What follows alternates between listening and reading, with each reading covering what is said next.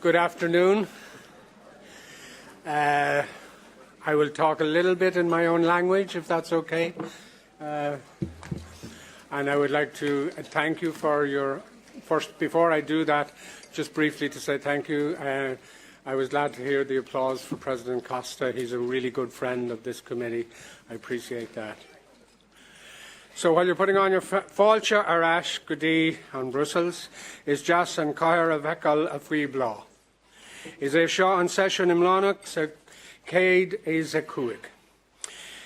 On 24 Abran, queer muidla náisiúnta na heisnach agus diplomíochta don siocána I gnu. Is Lucana an tabhlachta iad ag cumnacht orthu agus céilúra sna hanama seo. I will leave the Irish alone for the moment because we have a tough agenda. Just quickly, the interpretation regime is fully okay, all 24 languages. At 6:30, it may be reduced somewhat. We will, yes. So, and meanwhile, speak in French, German, English, Italian, Greek, Spanish, Polish, Slovak, Slovenian, Bulgarian, Romanian, and Croatian. That's after 18:30. That's after 6:30. And listen in French to German, English, Italian, French, and Polish. I will announce that then. So I do see, without question, that we have a quorum, and basically, I presume you've all agreed that the agenda is adopted, and then we will begin. I will go to the lectern to introduce our president. So I have agreement that the agenda is adopted. That's great. Thank you very much. So I will formally introduce our President Costa from the lectern.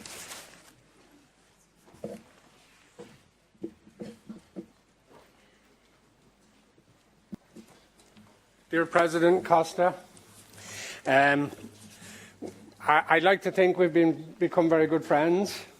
He was here the day, or he spoke, I met him the day of my inauguration, and I was really, really humbled by your welcome then, and indeed more humbled by the fact that you are truly a good friend of European Economic Social Committee, and honestly, it's nice to have good friends, as you all know. So it is a pleasure to welcome you here to the committee. So let me start, as I have said already, by commending your leadership in strengthening the EU's geopolitical weight in these strange times in terms of economic security, strategic autonomy. The crucial discussions at recent informal meetings of heads of state held last week in Cyprus are a testimony to that and to your leadership. I want to praise your principle and strong support of multilateralism and rules-based international order, something I had the great pleasure to impress upon the EC's role in New York and in Washington last week. The scope of our debate is especially relevant and timely. Competitiveness and the role of the EU in the current geopolitical environment. A geopolitical environment that is becoming increasingly volatile and fragmented, as we know. Russia's ongoing war of aggression in Ukraine. Instability in the Middle East, including the escalation with Iran and the intensifying global competition, particularly with the United States and China, are reshaping the rules of global economy. In this shifting landscape, Europe must redefine its place and strengthen its role. Europe's competitiveness and global role cannot be separated from its core democratic values.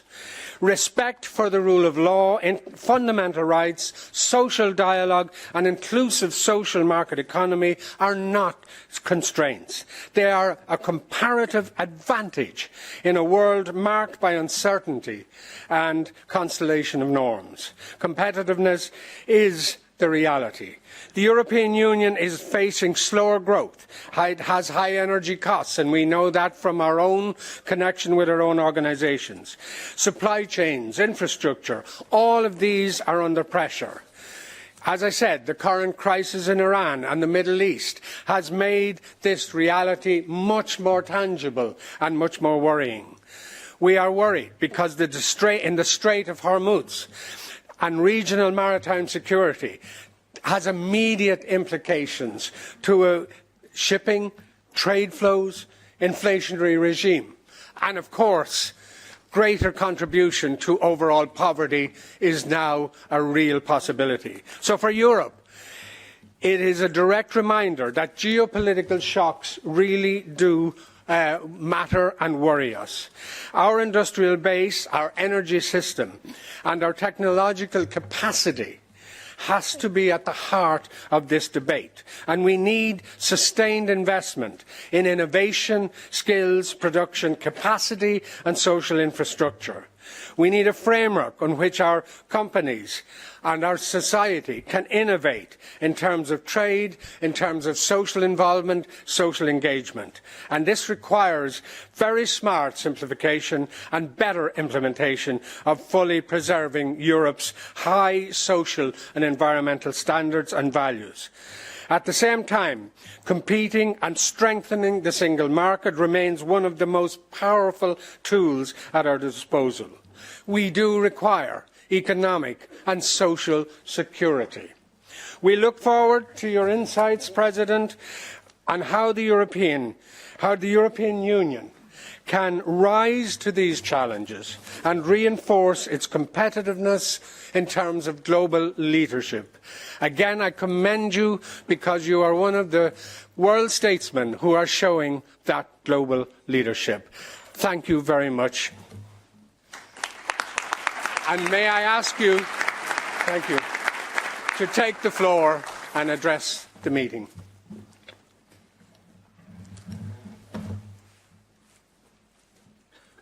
Thank you so much.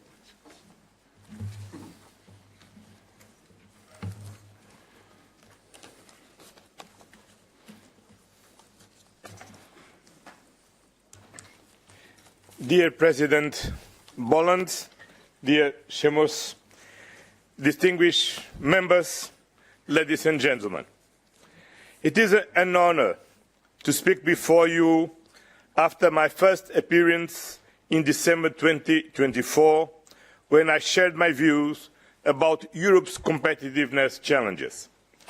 Our first discussion with the President Boland was precisely in this inauguration day about housing scarcity in Europe and to prepare the first ever leaders' discussion on the European housing crisis. Housing is a key element of the cost of living crisis and a major concern for our citizens that has been fueling by the anger against our democratic institutions, now exacerbated once again by rising inflation and the energy crisis.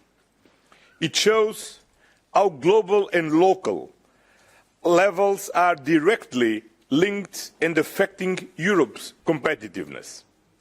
It is fair to say that a more competitive and sovereign Europe is needed to safeguard our welfare state, to protect our values and our citizens. And our second discussion was in view of the preparations of the European Union leaders' retreat on competitiveness in February of this year, culminating into our new One Europe, One Market agenda, and adopted by the leaders in March.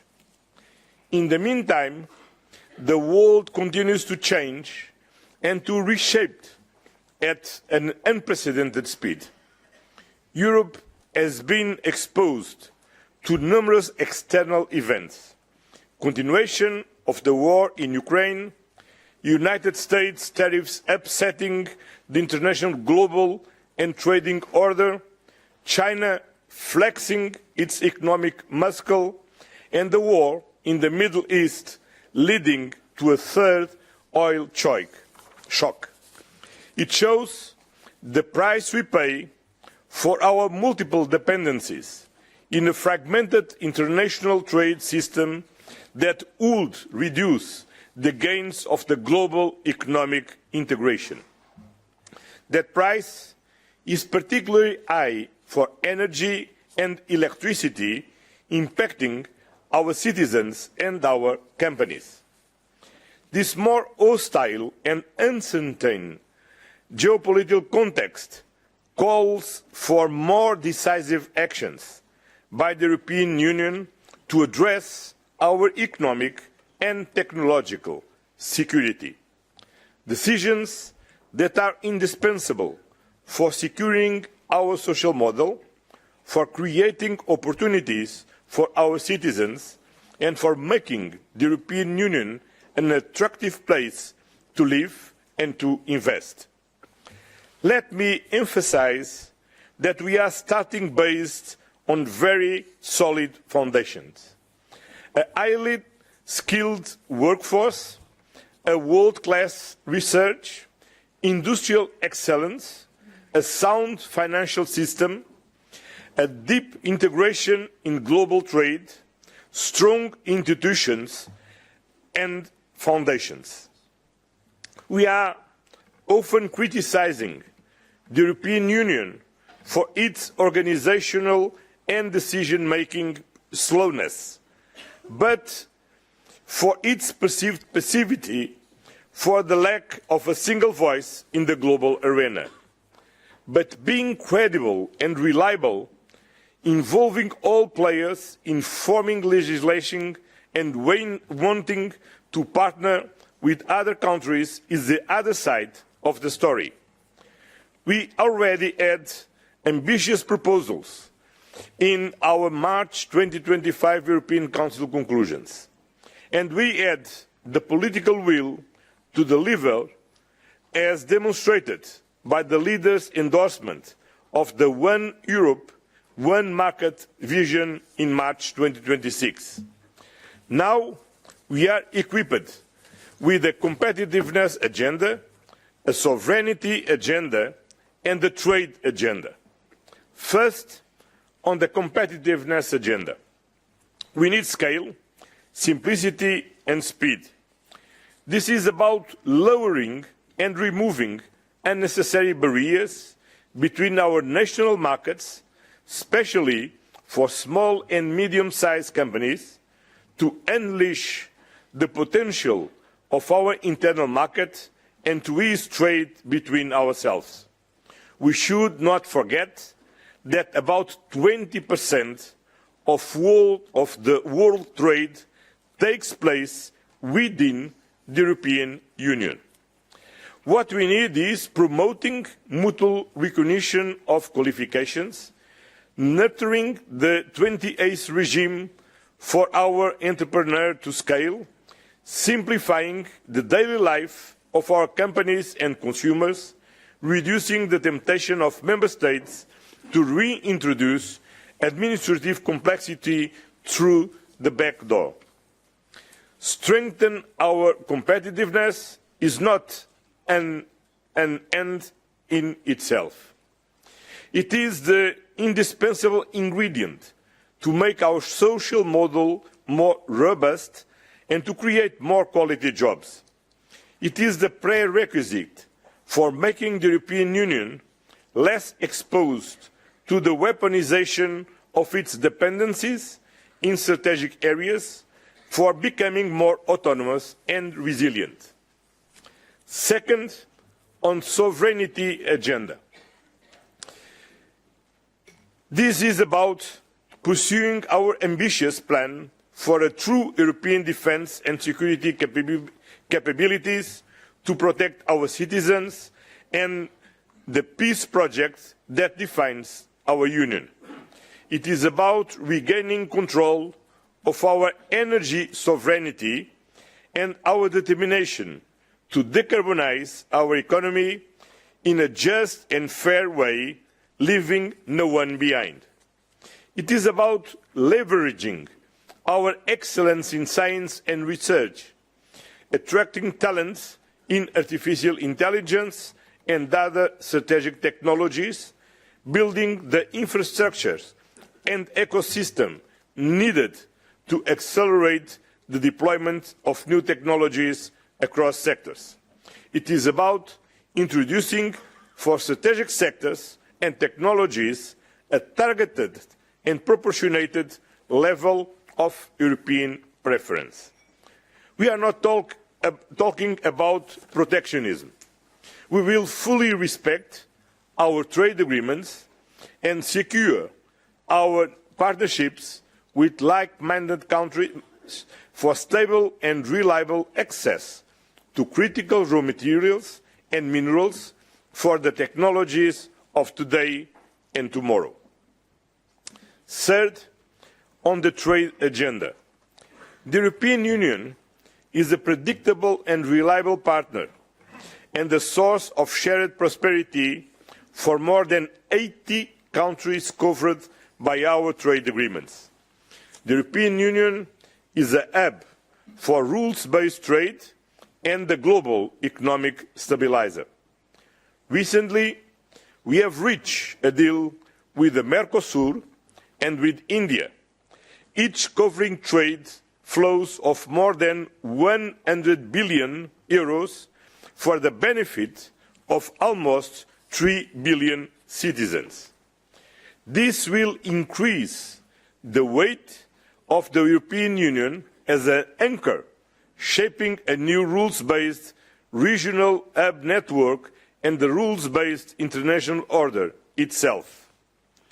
The three agenda, competitiveness, sovereignty and trade, are intersecting and mutually reinforcing. To achieve the agendas, we need to accelerate work on our partnerships. Between the European Union and like-minded strategic partners to strengthen the rules-based multilateral order, providing predictability and stability. Between our companies and our workers for more quality jobs and in a competitive and innovative European economy. On the basis of the principles of the European Pillar of Social Rights, with the active engagement of social partners. Between the local, regional, national and European levels to develop ways to cooperate in areas of joint responsibilities.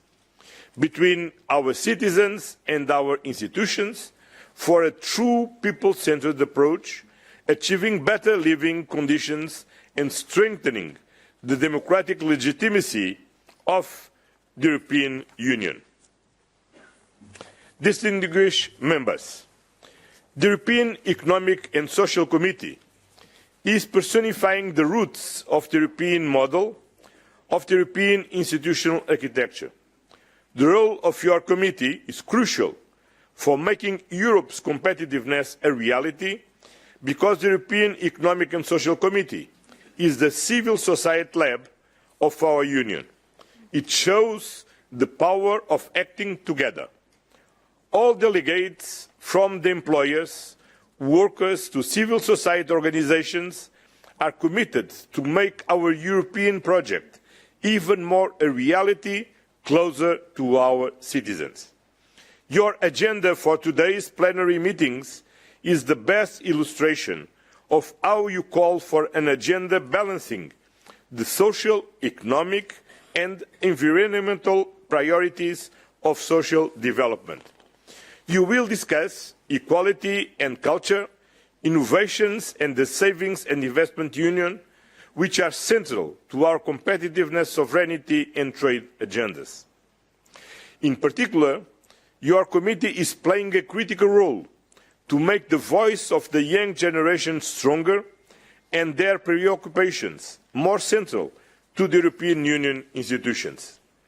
This is why we decided to bring the housing crisis to the European Council last December, because affordable housing is at the core of people's disillusionment with democratic institutions, as showed by your last dossier on tackling housing scarcity from last month. affordable housing is vital for social cohesion and fairness. We cannot accept that in some countries of the European Union, notably in the country I know best, young adults would need to pay 100% of their wages for 20, 30 years or more to acquire a starter flat. Our young people are the future of Europe, and Europe should be their guarantee for a better future.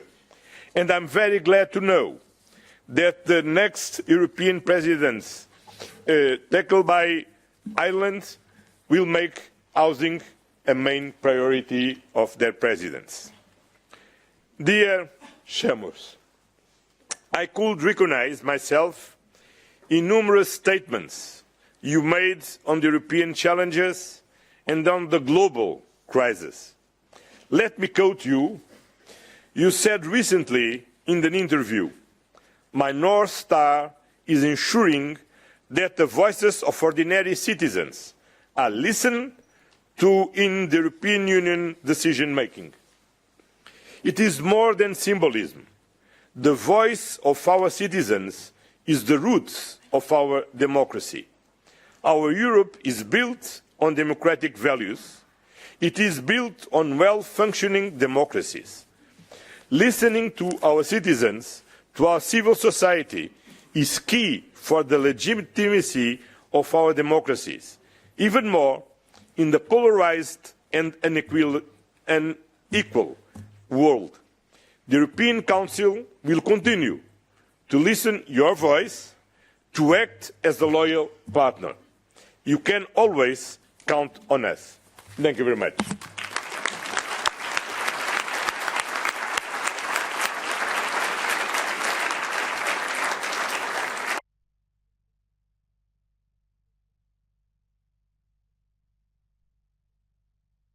Thank you very much. I'm going to quickly, because of time, move on to the debate. You will see, I hope, on the screen your names and the times, I hope. But I'll quickly, I know whatever time, I will call it anyway, but I really want strict adherence. I'm starting with the first speaker is Lucy Studnica, who is President of Group 2, the Workers. Lucy, the floor is yours.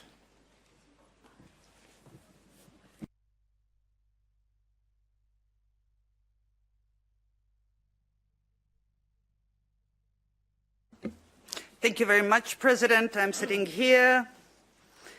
Dear President Costa, dear colleagues, when we think about competitiveness at a global scale, we look at the US and China, and we feel small and obsolete. Some feel tempted to enter the race to the bottom. We hear proposals of competitiveness that, in the end, mostly amount to the devaluation of our citizens, lower labor standards, lower environmental standards and consumer protection standards. Those do not want to hear that, in fact, collective bargaining and worker participation strongly correlate with productivity.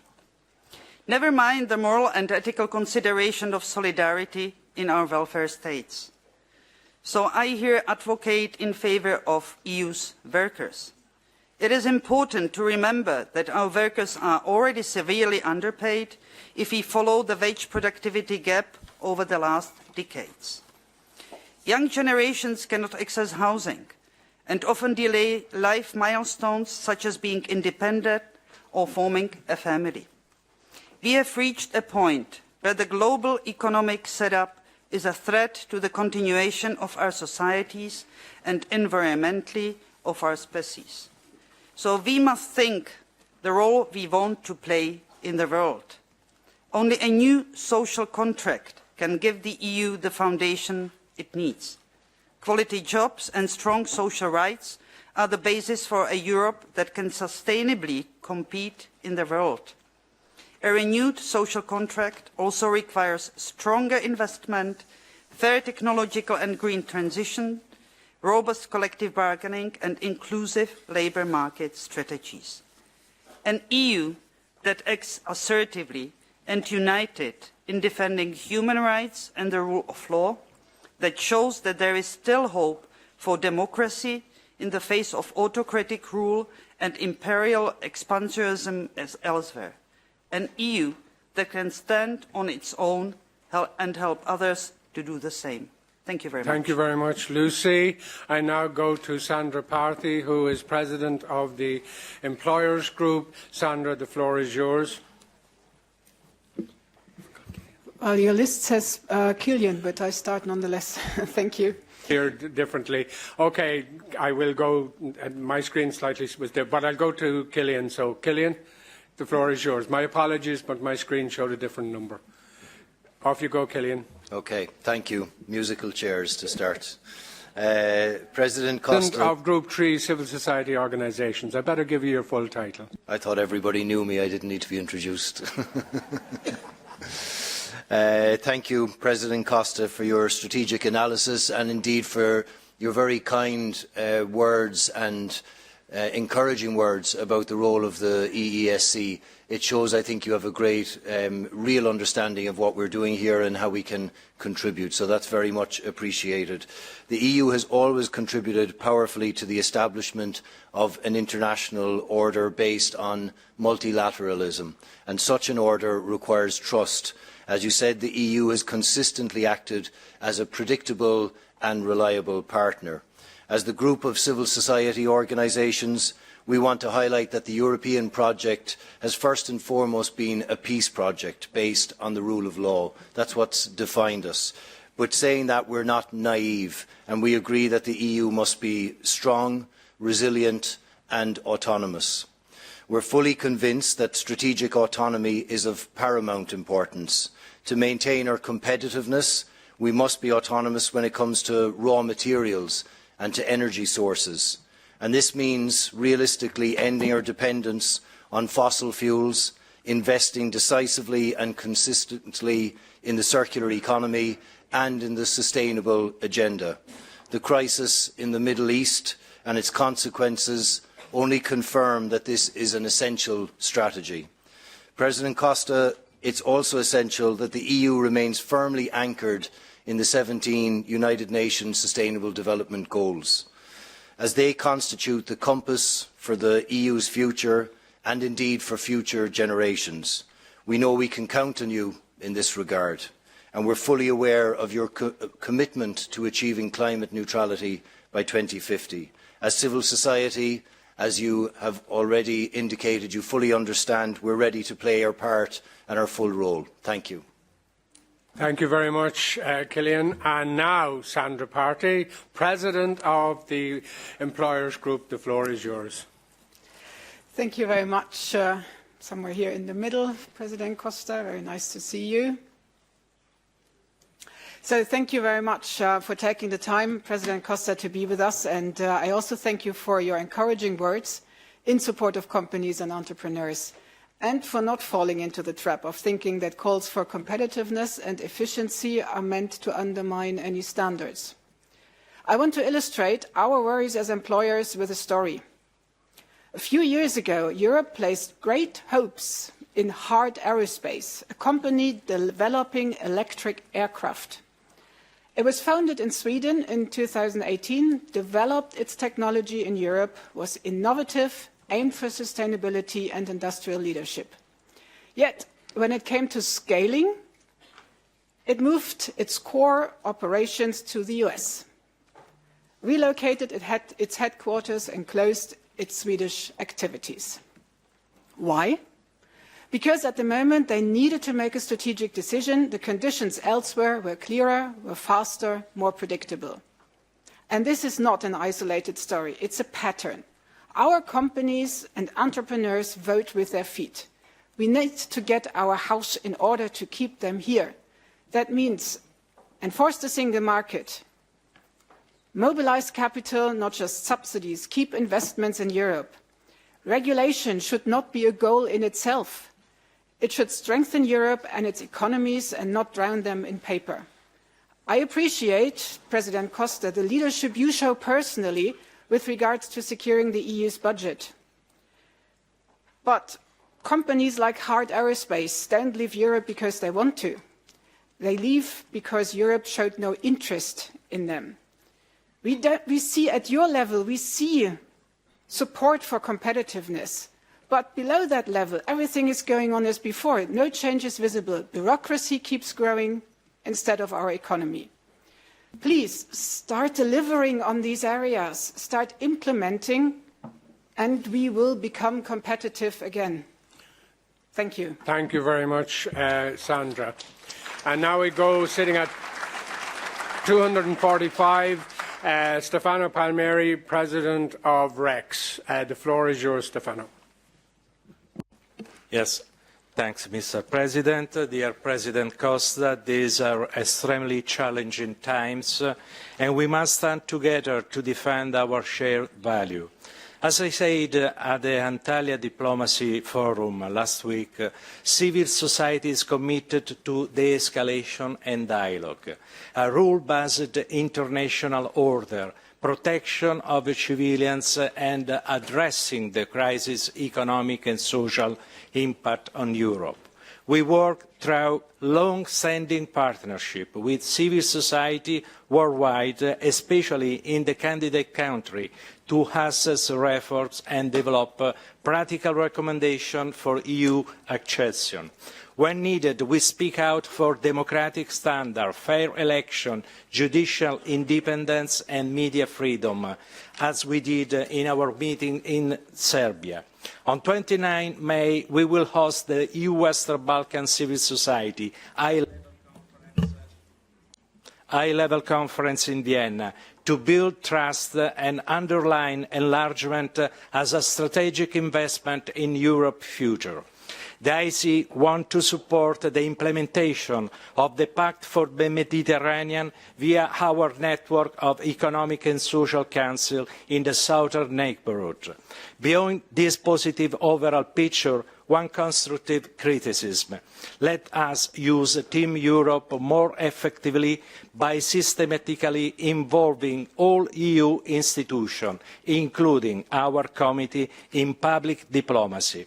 Following the EU Latin America and Caribbean and EU Africa summit, we should involve organised civil society, including the committee, early and in more structured and meaningful way.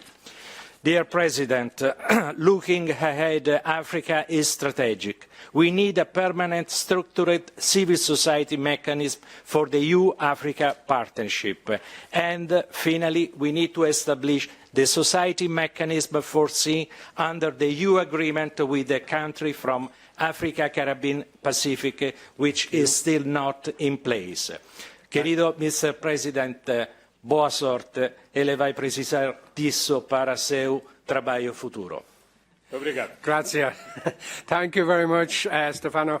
And now sitting over there is your friend and from your own country, Mr. Gonzalo Lobo Xavier. The floor is yours. Well, once again, I believe it's Elena Calistro.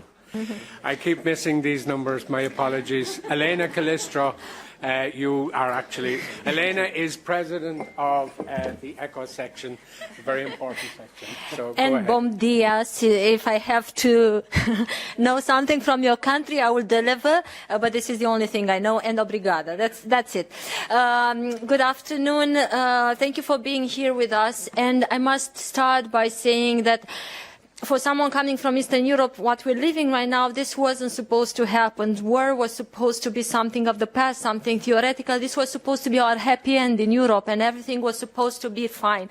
At the same time, what we're living right now, the economic anxiety that, as you rightfully said, translates into democratic backsliding and to people drawing political conclusions, is as real as it gets. And I do believe that, indeed, however beautiful a strategy is, we sometimes need to look at the results. And, of course, besides looking at the results, we also need to look at the money that is put behind those strategies.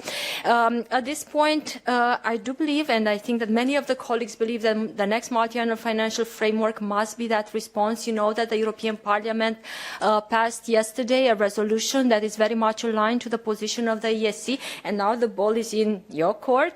So we believe that every ambition that you have talked about, competitiveness, green and digital transition, social and territorial cohesion, all these things need to be backed by adequate resources.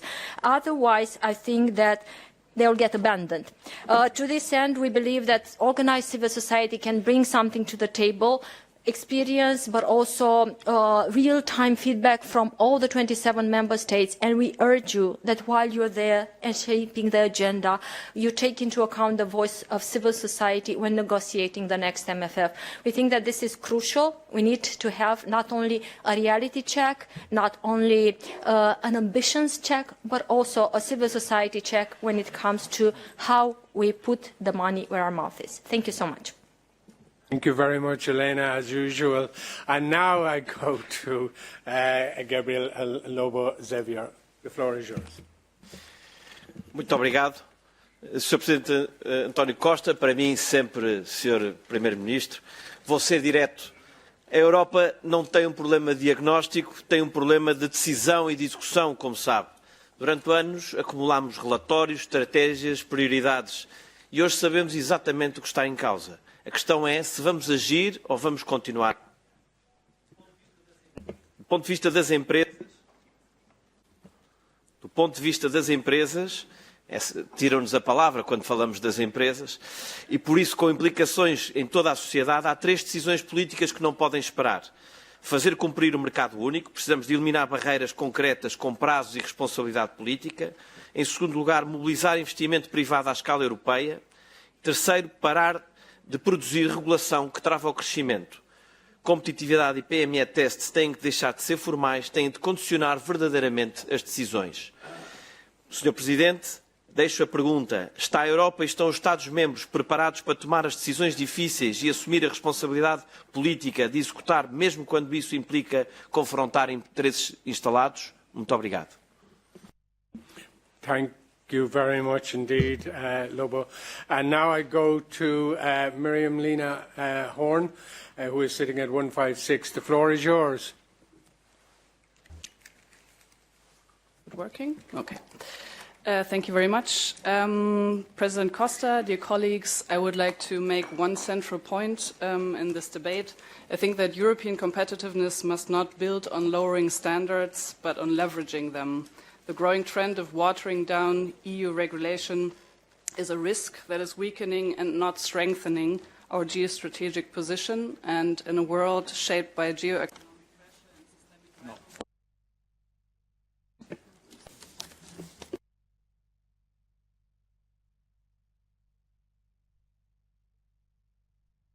shaped by geo-economic pressure and systemic rivalry, standards are not a cost factor. Our leadership in labour rights, consumer protection, data privacy and fundamental freedoms, that's what makes the European Union a trusted partner globally, and there are many countries actively seeking such a partner, one that offers cooperation without coercion. If we dilute these standards, we do not become more competitive, we become less distinctive and less relevant. Take corporate sustainability due diligence at a time when it is sadly being weakened in the name of competitiveness and simplification. We should be clear that human rights in supply chains are not bureaucracy, they are a resilience instrument that raises standards globally. Okay. Portraying human rights protection as red tape to justify their rollback is flat out dangerous, especially in these times. We have seen that markets alone do not safeguard the well-being of people, workers or our planet, while their well-being is our most important objective. I therefore urge the European Council to position Europe as the partner of choice for those who want to rebuild a rules-based global order. Thank you. Thank you very much indeed, Miriam. And now we go to former President of the Committee, Luca Jair, sitting straight down there. Thank you. Dear President Costa, I'm here. You are guiding the European Council at a moment where competitiveness is inseparable for Europe's place in the world. And I want first to acknowledge the responsibility of this role. The message for recent Council is clear. Europe understands the challenge, but we are not yet matching it with the same political courage. We cannot ask the Union to deliver on competitiveness, defence and innovation while hesitating on the means or dividing over marginal resources. Competitiveness today is political. You said it's about scale, speed and direction. about equipping Europe to think and act as a power, not just to coordinate. Building unity among leaders is essential for credible delivery, but unity must mean shared ambition, including progress on own resources and investment capacity. As a former President of this House, let me recall a point already raised by President Boland. Our competitiveness also depends on keeping our social and territorial cohesion at the core. Luca. This is not a weakness, it is a Europe distinctive strength. Antonio, you can count on us to keep this balance. Thank you, Luca. And now I go to 107, Ms. Dabu. Adelina, the floor is yours.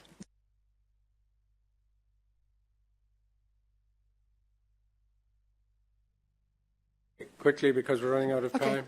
President Costa, colleagues, the geopolitical shocks we face are not temporary. They are structural, and we must respond in an equally structural manner. The urgency from business on competitiveness has been heard. We are waiting for the initiatives on the table to be implemented, and more should follow. But it is now clear this must be paired with the economic security impetus. Where should we start? We should start with the budget, with an MFF that matches its resources for both competitiveness and economic security. The next MFF must prioritize two things. First, a strong internal market underpinned by cohesion. Resilience cannot mean a two-speed Europe. If we leave that behind, we fracture the very single market that is our greatest strategic asset. Second, a strong competitiveness policy that incorporates the lessons learned these days, that open markets must be paired with strategic autonomy, that excellence in innovation cannot be separated from security of supply. Thank you. Thank you very much. And finally, to Mr. Masouroulas, sitting at 222. The floor is yours. Thank you. I will speak in Greek. Κύριε Πρόεδρε, αν η ευρωπαϊκή βιομηχανία δεν απελευθερωθεί από στρεβλώσεις που πλήττουν την ανταγωνιστικότητά της και από εξαρτήσεις που περιορίζουν την αυτονομία της, το χάσμα με τους επιδοτούμενους ανταγωνιστές θα διευρυνθεί. Η ανταγωνιστικότητα και η στρατηγική αυτονομία είναι αλληλένδετες έννοιες. Η μία προϋποθέτει και τροφοδοτεί την άλλη. Αντίστοιχα και η γύρανση του πληθυσμού με την τεχνολογική υστέρηση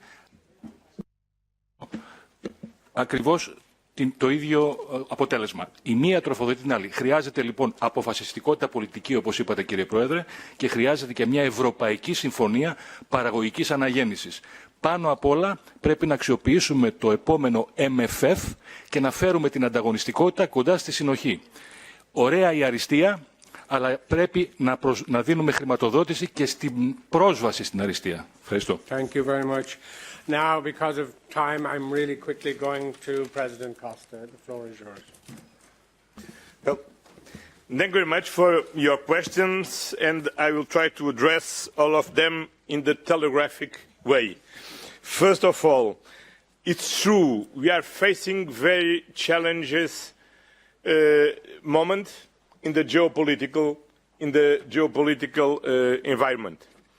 And the first principle that we need to keep to face these challenges is to come to basics.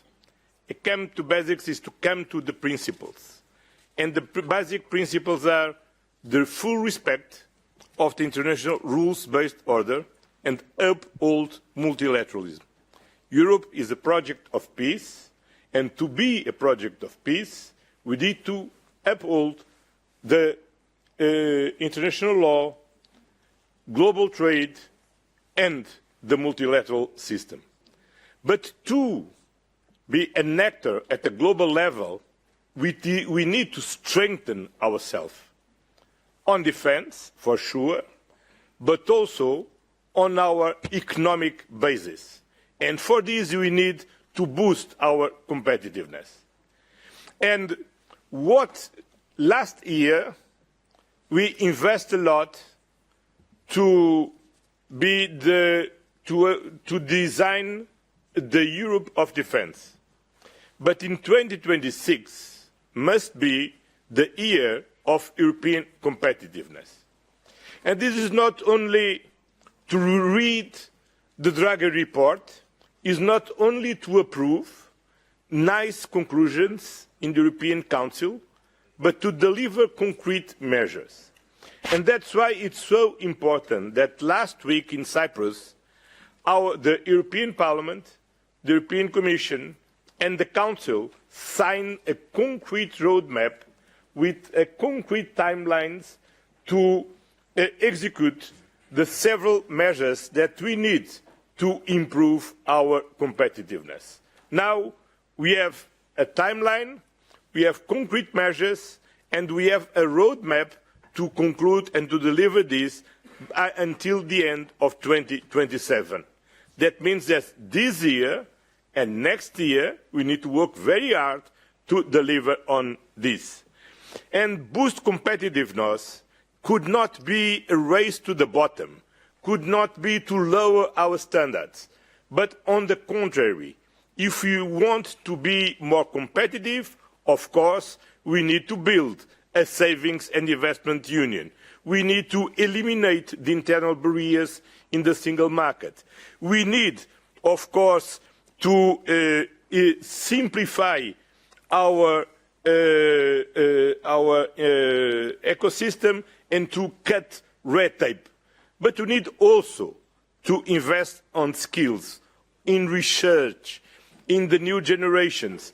And that means that our social economic model is based in two pillars: strong economic competitiveness and the strong social pillar. And we need to do both. And finally, to avoid stress in my protocol, last word. Yes, for all of this, we need to have an ambitious next MFF, because we have a new ambition on competitiveness, we have a new priority on defence, and we need to preserve our identity. And in our identity, the common agriculture policy and cohesion are key elements of our own identity. And if you want to have a strong MFF, we need to have clearly new own resources. And for this, we need to approve. It's not easy, but look, it's why we're here, because it's necessary to do this. Thank you very much. Thank you very much. I will skip my concluding remarks, but simply to say thank you, Mr. Costa. You're a tremendous friend of the EESC, and I will now bring you to the exit. Please give a round of applause, standing if possible. Thank you.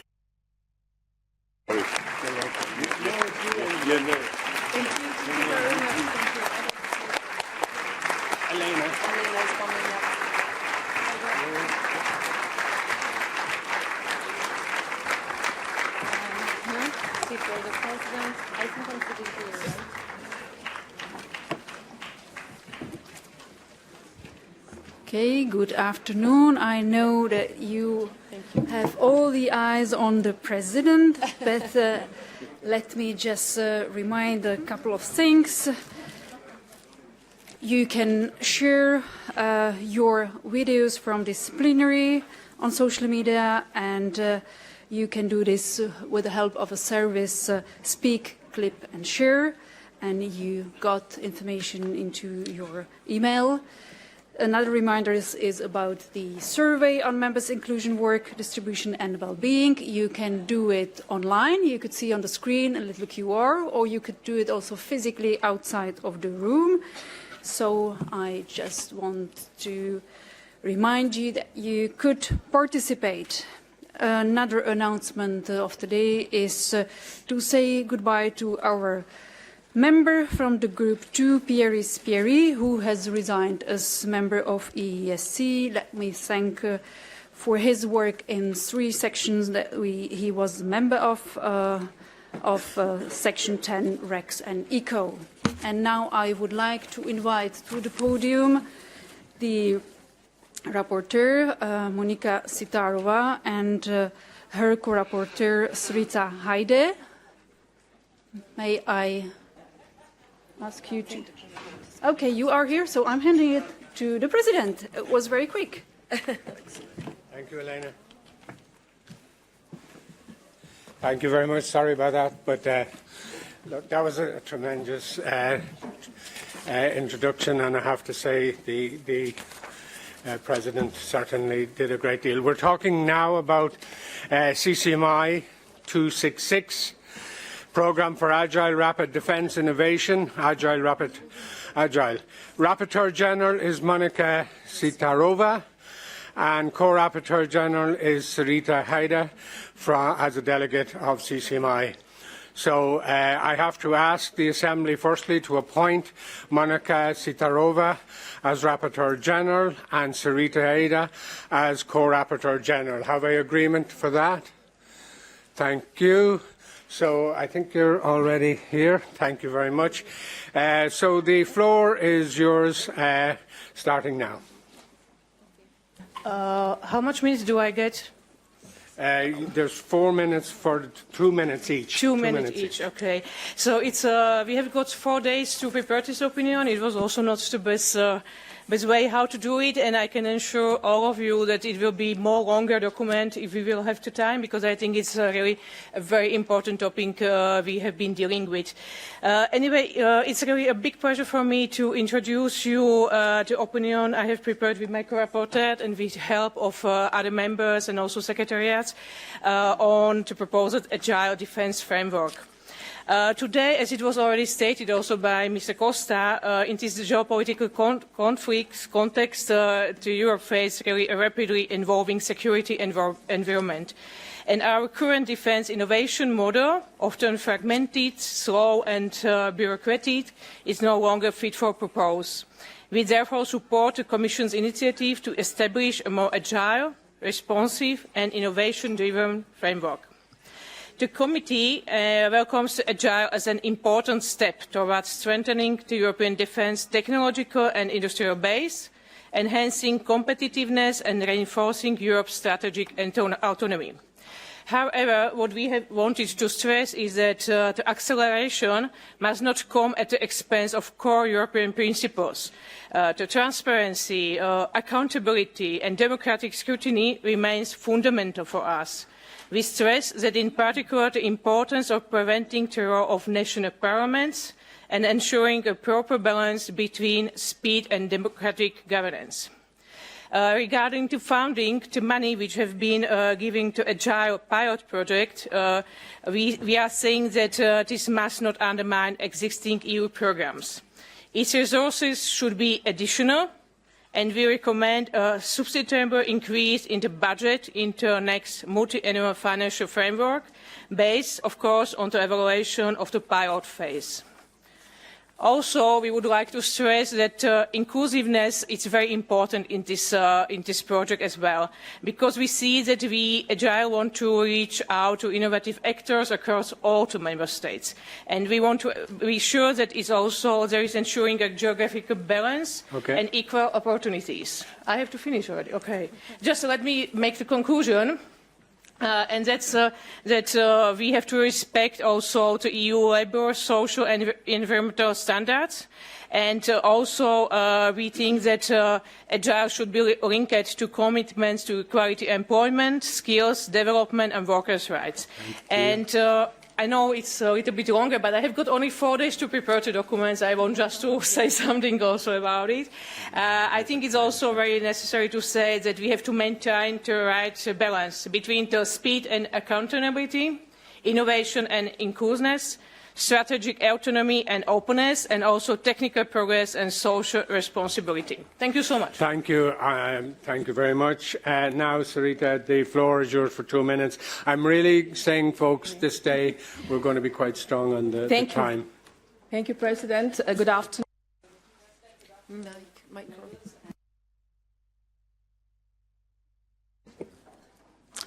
Sorry. Good afternoon, everybody. So Agile has a very special focus, and it's creating opportunities for defense-focused SMEs, startups, and innovative civil tech companies. So, so far, they have limited access to the EU defense landscape. And that is very important, and it is also considered that they are critical innovation drivers within the European Union. So Agile is strategically important. I'm emphasizing on some of the important points because it will target a critical pool of SMEs, startups in the EU defense sector, where innovation capacity is concentrated. Will bridge civil and defense innovation by attracting dual-use tech entrepreneurs like AI, cyber, robotics into defense, will strengthen EU's strategic autonomy by reducing the reliance on non-EU technologies and suppliers, accelerate time to market for defense innovation through agile funding and experimentation, from application to reward 4 months, and fills a known gap. For example, as we know, early-stage defense tech startups often struggle to access procurement, testing, and finance and funding. And Agile will act as a pipeline builder for larger instruments like the European Defence Fund, because this program will complement it. So through our recommendation and amendments, which you have found, we focus on what Agile should realistically aim for. Some to mention are focus on high-impact, scalable SMEs and startups, set priorities for dual-use technologies, and be more practical in the sense enable access to testing and infrastructure. Without this, innovation remains theoretical, balance speed with governance, and also build cross-border collaboration within the EU, which is often a weak point in EU defense innovation.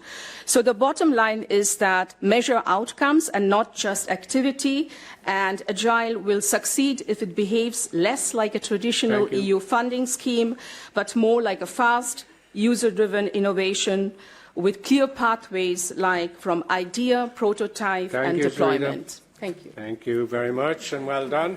I think it's your first time on the podium, if I'm not mistaken, so well done. Okay, we go to the floor. 1 minute. Alan Coer is down. Alan, the floor is yours. I'm here, President. Thank you. Je vais parler en français. Donc, je remercie à la fois Monica et Srita, parce que, bien entendu, vous leur avez donné 4 minutes, mais il y a eu un changement au niveau de l'exécution et la rédaction du document, puisque le Parlement européen a changé son timing, ce qui veut dire que nos 2 rapportrices ici ont rédigé le document en 4 jours. Et c'est pour ça que nous avons passé en rapporteur général. Et je tenais à le souligner parce que c'est un travail de collaboration. C'est un travail qui a également impliqué le groupe 1 puisqu'ils n'étaient pas présents et qui auraient dû être présents pendant les groupes d'études. Donc, je tiens à les féliciter d'avoir aussi rédigé ce document avec des propositions très concrètes sous forme d'amendements. Et je pense que c'est un document que nous devons soutenir et féliciter. Il pouvait s'appeler Agile. On aurait pu appeler aussi Rapidness. Merci beaucoup. Merci, Alain. Merci. Thank you very much.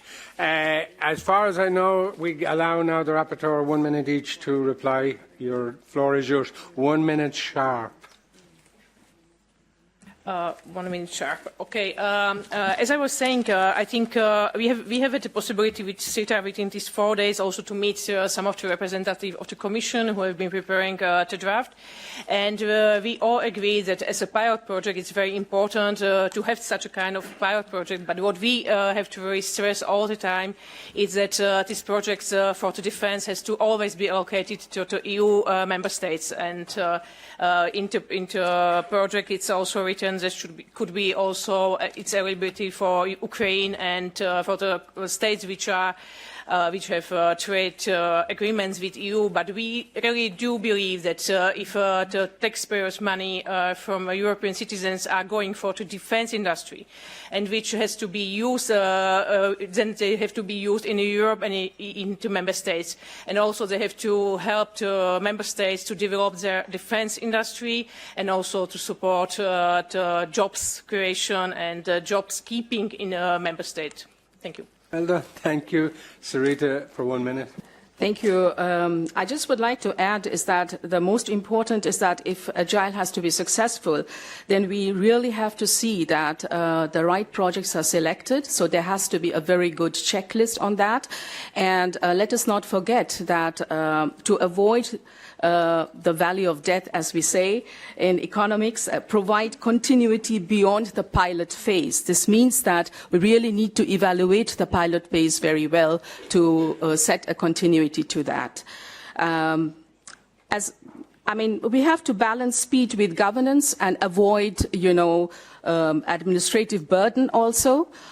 So whatever they have aspired so far, that from application to reward of the funding, 4 months, that's fantastic. But then they will get 2 to 3 years of time to show the output and the outcome, and that is also very important. Thank you. Thank you very much, Sarita, and thank you indeed both for doing fantastic work. This is a tremendous achievement and a tremendous opinion. So there's no amendments or there's no objections, so I'm now going to put the vote to the floor. The vote is open.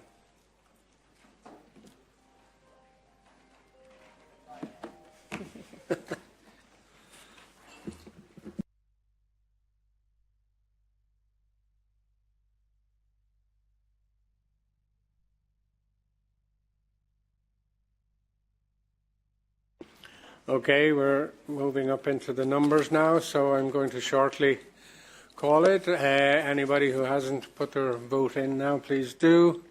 So I'm now about to call it. A few more, I think, coming in. So the vote is closed, and the in favour are 193, no 1, abstention 1. To both of you, congratulations. What a really fine piece of work. So I will go straight into my statement. And again, Elena, thank you for at least standing in while we managed the exit of President Costa, who I think is, and I keep repeating this, a strong advocate of civil society in its wider definition of civil society organisation, but also the unions and the employers. It is extremely important. So in fairness, so I really think that was a great moment. And again, Elena, thank you for that. In terms of, just before I begin for a more formal statement, we've just got news, and I'd like to congratulate. We've just got the discharge in the Parliament. It's in our favour. So I want to congratulate seriously our Vice President, but also the Secretary General and our team for doing such fantastic work. Believe me, it is not easy. It is a great achievement in these times, and I would like to thank you all publicly for the hard work. Late last night, some of it.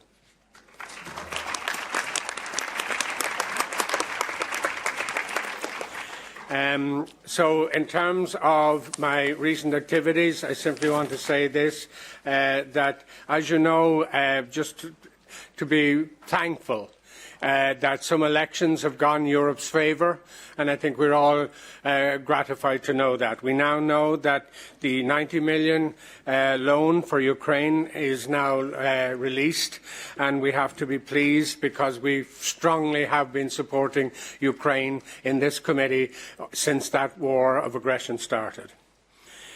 The main preoccupation over the last few weeks, of course, is the EU crisis summit in Cyprus, the war in the Middle East, and of course, as you heard from President Costa, these matters weigh very heavily on all of us and all of us in terms of the communities we all come from. As the EESC, through its civil society network, will continue to urge parties in both Ukraine and Middle East to continue to work towards achieving peace and to support diplomatic efforts towards a negotiated agreement. The world needs peace. In recent times, you will know, having been invited, I have travelled to the United Nations in New York and, of course, to the spring meetings of the World Bank, which has been an enormous benefit in terms of the work EESC does.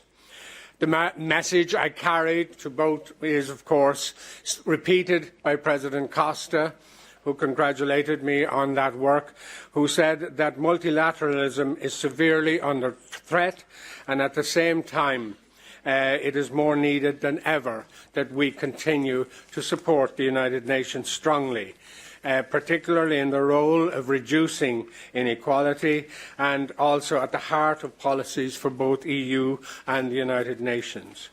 My impression of the United Nations meetings is, yes, there is a lot of nervousness, particularly about their situation and indeed, in some cases, their survival.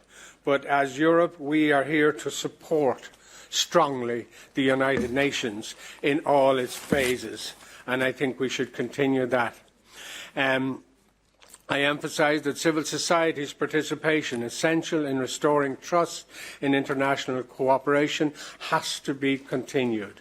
We had a very good meeting with the President of ECOSOC, the United Nations counterpart, and we hope in the coming year, following that meeting, we will strengthen and elevate the relationship between our committee here and the Committee of ECOSOC in the United Nations. The groundwork on that regard is already started. Also in Washington, the spring meetings of the IMF and World Bank proved to be an extremely important event. This is a truly global fora. And I have to say I was pleased to be able to bring the EESC visibility to these meetings. And I would imagine we will be invited back. This time we will talk with the various bodies here to work with how we will manage that in the future. But it is a new initiative for us, and I think we should grab it with open, embracing arms. I met representatives also from the think tank societies, we also, can I say this, to the transatlantic group here in the House. I will be cooperating with you in hopefully establishing a new chapter in this area. Some of you have already came to me on this regard, and I will be feeding back the meetings we had with the transatlantic follow-up group, and I do hope we face a new and more exciting chapter. Turning to the second visit, only two, which was one to Moldova. Building on the remarkable work of this committee, in particular President Rupka, we paid my first visit to the European candidate countries, Moldova. That three-day mission, I have to say, gave us the opportunity to meet all of the actors and stakeholders involved, including President, Prime Minister, Deputy Prime Minister, Speaker of the Parliament of Moldova, and indeed many others in the civil society platform. Also business representatives as well as trade unions, and a most favourite meeting of mine, I have to say, was over 150 economics students, and honestly my faith in young people twice in the last few weeks is fully restored, because here in Yes we had some tremendous meetings with young people, but my heavens, the over 150 economics students were incredible, and their compassion and their work towards building a better Moldova has to be praised enormously. So I went to Moldova on your behalf to show our continued support to their accession, and I even brought that message to President Costa before this meeting, and he is fully supportive as well. Again, to show that the EESC is about establishing strong recognition and visibility of civil society, because in the accession countries, as was in the last mandate under President Rupka shown very strongly, we must keep civil society as at the fore. In this context, I would like to mention that last Thursday I issued a statement on Montenegro's EU accession progress, which has now moved to the next stage, and I hope we will be able to visit Montenegro later on in the year to ensure that they also have support. So summing up, these two missions, the US and Moldova, have indeed put the committee in a very good visible place, and I would like to hope we will continue that work. So I'd like to thank you for listening to me in terms of what was an important month. Yes, it's tonight we have a packed agenda.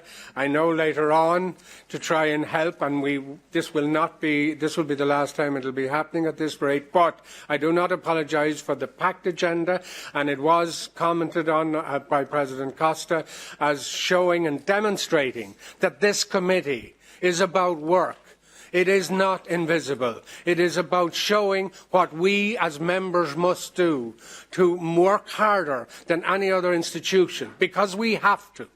Civil society has to be a voice, and if we listen to the President, who is a magnificent friend of this committee, we will show and demonstrate that that civil society voice is heard in every part of the world that it needs to be heard, because if that voice is trampled on, I have a figure, the 13% figure. There's only 13% water, drinking water on this planet. There's also only 13% of free civil society on this planet. Those are the two figures we need to remember, and those are the two figures we need to worry about.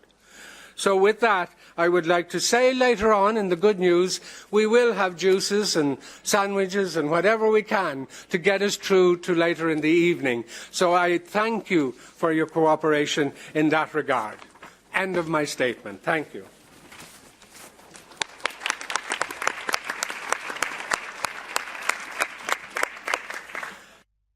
On to number 7, we are replacing the President of the Section for Single Market and Production. I would like to again formally to thank Émile Prouzet, who had to resign for her own reasons, very good, important reasons, and who did a tremendous job in her brief period as President. And I would ask you to demonstrate your applause and support for her.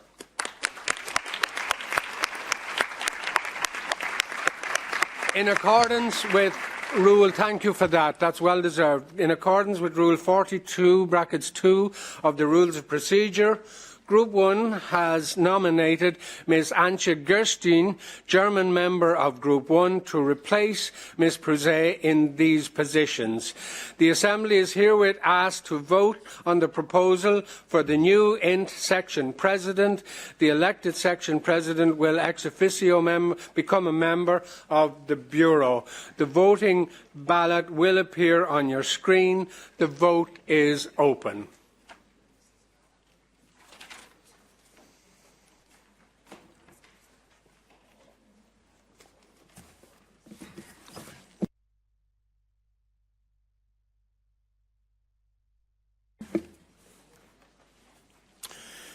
Okay, we're doing well with the votes. I'm shortly going to call it. One or two stragglers. Okay, it looks like the vote is closed. Can we see the result? 209 in favour, 7. Congratulations. There she is, over here. There you are.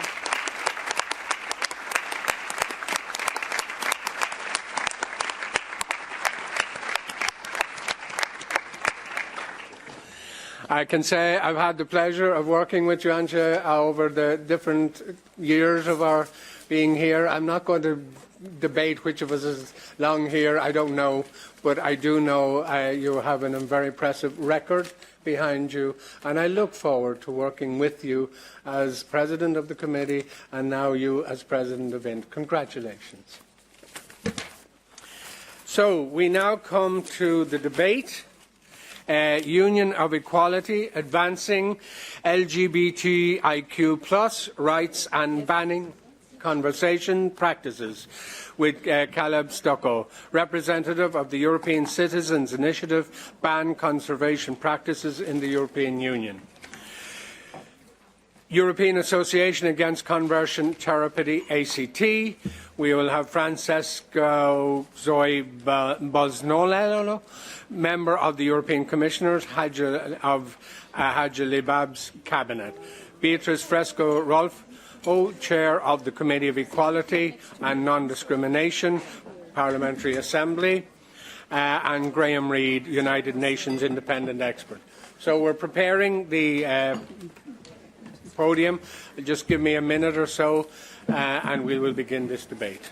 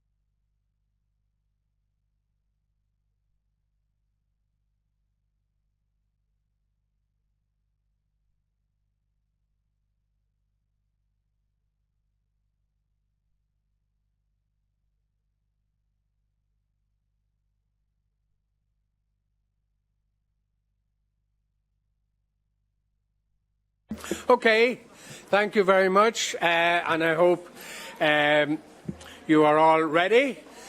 So could just a little bit of in Irish it's cueness, silence, and we will begin what is an extremely important debate. And again, it shows you the breadth and depth of this committee. So I'd like to begin by saying that it is my great pleasure to open the debate on the Union of Equality, advancing LGBTIQ+ rights and banning conversion practices. This debate goes to the very heart of what European Union stands for: dignity, freedom and fundamental rights. Despite some progress made, we still have a reality that far too many LGBTIQ+ persons across the EU experience discrimination and, let's face it, live in fear. Fear of rejection, fear of violence, fear of simply being themselves. Everyday young people across Europe struggle with acceptance. Some are bullied. Some are isolated. Some are pushed into silence. And perhaps most shockingly, practices still exist in our union that seek to change, suppress, or erase a person's sexual orientation, gender identity, or expression. These so-called conversion practices or therapies are not only harmful, they are a profound violation of human dignity and fundamental rights. Let us be absolutely clear. There is nothing to fix or to cure. What needs to change is not people, but systems, attitudes and structures that deny their dignity. That is why the EESC is taking a very clear and unapologetic position. No one in Europe should be afraid to be who they are. No one should be afraid to love who they want. We stand firmly on the side of fundamental rights, dignity and equality. That is why today's debate matters. It is a moment to face reality and to listen and to ask ourselves, are we doing enough? And if not, are we prepared to do something about it? So thank you very much to all of you, especially the speakers who are here, guest speakers joining us. It is an extremely important debate, and I really look forward to it with great anticipation. Thank you very much. So, can I start the debate by asking, beside me here, Mr. Stocko, you have 5 minutes. The floor is yours. Thank you so much. Thank you for being here with us today. Thank you, Mr. President, and all the members of the panel. My name is Caleb Stocco. I am the Italian representative of the ECI for a ban on conversion practices, and I am president of Act. It warms my heart to see how our cause has resonated within European institutions, and I am very grateful that civil society and individual citizens are being heard. Firstly, I believe it to be important to define what conversion practices are to avoid any confusion. I assume that all of you are already aware, but so that we are all on the same page, I want to remind you of our definition based on the one given by the Fundamental Rights Agency. We consider conversion practices to be all the interventions aimed at changing, repressing, or suppressing the sexual orientation, gender identity, and or gender expression of LGBTI persons. To give you a concrete example, I identify as a gay man, and conversion practices would be any attempts to make me heterosexual or present less gay. This leads to multiple mental health issues. It's a serious problem. It can lead to addiction. It can lead to suicide. LGBTI plus individuals who undergo conversion therapy are more at risk of homelessness. Let me be very clear. These are barbaric attempts to deny LGBTI plus people of our fundamental rights. The UN considers conversion practices torture because this is what we're dealing with today, torture. Since 1990, homosexuality has been removed from the list of mental illnesses of the WHO. In 2019, transidentity has also been removed from this very same list. When we started working on this European Citizens Initiative 4 years ago at this point, I will not lie to you, we were not confident in the outcome. And then we gathered 1.2 million signatures. We created a real movement. We connected LGBTI plus associations all over the EU. We mobilized citizens. But we still have a lot of work to do, and we have to do it together. Last December, we had the opportunity to explain our position to Commissioner Labib, who will have to reply May 18th. And just a few hours ago in Strasbourg, the European Parliament has voted on their annual report on the situation of fundamental rights in the EU. In it, the Parliament condemns conversion practices and includes a clear call for the European Commission to propose legislation banning conversion therapy.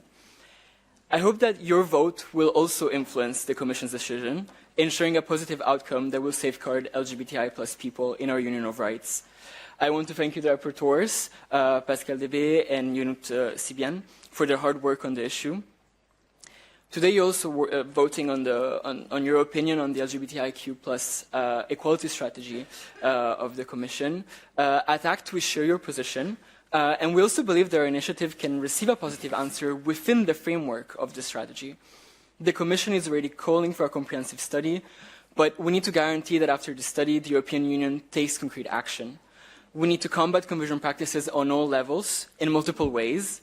Firstly, we need appropriate policies. We need a sustainable legal framework. Member states should be urged to put in place legislation on a national level to ban these tortures. This legislation needs to be comprehensive. Nobody can be left behind. It needs to protect children and adults alike. It needs to deal with questions of sexuality, as well as ensure that transgender people, who are the most affected, are not denied gender-affirming care and the freedom to transition. Protection of transgender individuals needs to be unambiguous. Furthermore, it is important that any advertisement of these practices be banned. This legislation should also be harmonized between member states to ensure that no major discrepancy between different laws might serve as loopholes. We also need support. We need support for citizens, for victims, who should be able to access legal aid and psychological help directly through the state or through appropriately funded civil society organizations. We also hope that member states will share best practices between each other in order to keep the conversation going and adapt their approach to this ban. Conversion practices are torture. They are insidious expressions of homophobia and transphobia that mask themselves as cure, something to make LGBTI plus people feel better. But this is exactly the root of the issue. They are based on the wrongful idea that there is something sick in us, something evil, something that can be cured and changed, and this is simply not true. In 2026, we cannot keep having to repeat that LGBTI plus people are not making the choice to be queer, and most of all, that queer people are unnatural. So today, I urge you to vote with humanity. I urge you to vote with common sense and to vote for the 1 million citizens that have signed and support our ECI. Thank you very much.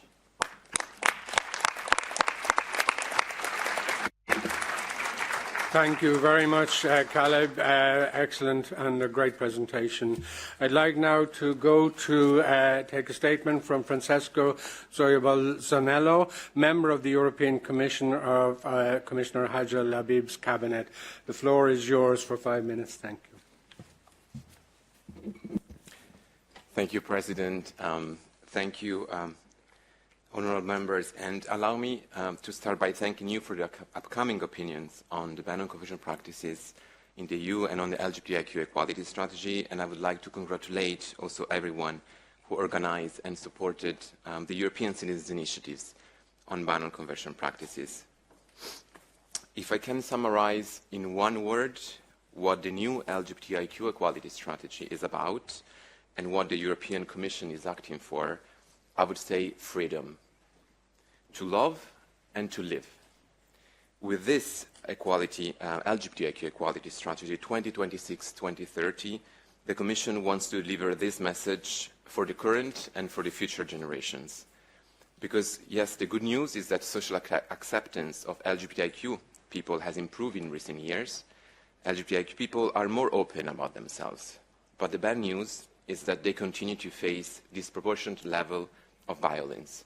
One LGBTIQ person out of 2 experiences hate-motivated harassment, and it's increasing.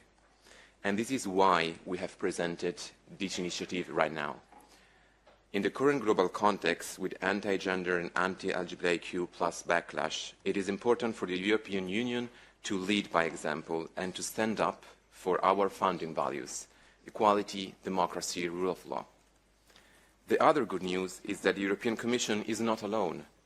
The European Parliament, through our resolutions and with a vote today, and the majority of Member States have asked the Commission to present this strategy and act upon it.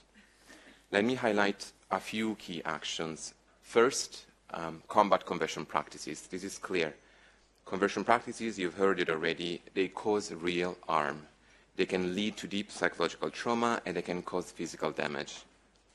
1 in 4 LGBTIQ people and almost half of transgender people report having been subjected to these terrible practices. Many have faced violence, abuse and humiliation. President von der Leyen mandated my Commissioner Hajjal Labib with combating these practices. And we will consider how we can support Member States who play a crucial role in preventing and banning these practices.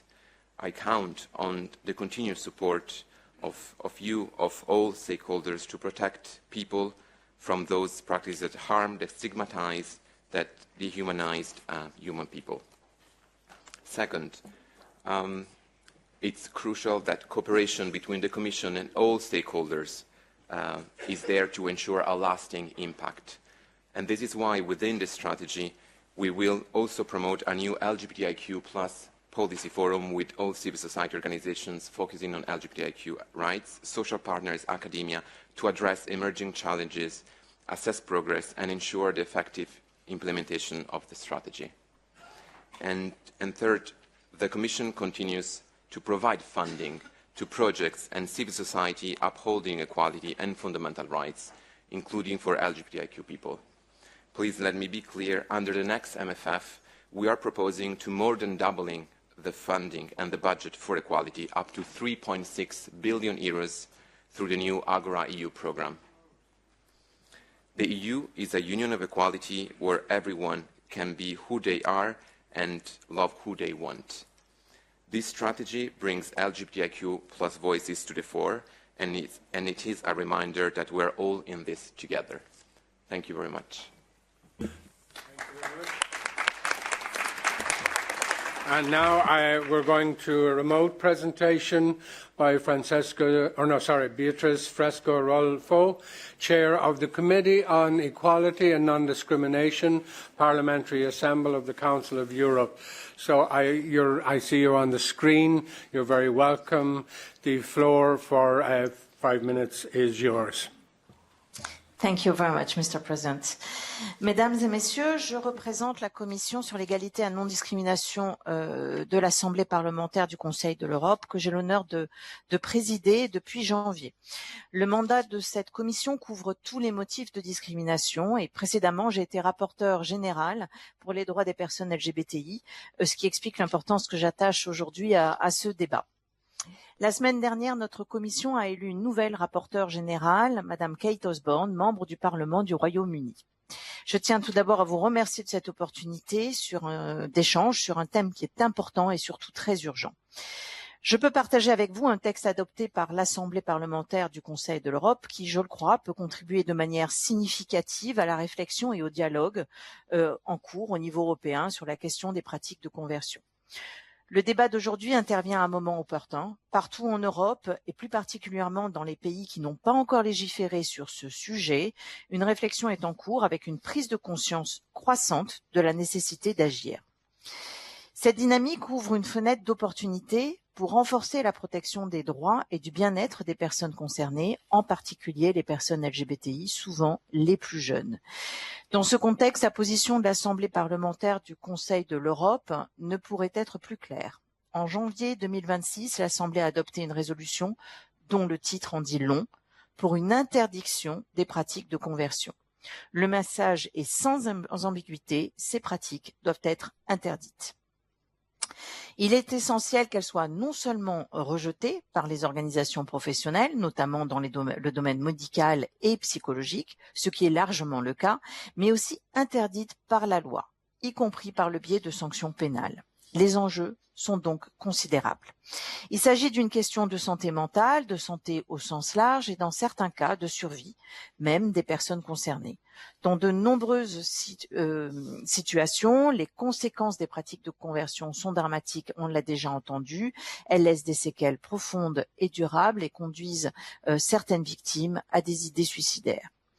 La résolution adoptée par l'Assemblée se base sur l'expérience des pays membres ayant interdit les pratiques de conversion, notamment de Malte, et donne un éventail de recommandations visant à rendre cette interdiction efficace et complète.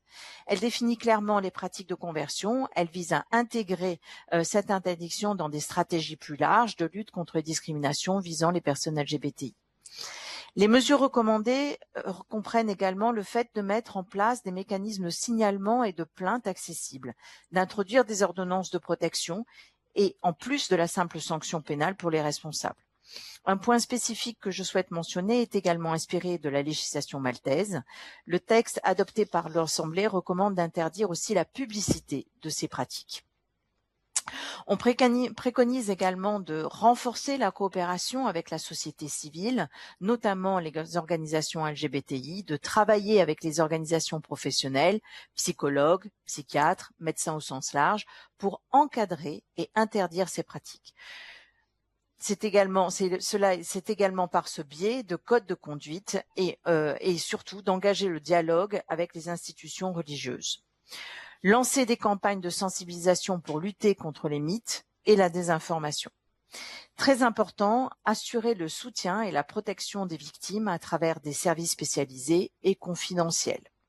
Je souligne également que la résolution recommande de régler les disparités entre les pays, notamment en Europe, pour empêcher les contournements. Dans ce contexte, je constate que le Comité économique et social européen partage pleinement cette position et est en parfaite convergence avec l'Assemblée parlementaire. En effet, le comité condamne fermement toute tentative visant à modifier, réprimer ou effacer l'orientation sexuelle, l'identité de genre ou l'expression de genre d'une personne. Le comité appelle également à des mesures concrètes. Il plaide notamment pour l'instauration d'une interdiction juridiquement contraignante à l'échelle de l'Union européenne, ainsi que pour l'inclusion des pratiques de conversion parmi les infractions reconnues au niveau de l'Union et leur qualification en tant que crime de haine. Une interdiction étendue et cohérente est essentielle, comme je le disais. Les lacunes juridiques entre États affaiblissent en effet l'efficacité des interdictions nationales. Dans la pratique, on observe que certaines personnes, souvent des jeunes, sont envoyées dans d'autres pays pour y subir ces pratiques, contournant ainsi les législations plus protectrices de leur pays d'origine. À cet égard, il convient également de rappeler le rôle central du Conseil de l'Europe, qui, avec ses 46 États membres, couvre la plus grande majorité autorités du continent européen. L'influence de ces normes et de ces mécanismes vient ainsi à s'ajouter à la mise en œuvre des instruments de l'Union européenne afin de renforcer une protection cohérente et effective à l'échelle européenne. Je vous remercie pour votre attention. Thank you very much indeed. Thank you very much. And now we go again remotely to the United Nations Independent Expert on Protection Against Violence and Discrimination Based on Sexual Orientation and Gender Identity, Graham Reid. Are you on the... Sorry? Yes, you're on the screen, sorry. Okay, the floor is yours for 5 minutes. Thank you, Graham. Thank you so much, and greetings to all distinguished guests and colleagues joining this discussion. So as we've heard, conversion practices, efforts to change, suppress, or deny a person's sexual orientation or gender identity take many forms. They occur in medical and psychological settings, in religious institutions, and within families and communities. While sometimes described as therapy, this is a misnomer. These practices are not grounded in care, but in the false premise that sexual and gender diversity are conditions to be corrected. That premise has long been rejected. Major psychiatric and psychological bodies have affirmed that these practices are ineffective and unethical, yet they persist, often outside formal medical settings, and continue to affect large numbers of people, particularly young people. Available evidence indicates that exposure to such practices is associated, as we've heard, with serious harm, including depression, anxiety, trauma, and increased risk of suicide. Survivors consistently describe not only immediate harm, but enduring impacts on self-worth, trust, and mental health. These are not only matters of science or ethics, they are matters of law. Conversion practices may engage a range of human rights obligations, including the rights to health, equality and non-discrimination, and, in certain circumstances, the prohibition of torture and cruel, inhuman, or degrading treatment. States, therefore, have clear responsibilities. They must ensure that such practices are neither carried out nor tolerated by public authorities, and they must take positive steps to prevent, investigate, and remedy harm, including when it occurs in private settings. At the same time, responses must be carefully calibrated. Existing legal frameworks can often be used to address the most harmful forms of these practices. Where new laws are introduced, clarity is essential. As other speakers have mentioned, definitions should be precise and measures proportionate. Overly broad or punitive approaches risk driving practices underground and discouraging those affected from seeking support. Bans are no panacea. As of 2025, 15 countries had enacted explicit national bans on conversion practices, yet, according to recent research, only one known regional level conviction has been secured, and that conviction was subsequently overturned on procedural grounds. A range of complementary measures is available. Governments can regulate professional conduct, prohibit licensing or funding for practitioners who engage in these practices, and issue clear clinical guidance. Professional bodies can enforce ethical standards. Education systems and community leaders, including faith actors, can play an important role in addressing misinformation and stigma. Policy responses should be survivor-centered and preventative. They must distinguish clearly between coercive or harmful conduct, which must be addressed, and legitimate forms of counseling or expression that do not involve pressure or harm. It is also important to address the underlying drivers. Many individuals and families turn to these practices under conditions of social pressure, stigma, or fear. Effective responses therefore require accessible, affirming support services, as well as broader efforts to reduce stigma in communities. Ultimately, conversion practices persist because stigma persists. Ending them requires coordinated action across law, policy, and social norms. Every person has the right to live free from coercion, fear, and shame, and to be recognized for who they are. The task before us is to ensure that this right is realized in practice. Thank you. Thank you very much, Graham. Really brilliant presentation. And now I'd like to go to the opinions presentation, and we'll start with presentation of opinion SOC 854 on the ban on conversion practices in the EU by the rapporteur Pascal Debay and co-rapporteur Inyut Sibian. Pascal, I will begin with you, and you have 2 minutes. Thanks, President. I will speak my mother tongue, French. Oui, je voudrais donc déjà remercier tous les membres de ce groupe de travail, Yonut, co-rapporteur, bien sûr l'association qui a monté cette initiative citoyenne européenne. Je voudrais insister sur la valeur et la vitalité de la réaction citoyenne sur ce point. Ce n'est pas tous les jours qu'on a une pétition citoyenne qui recueille plus d'1 million de signatures. Et donc c'était très important que notre comité se saisisse, bien entendu, de ce sujet. Moi, je voudrais insister, parce que beaucoup de choses ont été dites, donc je ne voudrais pas forcément répéter ce qui semble faire consensus, c'est-à-dire que, y compris la section sociale, a voté à l'unanimité la proposition qui vous est soumise au vote. C'est vraiment, bien sûr, d'être très clair sur l'interdiction de ces pratiques dites de conversion. Ça a été dit, les conséquences pour les victimes sont terribles. Il faut rappeler aussi que ce sont des choses qui vont jusqu'à des actes qui vont jusqu'à la torture, qui vont jusqu'à des choses un peu vraiment terribles.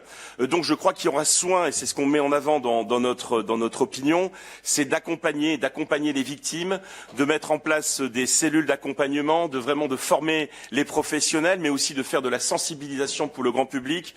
On a pu le constater, je pense, ici, mais comme partout, ce n'est pas un sujet qui est très connu, c'est un sujet qui est encore tabou, comme par le passé, les questions de pédophilie, les questions d'accompagnement de la jeunesse ont pu être des tabous, donc il faut vraiment que là-dessus, on vote cet avis. Il est très important, et c'est ce que nous appelons la Commission à faire, à être très clair, à qualifier ces pratiques comme crimes de haine, à faire en sorte qu'elles soient interdites, bien entendu, sur toute la surface de l'Union européenne.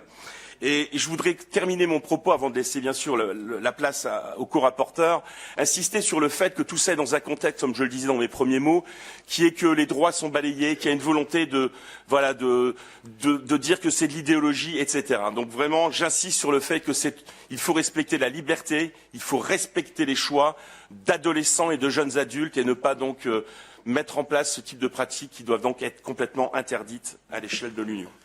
Merci beaucoup, Pascal. Thank you very much for that. I now go to Sibian, or Inyut Sibian. You have 2 minutes. Thank you, President. Dear colleagues, through this opinion, we as a committee, we send a strong and united message. Such practices have no place in our union. We call on the European Commission to introduce a comprehensive, legally binding ban, covering both the practices themselves and their promotion. This ban must apply to all actors in all settings and must protect both children and adults. But legislation alone is not enough. We also need education, we need awareness and support system. Civil society organizations play a critical role here. They are often the first line of support for victims and must be properly supported, funded and included. We must also recognize, as my colleague rapporteur pointed, the survivors as victims of hate crimes, ensuring access to justice and protection across all member states. Colleagues, this is not only about protecting LGBTIQ persons. It's about defending the integrity of our democratic societies and the values we stand for. Let us be clear, let us be united, and let us act. Thank you. Thank you very much, Inyut, and very well said. I would now like on the opinion SOC 854 on the ban of, SOC 849, sorry, on the Union of Equality, LGBTIQ Equality Strategy 2026 to 2030 by the Rapporteur Julian Maria Needham. Julian, the floor is yours for 4 minutes. Thank you very much.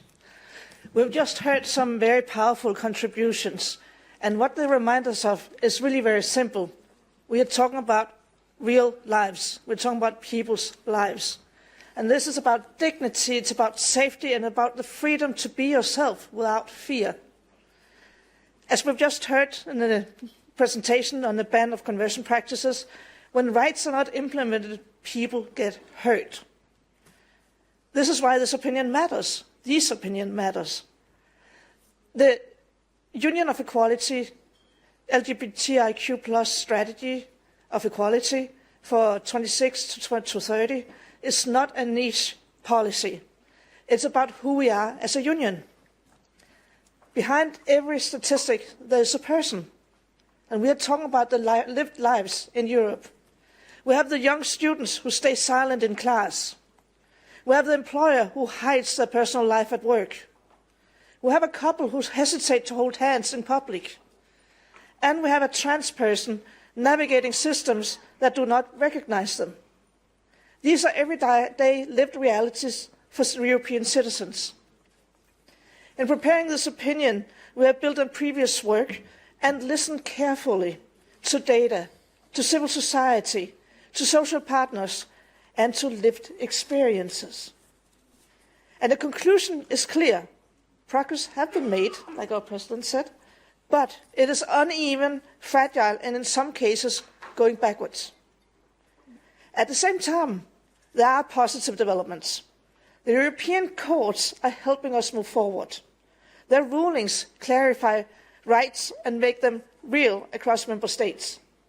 They create a push for implementation and help ensure that rights are not only written but respected in daily life. But we cannot rely on the courts alone. That's why this opinion focuses not only on ambition, but on how to make things happen. First, we call for stronger monitoring and enforcement, because rights on paper is just not enough. Second, we stress the need to safeguard civic space, as we also heard, and react against discriminatory practices. Action is especially needed to counter misinformation and improve intersectional awareness. And third, we clearly support that legal gender recognition shall be based on self-determination, not somebody else's opinion. Fourth, we emphasize the role of social partners in promoting social workplaces. Through social dialogue and collective bargaining, they can help translate legal protections into concrete improvements in working conditions. Fifth, we underline the importance of access to inclusive and competent healthcare, including mental health and gender-affirming care. And we strongly support the ban on conversion practices presented today, because the practices are a clear violation of human dignity. Sixth, we call for stronger European support for safe and inclusive schools, including sexual education and teacher training, so that young people can grow up without fear.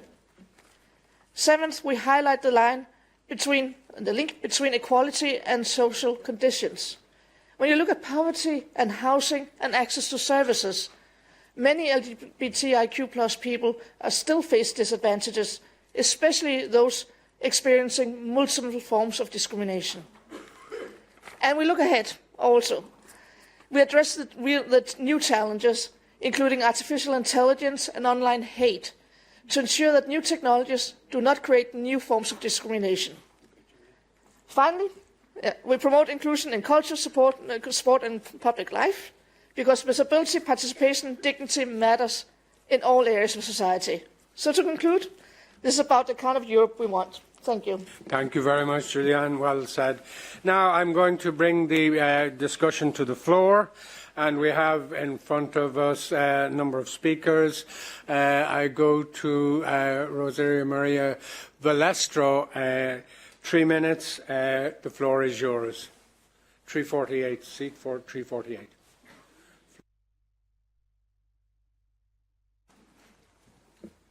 Thank you, Mr. President. I will speak in Italian. Signor Presidente, ringrazio tutto il panel di relatori per la chiarezza, la stessa chiarezza che vorrei trasmettere. Le pratiche di conversione volte a modificare, reprimere o cancellare l'orientamento sessuale, l'identità di genere o l'espressione di genere di una persona sono crudeli, disumane e degradanti. Sono pratiche, aspetto che voglio sottolineare con forza, che non hanno alcuna base scientifica. Convincere qualcuno di essere anormale o malato è una violenza e le pratiche di conversione sono una vera e propria violazione dei diritti umani. Da anni medici, psicologi, psichiatri, psicoterapeuti, ovvero coloro i quali si occupano della salute dei nostri concittadini, sottolineano i traumi che ne sono conseguenza. Direi che è il momento di ascoltarli. È fondamentale che l'Unione Europea prenda cognizione e agisca di conseguenza e che gli Stati membri adottino sanzioni contro questi comportamenti disumani, approvino regole chiare che definiscono con accuratezza la fattispecie nel rispetto del principio di determinatezza della norma penale. Non si tratta di coartare idee o di comprimere la libertà di manifestazione del pensiero.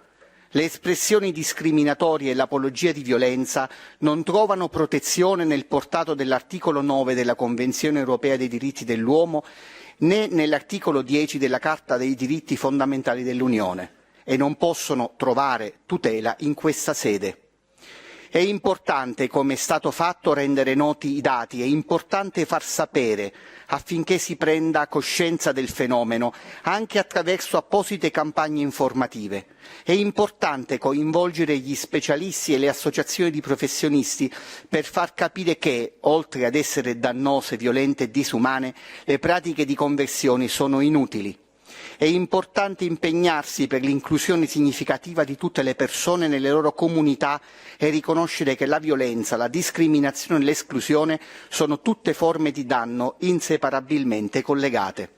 È importante aumentare le occasioni e la cultura del confronto, solo così possiamo arginare il sentimento del disprezzo ed il fenomeno sempre più preoccupante dell'hate speech. Del resto, come ha recentemente affermato la senatrice Liliana Segre, l'odio è talmente vasto che questa valanga trascina le persone. Lo dobbiamo impedire, ma prima ancora lo dobbiamo combattere e far combattere. Grazie per l'attenzione. Thank you very much, Rosaria. I now come to sitting at 95, Mr. Michael Chazin. 3 minutes, please. Monsieur le Président, chers collègues, je veux commencer par un prénom, Samuel. Samuel a grandi dans un pays en Europe. À 16 ans, ses parents ont découvert qu'il était gay. Ils l'ont confié à leur pasteur. Pendant 6 mois, il a subi des séances d'exorcisme, des jeûnes forcés et des humiliations répétées. Aujourd'hui adulte, Samuel souffre de troubles de stress post-traumatique sévères et a tenté de mettre fin à ses jours 2 fois. Ce n'est pas un cas isolé. L'Agence des droits fondamentaux de l'Union nous dit qu'un répondant LGBT+, sur 4 a subi une forme de thérapie de conversion. 76 d'entre eux n'y avaient pas consenti. 13% y avaient été contraints par des menaces, des violences physiques, sexuelles, des humiliations. Tout ça sur le territoire même de l'Union européenne. Alors rappelons les choses par leur nom. Ce ne sont pas des thérapies, mais des actes de torture, car aucune thérapie ne consiste à dire à une personne qu'elle est une erreur. Aucune thérapie ne consiste à briser une identité pour la rendre conforme. Aucune thérapie ne conduit à la honte, à la peur, à la haine de soi. Les Nations Unies l'ont dit. Le commissaire aux droits de l'homme du Conseil de l'Europe l'a dit. La Cour européenne des droits de l'homme a reconnu que ces pratiques peuvent violer l'article 3 de la Convention, l'interdiction absolue des traitements inhumains et dégradants. Il n'y a pas de débat scientifique. Toutes les grandes organisations médicales et psychiatriques européennes la condamnent. Et pourtant, 19 États membres dans l'Union ne disposent à ce jour d'aucune interdiction spécifique. Dans ces pays, un praticien, un religieux, un parent peut encore soumettre un enfant à ces pratiques en toute impunité. C'est précisément pourquoi cet avis est si important. Le CESE appelle la Commission à proposer une interdiction juridiquement contraignante couvrant toute tentative de modifier l'orientation sexuelle, l'identité de genre ou l'expression de genre, pour les enfants comme pour les adultes, exercée par des professionnels comme par des membres de la famille ou des responsables religieux. L'Europe ne peut pas être un espace de liberté à géométrie variable. Elle doit être un espace de protection pleine et entière. Enfin, insistons sur un point. La liberté religieuse ne peut pas servir de bouclier pour torturer des enfants. Croire ce qu'on veut, oui. Infliger de la souffrance au nom de ses croyances, non. Chers collègues, l'initiative citoyenne européenne a recueilli plus d'1 million de signatures. Les citoyens européens nous demandent d'agir. Nous avons aujourd'hui l'occasion d'envoyer un signal fort. Dans l'Union, nul ne peut être brisé parce qu'il aime différemment ou existe différemment. On ne corrige pas un être humain, on le respecte. Soutenons cet avis pour Samuel, pour tous les autres.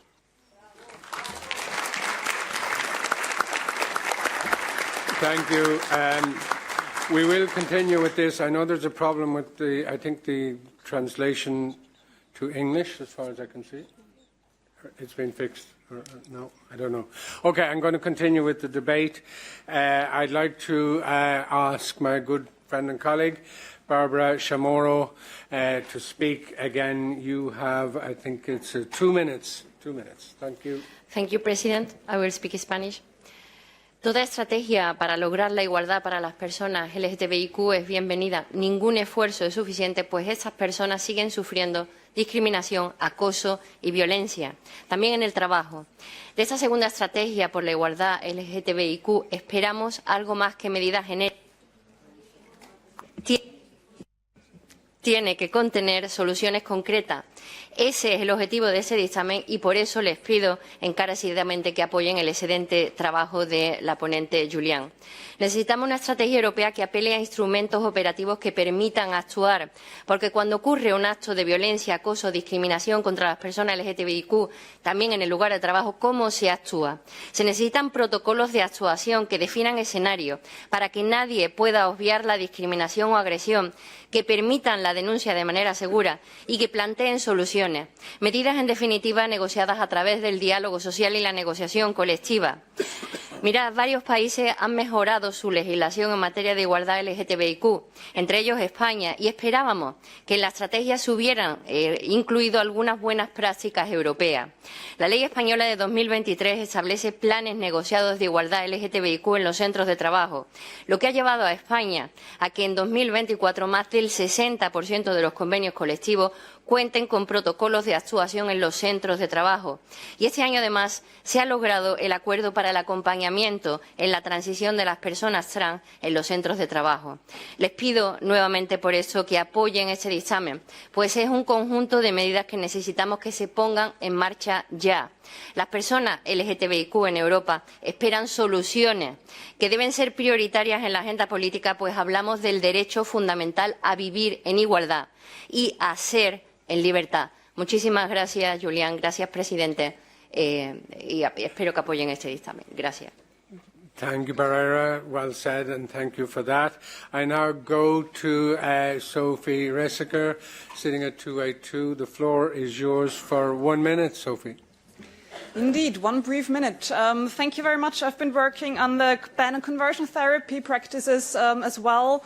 Well, I think we've heard quite a lot about these appalling practices, and in grand merci, Monsieur Chasson, for his very strong words that were quite, even if not translated or interpreted, quite well received, I think. However, I have a quite concrete question to the Commission. You said that, of course, you will continue funding initiatives, but I think this is quite easily said and not necessarily done. So what are you actually doing to secure funding in the future multi-annual financial framework? Because from what I see, the Commission is pushing for a more flexible approach, especially in a ESF plus that has less financial resources. And in times where there's a big push, a political push, that NGOs receive less funding, I don't know how this is going to play out for such initiatives. So really, please, give an answer there. What are you going to do? We really need some support there to guarantee funding for the future as well. Thank you, and well said, Sophie. We're going to do the responses, but I want to just to say something. Remember, if you remember the famous scientist of World War II, Alan Turing, who broke the Nazi Enigma code and probably saved thousands of lives, if not more, was forced to do chemical conversion after the war. He ended up committing suicide. That's how we dealt with our heroes. So that's a timely reminder. Can I go back to the responses to the panels? And I will go in reverse. This time we'll go remotely to Mr. Reid, who has 1 minute. Graham, the floor is yours. Thank you very much. So I just want to re-emphasize that in order to combat conversion practices, a holistic approach needs to be taken. Look at what tools are already available to combat the most harmful practices, that any legislation needs to be very clear and defining what exactly is being prohibited. And then the most important thing is addressing underlying stigma. I think it's tragic for everyone that it's very often the case that it's families that pressure their children to undergo these conversion practices because of social stigma. And that's a tragedy for everyone. So to address the underlying cause more holistically. Thank you.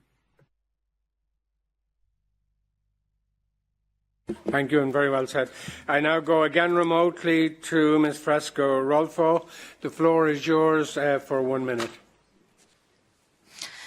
Merci, Monsieur le Président. Je remercie tous les intervenants qui aujourd'hui ont fait des interventions qui vont dans le sens un petit peu de notre travail à l'Assemblée parlementaire du Conseil de l'Europe. Je crois qu'on est tous à peu près sur la même ligne. Il faut une protection, il faut protéger les victimes, qui, vous l'avez dit, ce sont des survivants de crimes de haine. Je crois que là-dessus, on est tous d'accord. Il faut financer les ONG. Et là, je ne vais pas prendre parti pour la question sur le financement. Le financement est toujours au cœur des débats partout, je crois. C'est un problème national dans tous les pays. Je crois que vous avez beaucoup parlé de tout ce qui était discrimination et la protection. Donc nous, vraiment, nous essayons à l'Assemblée parlementaire du Conseil de l'Europe de dire qu'il faut protéger ces victimes, qu'il faut leur donner un échappatoire afin qu'ils puissent échapper à cette volonté de changer leur orientation sexuelle.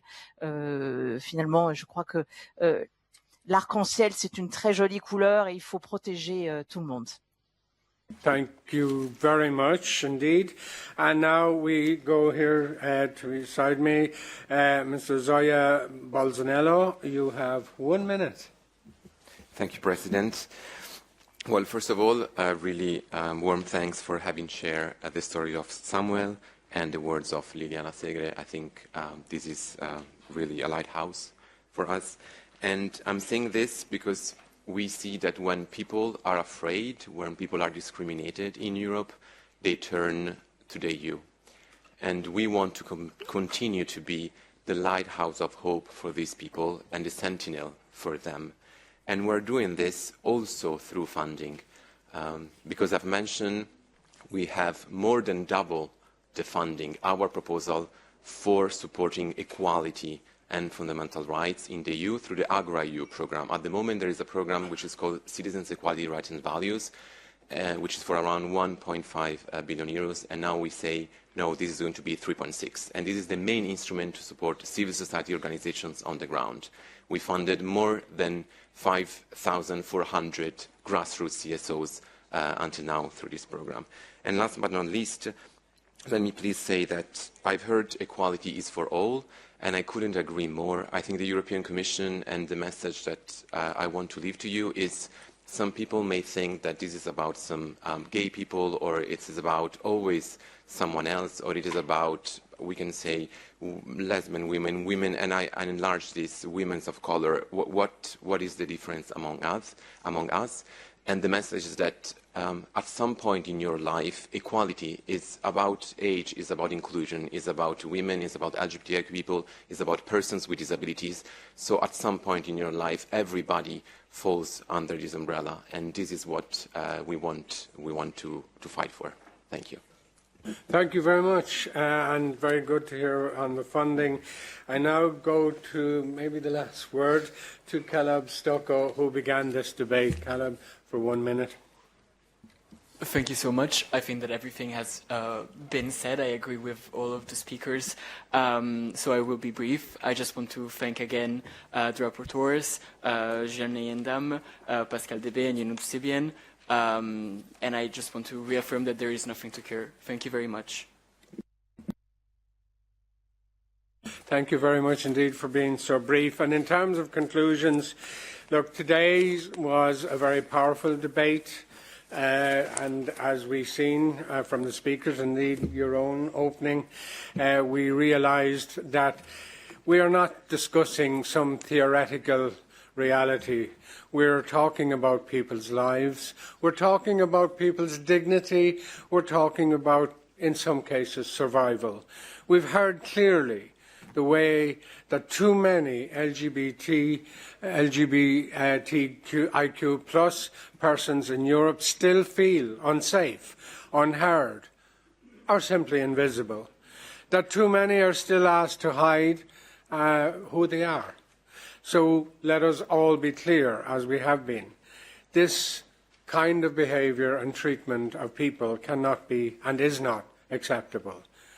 We cannot accept a Europe where rights depend on where you live. We cannot accept a Europe where harmful practices continue to exist in any form. We cannot accept a Europe where people feel that they do not belong. The EESC will continue to speak out clearly and firmly in the defence of fundamental rights and European values, because equality, dignity, respect are not optional. They are foundations of this union. A union of equality is not a slogan. It is a responsibility, and it is something we must all deliver together.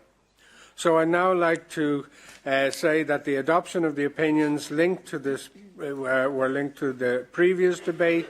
So to be sure, SOC 854, which is the ban on conversion practices in the European Union, own initiative opinion. As we have heard, Pascal Debay is the rapporteur and Inyut Sibian co-rapporteur. So we will vote on that opinion. The vote is open.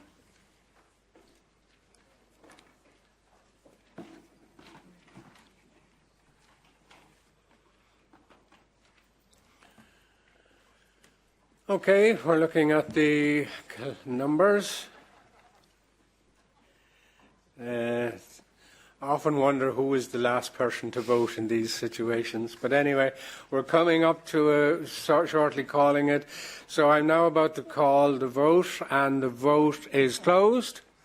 So let us see the result. The result is a whopping 169 yes, no 3, and abstention 9. Well done, folks. Thank you very much.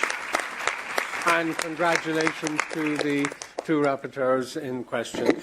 We now look at Julianne's opinion, SOC 849, Union of Equality, LGBTIQ plus Equality Strategy 226 to 230.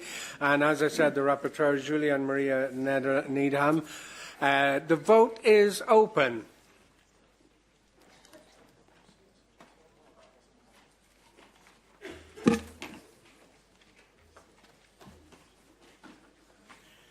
Okay, we are moving the dial quicker this time, I think.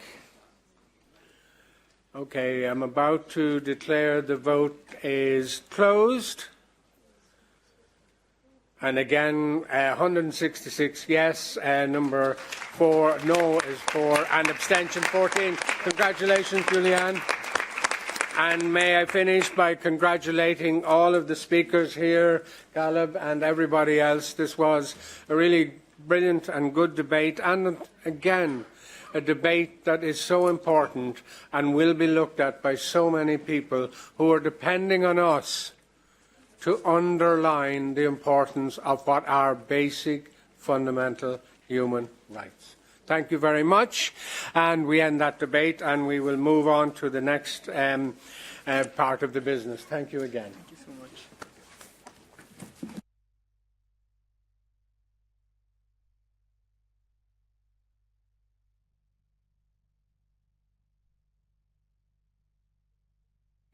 Okay, we're moving on while we're preparing the podium.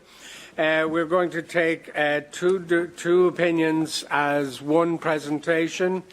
We're talking about NAT 970 on nature-based biodegradable materials and NAT 974 on bioeconomy strategy. They will be discussed together. So I'm inviting the two rapporteurs to the podium and ask them to sit together. They will present their opinions, one after the other, 4 minutes each, and I will then open, of course, to the floor to the debate. After the debate, I will look for a vote on opinion 970, followed by the consideration of amendments on the second opinion. So I think we're getting there. If I'm ready to roll, we're talking about NAT 970, a comprehensive strategy for nature-based biodegradable materials to foster circularity and resource efficiency, strengthen the agri-food sector and scale up the EU bioeconomy's own initiative opinion. Rapporteur is my... Okay, yeah, I know what you're behaving like you're going to do something here. So I'm assuming, as Stoyan, you're taking the floor first, are you? Yes, I was the rapporteur on this one, but we start with Arno because the bioeconomy is the strategy. This is the main topic, the general topic, and then we're going to go deeper into the details. All right. Well, there you are. You see, the President is just taping behind. So, is it Arno? You're talking first. Off you go. You have 4 minutes. Thank you. Et donc, je vous salue toutes et tous pour vous parler de bioéconomie qui est l'alternative à cette économie encore très largement fondée sur les énergies fossiles. Et on le sent bien aujourd'hui, cette économie qui est extrêmement vulnérable. On a, pour cette stratégie européenne de la bioéconomie, l'ambition de passer d'une étape laboratoire start-up à une étape changement d'échelle, industrialisation. Pour ça, différentes pistes sont envisagées, notamment le fait de mettre comme levier à la fois de l'argent public et de l'argent privé sur la table. Parce qu'il y a un mais, forcément, dans ce que l'on pense, le Comité économique social européen de la stratégie proposée, que l'on soutient très très largement, il y a tout de même 3 points de vigilance sur lesquels il va falloir agir avec sérieux, et la Commission européenne, en tout cas pour sa part, nous a déjà dit qu'elle allait y travailler. Le premier, parce que le développement durable, c'est 3 piliers. Le premier, c'est du point de vue environnemental, la nécessité de faire de la bioéconomie une partie de l'économie circulaire. Il faut que la bioéconomie soit circulaire. Si on exploite la biomasse au-delà de ce que les écosystèmes peuvent nous donner, eh bien, c'est l'entièreté du vivant qui se délite, et nous en faisons partie. C'est indispensable donc de préserver les écosystèmes tout en développant la bioéconomie. Sinon aussi, ça nous coûte très très cher du point de vue économique et sanitaire. Ça, c'est déjà très largement prouvé. Deuxième pilier, le pilier social.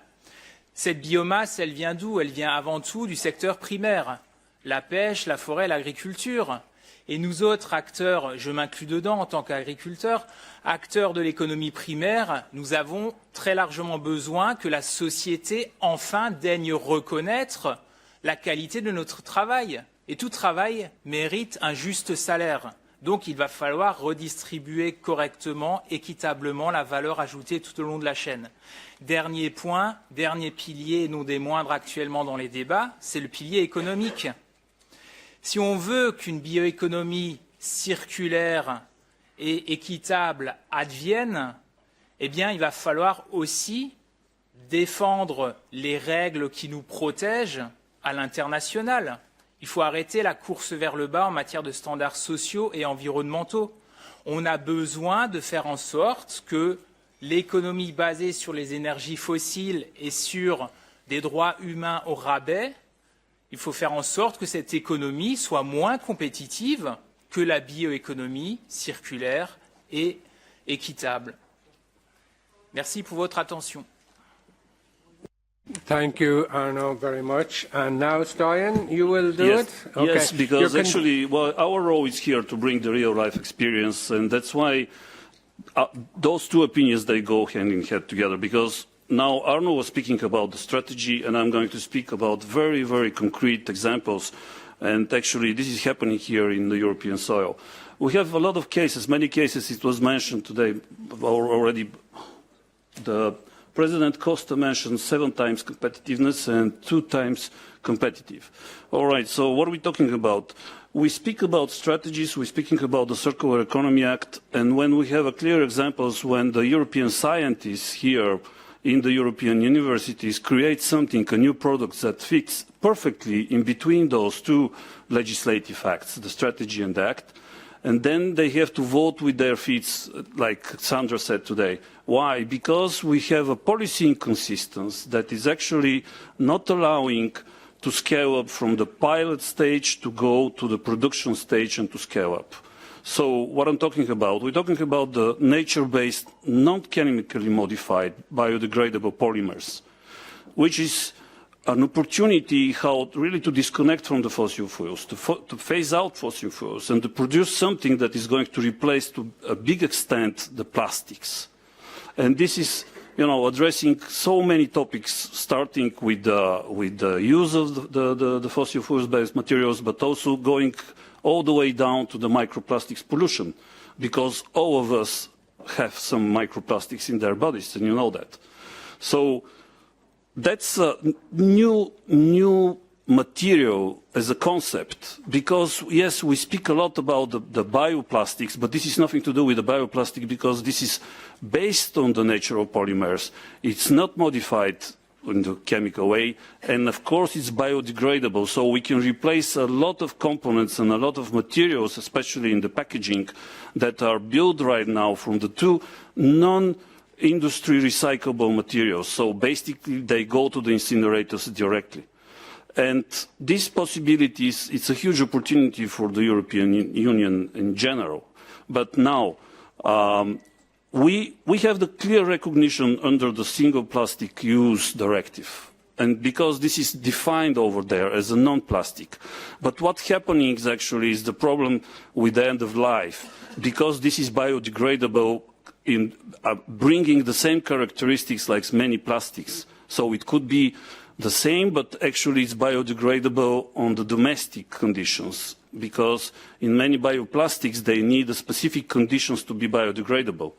So basically we can replace a lot of small and difficult to collect in an industrial scale products, but we can also replace coating on the paper, because right now when you're bringing your doggy bag, it's actually a combination between the aluminium and paper, so it's basically not recyclable. And this is addressing, that's why I'm bridging here with the Circular Economy Act, because it's addressing also the circularity, because to a big extent the bioeconomy is linear. And here, by using the biomass and those percentage of the biomass respecting the cascading principle, that it's not usable right now, and in most of the cases it's burned or just thrown away as a disposal from the farmers, is going to be used. I'm speaking about those 27%, which actually represents a new level, huge amount of biomass, which, on the other side, is going to bring additional income, not only for the farmers, but also to the fishermen, because we're speaking about the biomass that actually it's a co-product. So we have to change our perception about what is a waste. Now we are considering this as a waste, but it could be a co-product, not byproduct. Thank you, President. Thank you very much, Stoyan and Arno, for those excellent presentations. We now go to the floor, and we're sitting at 224. Karina Marafa-Benga, the floor is yours.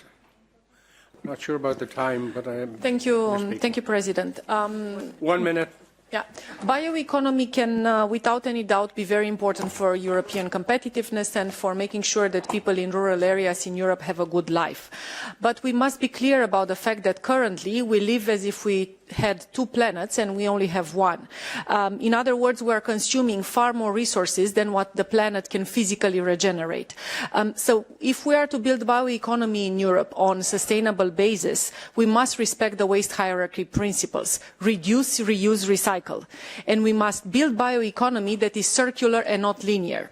To give you maybe an oversimplifying example, we cannot simply cut our forests clean to build bioeconomy in Europe. And at the moment, as the opinion rightly emphasizes, within the bioeconomy strategy proposed by the European Commission, there are not enough safeguards when it comes to exploiting biomass, for instance. They are too vague and they leave too much room for single-use applications that do not close the loop. Thank you. Thank you very much for the time as well. And now sitting at 340 is Demontis Savicius. The floor is yours, I'd say, for 1 minute. Thank you. Thank you, Mr. President. I would like to thank both rapporteurs for excellent opinions. And bioeconomy indeed offers a lot of opportunities, but we also should be very careful in evaluating where we apply. For example, biofuels, we have a very awful situation. It sounds good. We can grow our own fuel, but when we look in reality, it is a biodiversity nightmare. It is in some of the countries in Europe. It is in the tropical regions in the world. So when we talk about bioeconomy, we should be very careful in planning. I would say similar situation is with the nature-based biodegradable materials. Again, they sound very good, but when we see it's a biodegradable toothbrush, hairbrush, straw, cup, yeah, that sounds good, but who is actually composting them? Not really anyone. So there are some countries that are able to take, for example, with the plastic bags, with those biodegradable bags collecting food waste. Yeah, excellent idea. Italy is doing great on that, few other countries. But in general, there's a lot of greenwashing, so we need to be careful. Thank you. Sorry, thank you very much. And I now go to my good friend Simo Tianen, again sitting at 338. The floor is yours, 1 minute. Kiitoksia puheenjohtaja, hyvä puheenjohtaja. Haluan tuoda muutaman seikan esille tähän tärkeään teemaan liittyen ja erityisesti tähän biotalousstrategia-lausuntoon liittyen. Ensinnäkin kiitokset Arnold ja kaikki, jotka olette olleet laatimassa tätä lausuntoa. Biotalous on keskeinen väline Euroopan hiilineutraaliustavoitteiden saavuttamisessa. Se tarjoaa mahdollisuuksia korvata fossiilisia raaka-aineita, sitoa hiiltä, rakentaa uusia kestäviä arvoketjuja. Biotaloudella on mahdollisuuksia luoda tänne Eurooppaan kaivattua lisäarvoa, työpaikkoja, kasvua, kilpailukykyä. Biotalous on erityinen mahdollisuus maaseutualueillemme. Thank you very much. All right. Thank you, Simo. Thank you. Sorry about that. I now go to Jaume Bernice Castells, again, 71. The floor is yours for 1 minute.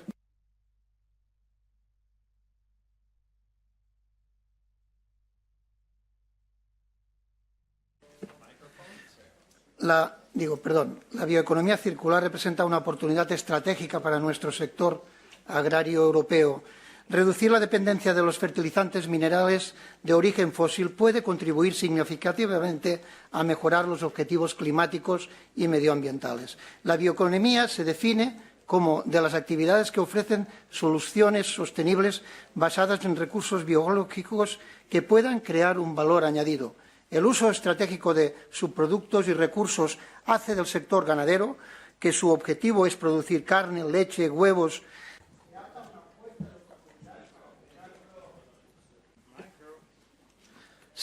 que se abre una puerta de oportunidades para generar fertilizantes orgánicos y también energía eléctrica, biogás y biometano.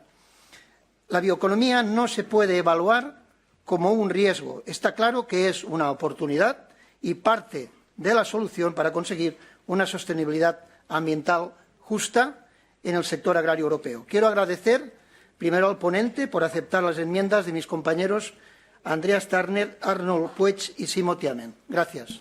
Thank you very much, Jaume. And I now go to Maria Nicolaopoulos. The floor is yours for 1 minute. Gracias, presidente, y gracias a los dos ponentes por el trabajo también que han hecho. La semana pasada tuvo lugar nuestra conferencia anual, que es uno de los ejemplos de éxito de nuestro trabajo en el comité, la conferencia de las partes interesadas en economía circular.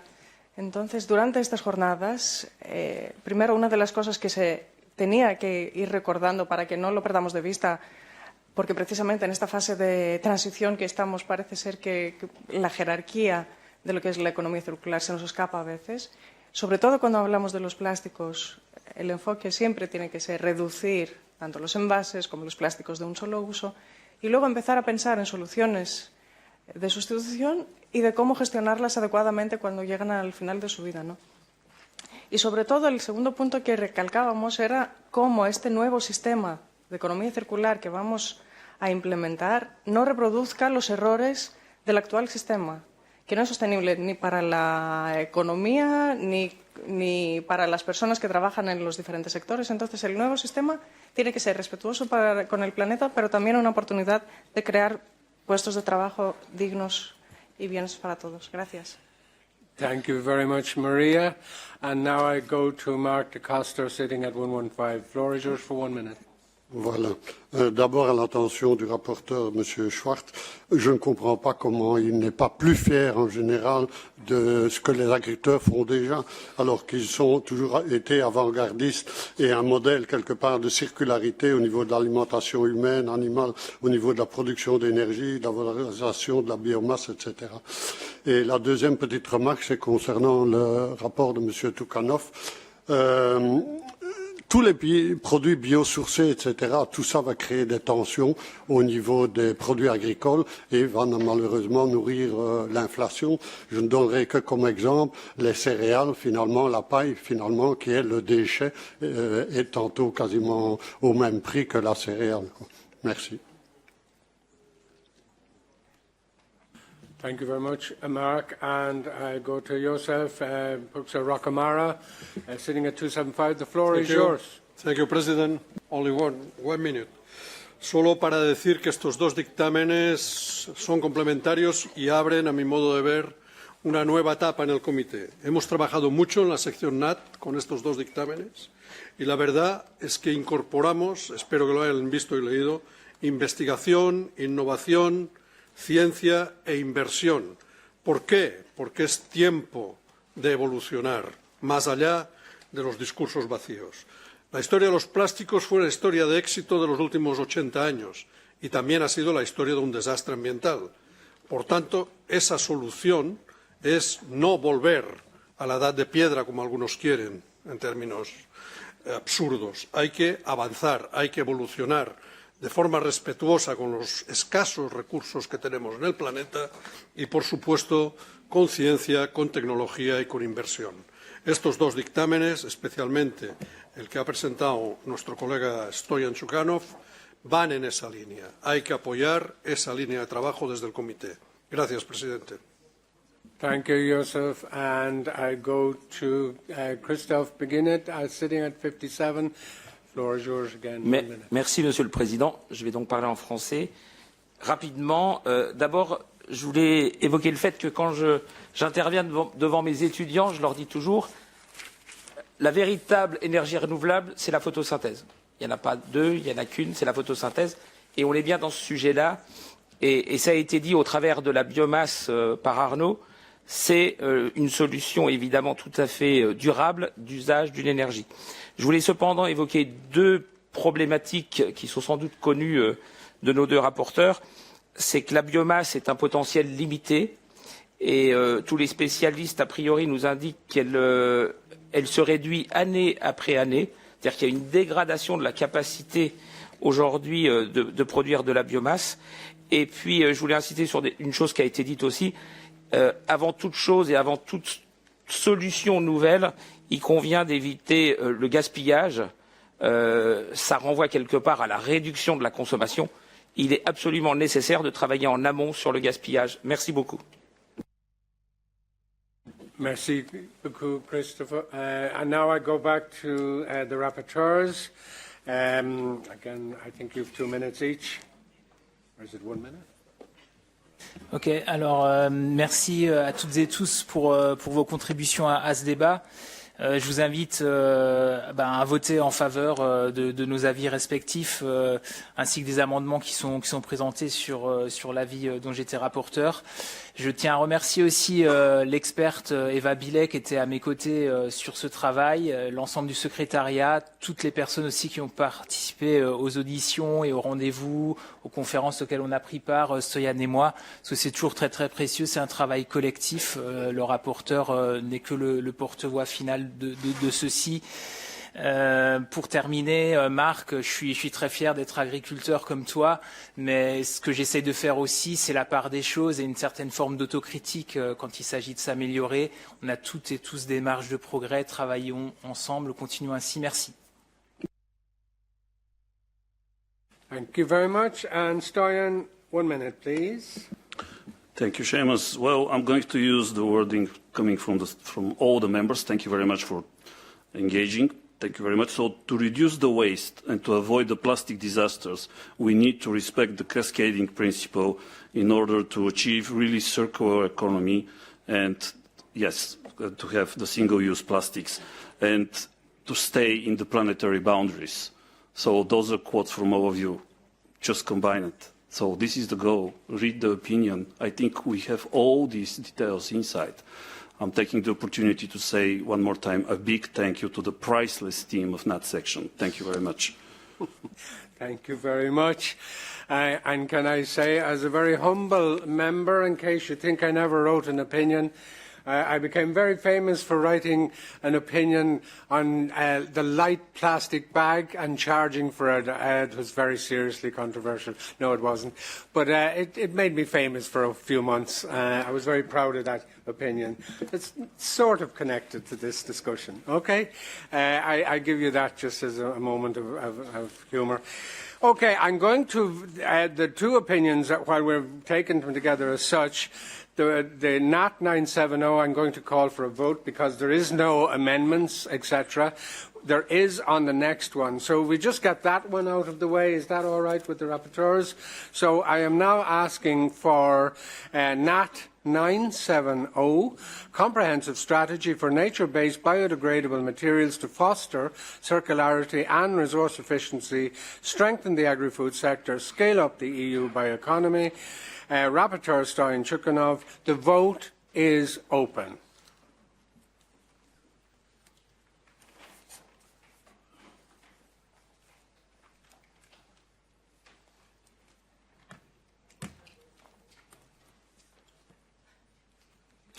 Okay, we're coming to declare, and now I declare the vote is closed.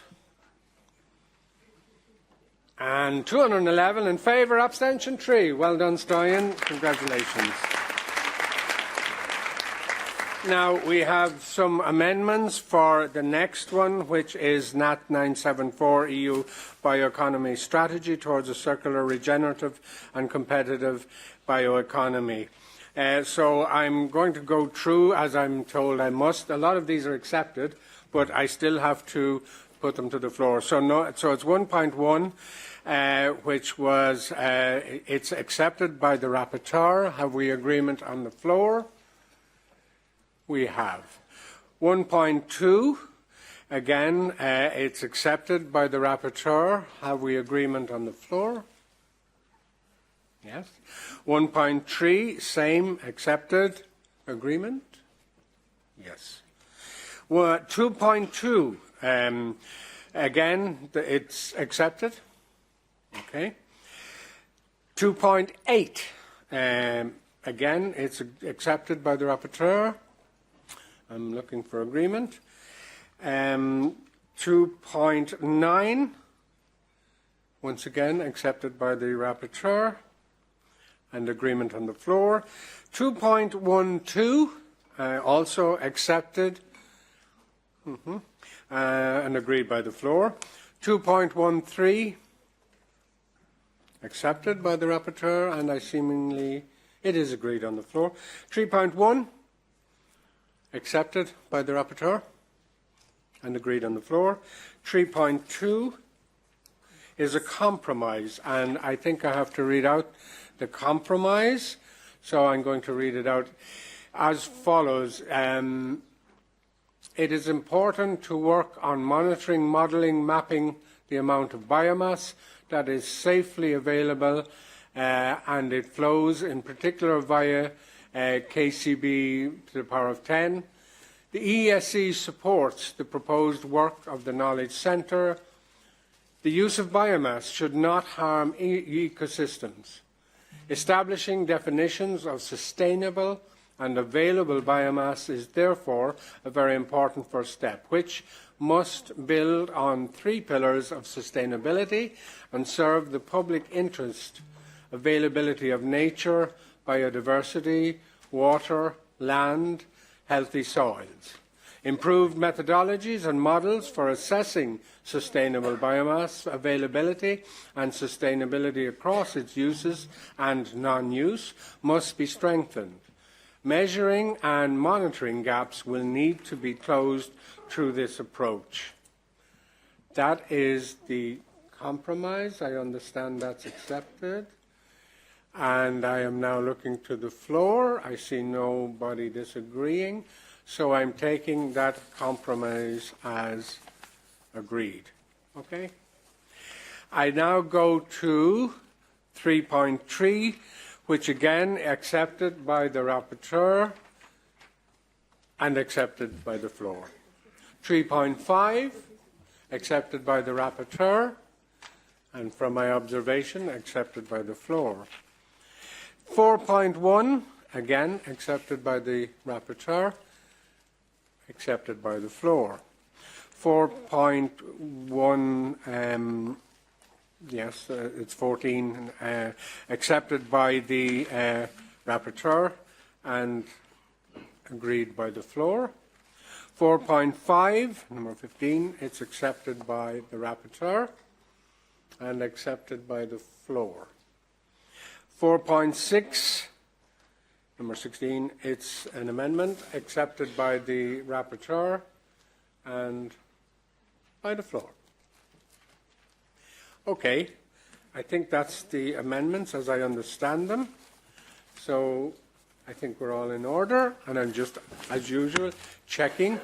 So I now will put the NAT 974 EU bioeconomy towards a circular, regenerative and competitive bioeconomy. Rapporteur Honor Schwartz.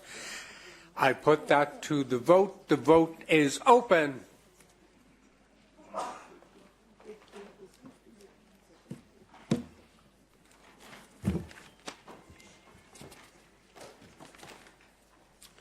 Okay, we're gone past the 200 mark, a little bit more. Right, I'm going to call the vote. It's closed. The result? Approved, 214, abstentions 6. Well done, Arnold Schwartz. And well done to both of you and the teams, and of course, as Stein Chukhanov, President of NAT, well done to the NAT Secretariat as well. Thank you very much. We now quickly go on to INT 113 and 1113. Over tourism, short-term rentals and crowding out of local populations, finding the right balance. An exploratory opinion requested by the Cyprus Presidency of the Council of EU. The rapporteur is Marinelle Danut. Marusen, sorry. So you will, when I give you a chance to present, you will have 4 minutes to present in your own time. So take your time.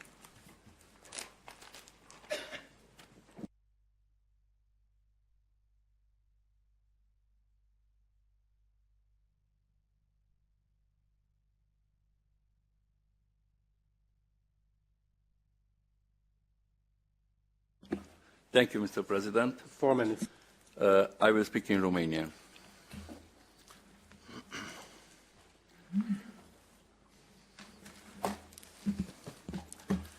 Doamnelor și domnilor, stimați colegi, acest aviz este inedit pentru că privește turismul nu doar ca un motor economic, ci ca un echilibru delicat între dezvoltare, locuire, muncă și viața comunităților locale. Nu măsoară succesul în numărul de vizitatori, ci în capacitatea păstrării vii a orașelor, satele, oamenii care le dau identitate. Analizăm cauze reale ale turismului excesiv, închirierile pe termen scurt, excluderea localnicilor de pe piața locuințelor, pierderea identității comunităților și propunem soluții la esență, printre care observatoare publice de date cu parteneri sociali și societate civilă pentru monitorizarea fluxurilor turistice, prețurilor locuințelor, chiriilor la nivel național, regional și local.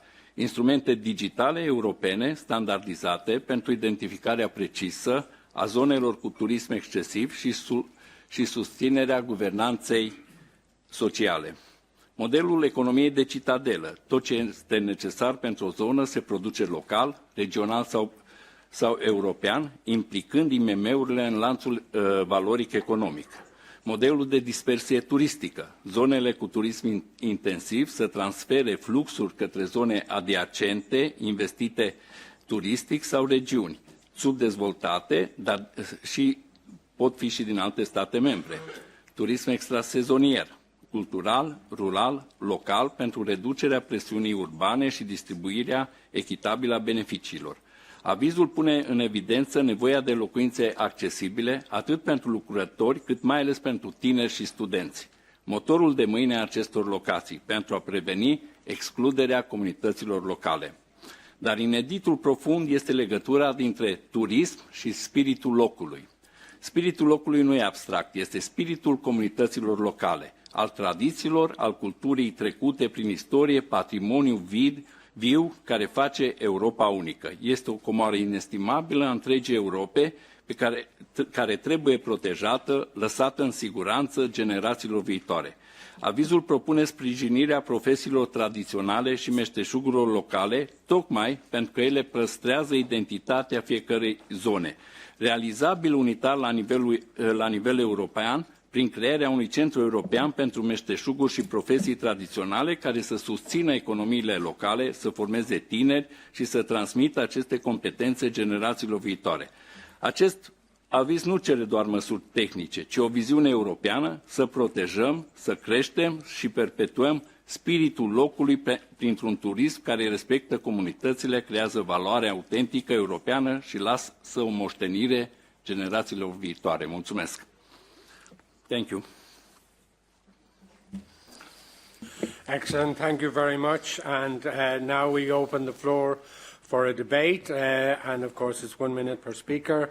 And I see the first speaker sitting at 129 is Gabor Elo.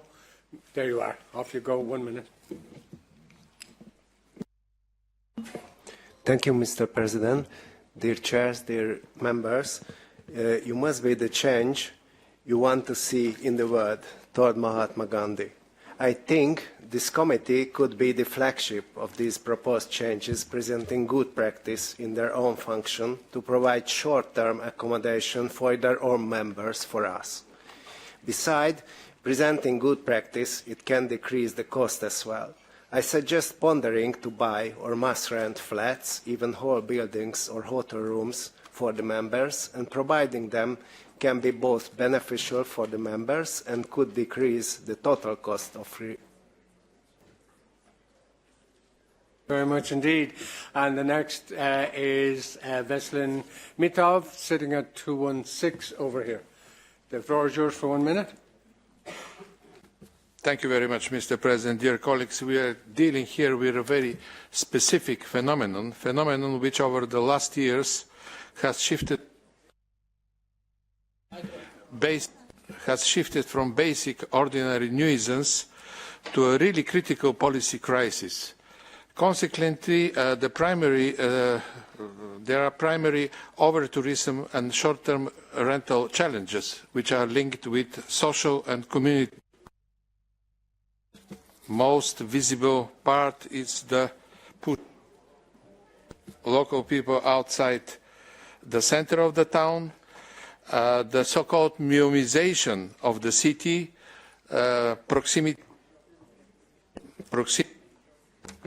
proximity shops, bakeries are transformed in coffees. And there is also environmental fragility, ecosystem degradation, climate-induced compression, and economic leakage problem. So I had the pleasure, and to a certain extent the stress, to chair the 3 study group meetings. Yes, we had one extraordinary study group meeting. And I think that finally, after intensive and very passionate debate, I think that we have a good balanced opinion that could be supported. Thank you very much, Mr. President. Thank you very much. Apologies for the microphone thing, but that's why I allowed some extra time there. So, excellent. That's the speakers, or have we? Yeah, so I go to the rapporteur. Thank you very much, Marina. The floor is yours for 2 minutes. În primul rând, trebuie să scot și eu în evidență dezbaterile din ședințele grupului de studiu și chiar și din dezbaterea din secțiune, pentru că au fost chiar constructive și au adus îmbunătățiri reale avizului meu și recunosc că am putut să am dezbateri deosebite cu colegii chiar și din grupul meu, din grupul 1 cu Isabel, și a fost o construcție care a dus la un rafinament, care a scos în evidență cele mai importante probleme pe care se regăsesc în fața acestei situații care poate să fie considerată de mulți o primejde, pentru alții o oportunitate. Consider totuși că este un echilibru în cele două situații între comunitatea locală și turismul excesiv. Fără comunitate locală n-ar exista turism excesiv, fără turism, foarte multe comunități, trebuie să recunoaștem, ar supraviețui foarte greu. Și atunci, de aceea, trebuie să căutăm și alternative și profesii care să creeze o economie pe orizontală care susține și turismul, dar susține în mod direct și comunitățile locale. Mulțumesc! Thank you very much, Manuel. Excellent piece of work. Now we have some amendments which I will start talking you through. So we have the first one, which is 1.2, which is a compromise. So I'm assuming there's a compromise to be read out somewhere. Is the text available?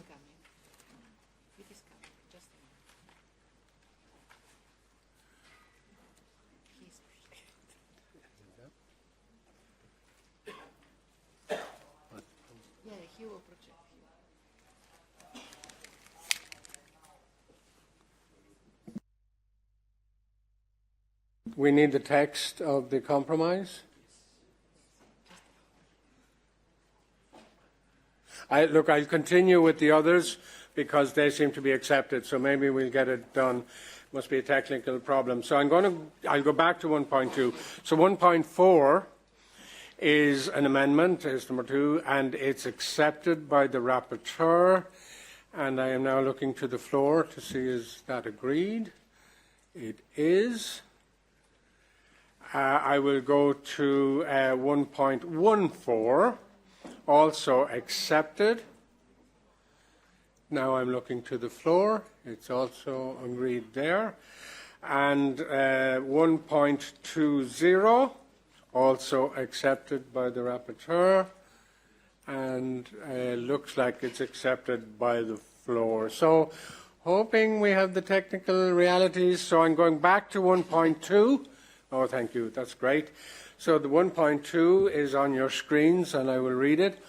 The EESC stresses that any strategy to tackle over-tourism must also take into account the possible consequences on housing and work to ensure access to affordable housing, particularly for workers, young people, including students, and long-term residents, ensuring that tourism does not displace the local population.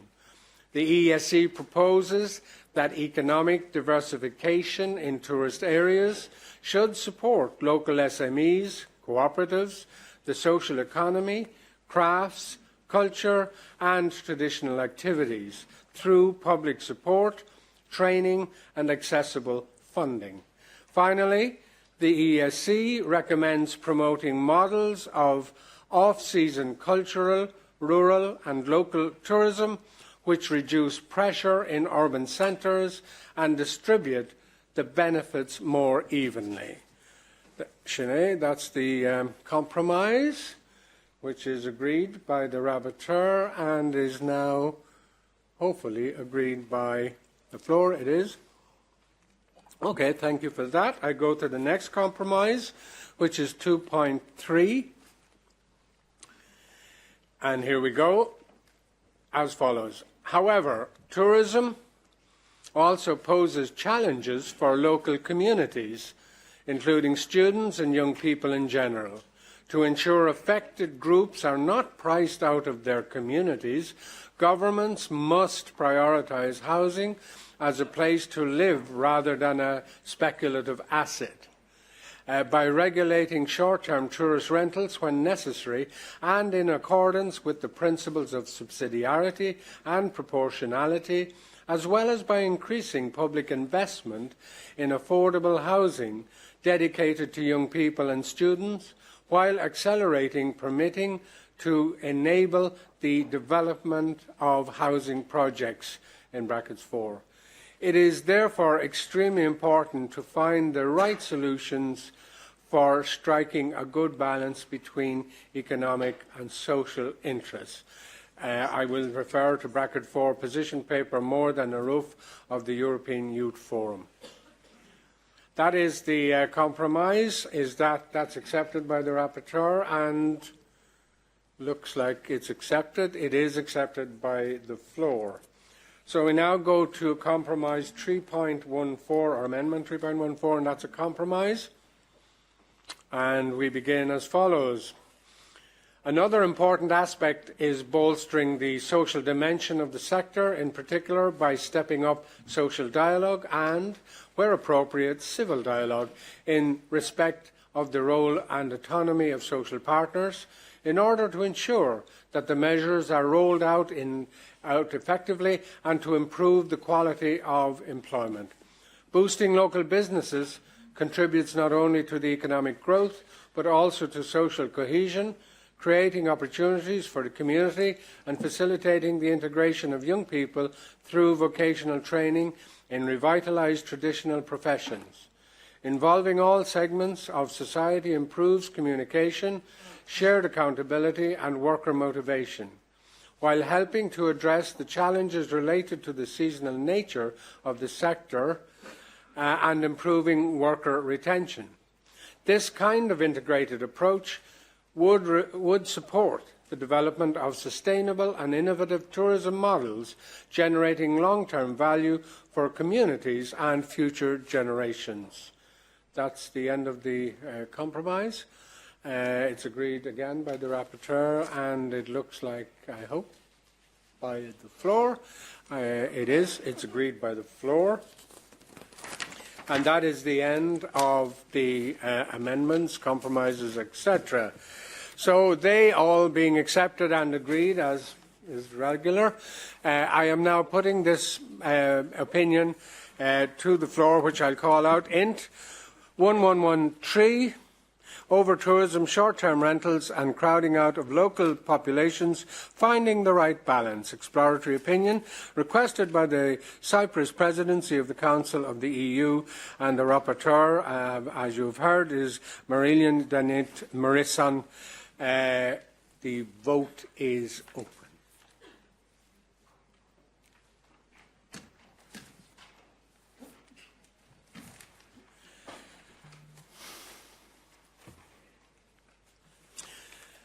Okay, we're looking at the count, gone over the 200 mark, so we're assuming we're going to come to a declaration. The vote is closed. And it's approved. 224 yes, no abstentions or noes. Well done and congratulations, Marino. Well done. Thank you very much. So we move on to the next opinion, which is number 14 here, ECHO 696, EU Policy Agenda for Livable Cities. The rapporteur, good friend Florian Marin, is coming to the podium. Co-rapporteur will be Roman Hacken. Hey, Roman. I know Roman a long time. He's back again, as they say, like Arnie Schwarzenegger. So we will, as you know, you both will begin your presentations, and of course, it's a total of 4 minutes, 2 minutes each. The floor is open to whoever wants to go first. Off you go. Thank you so much, Mr. President. Dear colleagues, when we speak about the future of our cities, we are not speaking about concepts, procedures, or governance charts. We are speaking about people, about the volunteers who step in when public systems are under pressure, about trade unions standing up for dignity when work becomes insecure, about entrepreneurs which are at the core of the city's economic system. In our cities, civil society is always the first to see when policies work, and too often the first to pay the price when they fail. Civil society is not a decoration of Europe. It's Europe's moral compass. And yet, far too often, civil society is brought in too late, consulted too formally, listened too politely, but not taken into account seriously. That is not partnership. That is not democracy. If Europe truly wants strong cities, it must treat civil societies as a co-builder for public policy. From the start, at every stage, with real influence, real information, and of course, real respect. Because without civil societies, cities do not become stronger, they become more divided. Without civil society, the green transition leaves people behind. Without civil society, innovation loses its human purpose. Civil society brings something that no regulation can impose and no budget can buy: trust. And trust is the most important resource Europe has and the easiest to lose. Let us build the EU agenda for cities with civil societies, not around it. Let's give our cities not only responsibility, but also the means to work hand in hand with those who represent real lives, real businesses, and real needs. Let us transform consultation into cooperation and cooperation into courage, because without civil society, Europe may function, but it will not feel. And a Europe without a human voice is not a Europe to believe in. Thank you so much. Well said. Thank you very much. And now, Roman, for 2 minutes, the floor is yours. Thank you, ladies and gentlemen. When the Commission asked us for the opinion for new, agenda for cities, we were happy to complement, because Committee of Regions is usually partner in this topic. But in the cities, the citizens are living, and the citizens, that's us. So we wanted, in the opinion, not just to say that the things which are offered by Commission, it means to be more concentrated, to have a better link with the cities, to maybe have a special budget in the future for the support, and to be more in dialogue with the cities. But also we try to implement more the inhabitants, the citizens, in the policy making for the better cities. Because developing of the cities, it means also the quality of life. Because there is citizens which will finally work on the development. And cities, it's not just the politicians which are led the cities. They are also the inhabitants. So what we offer in the opinion is more involvement of the public, also to have European Economic and Social Committee as a partner in this policy making for the EU Better Cities agenda. And one special thing, which is my specialty, what we tried to offer is to use community-led local development, the tool which was developed 35 years ago. And it's successful in the rural development, we can say, in the whole European Union. And now we can transfer it also to the urban development, to the cities, because it's community-led local development. So use it as a tool in which our society could be partner for the public administration and for the doing good projects for the development. Thank you. Thank you very much, Roman, and nice to see you on the podium. So I will now open the floor. We have a number of speakers. Going to the President of the ECHO section, Elena Calistro. The floor is yours. Thank you so much. First of all, let me congratulate the two rapporteurs for a very, very good job that was done on this topic. I think that as we move along with the agenda related to the future of the cohesion policy, but also of the competitiveness angle attached to it, it's essential to put cities there as a space not only of reflection, but also as a space where we as civil society organizations, where companies, where citizens can actually shape the place in which they are living. It's a good and timely moment to have this kind of statement on behalf of the EESC with regards to how important it is to think of cities also as an angle through which we look at the development, but also to make sure that there are sufficient resources allocated to it, especially since we are seeing that the cohesion policy seems to be changed. So please vote for this opinion. It's a good one, and again, congratulations to the two rapporteurs. Thank you, Elena. And now from Croatia, I'd like to allow Lija Pavić-Rogosic. 1 minute. The floor is yours. Thank you. I will speak in Croatian. Ja također čestitam raporteru i koraporteru jer se mišljenje ističe jasnoćom i dobrom razumijevanjem stvarnih potreba gradova.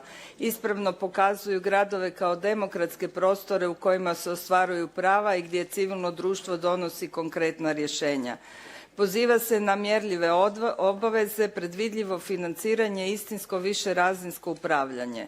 Naglašava se da sudjelovanje mora biti smisleno, a ne samo proceduralno, te se podržava CLLD kao što je Roman rekao. Međutim, komunikacija komisije i dalje ne obuhvaća stvarnu složenost urbanog života. Ključni sustavi, promet, stanovanje i prostorno planiranje i dalje se tretiraju odvojeno, iako su u praksi nerazdvojivi. Mladi koji se suočavaju s nedostupnim stanovanjem i nesigurnim radom jedva se spominju, a nedostaje rodna perspektiva i fokus na ranjive skupine. Hvala. Thank you very much, Lija. I now go to Corina Marafa-Benga. For 1 minute, the floor is yours. Thank you, President. Last year, I had the pleasure to be here in Brussels on the occasion of the European Week of Cities and Regions. And I very vividly remember one moment in the conference when the mayor of a large municipality in Europe showed a slide on the presentation with all the logos of all European initiatives in the field of urban policies. On a single slide, there were more than 25 logos crammed together. And this guy's message was really clear. The EU policy agenda is too complex. It has way too many initiatives inside. We need something that's easier to navigate and that's more simplified. And this is why I appreciate the main call in today's opinion, namely that civil society should be involved, and especially EESC, in shaping this agenda, because I bet that if we were involved as first-hand citizens and activists working in cities, this agenda would be a lot more simple and compelling and simplified. And thank you, rapporteurs, for including the topic of climate adaptation in the opinion. It's very important for cities because they bear the highest cost of climate adaptation at the moment. Thank you indeed, Corina. I now go to Deville Udakite. Deville, the floor is yours for 1 minute, please. I am here at the back.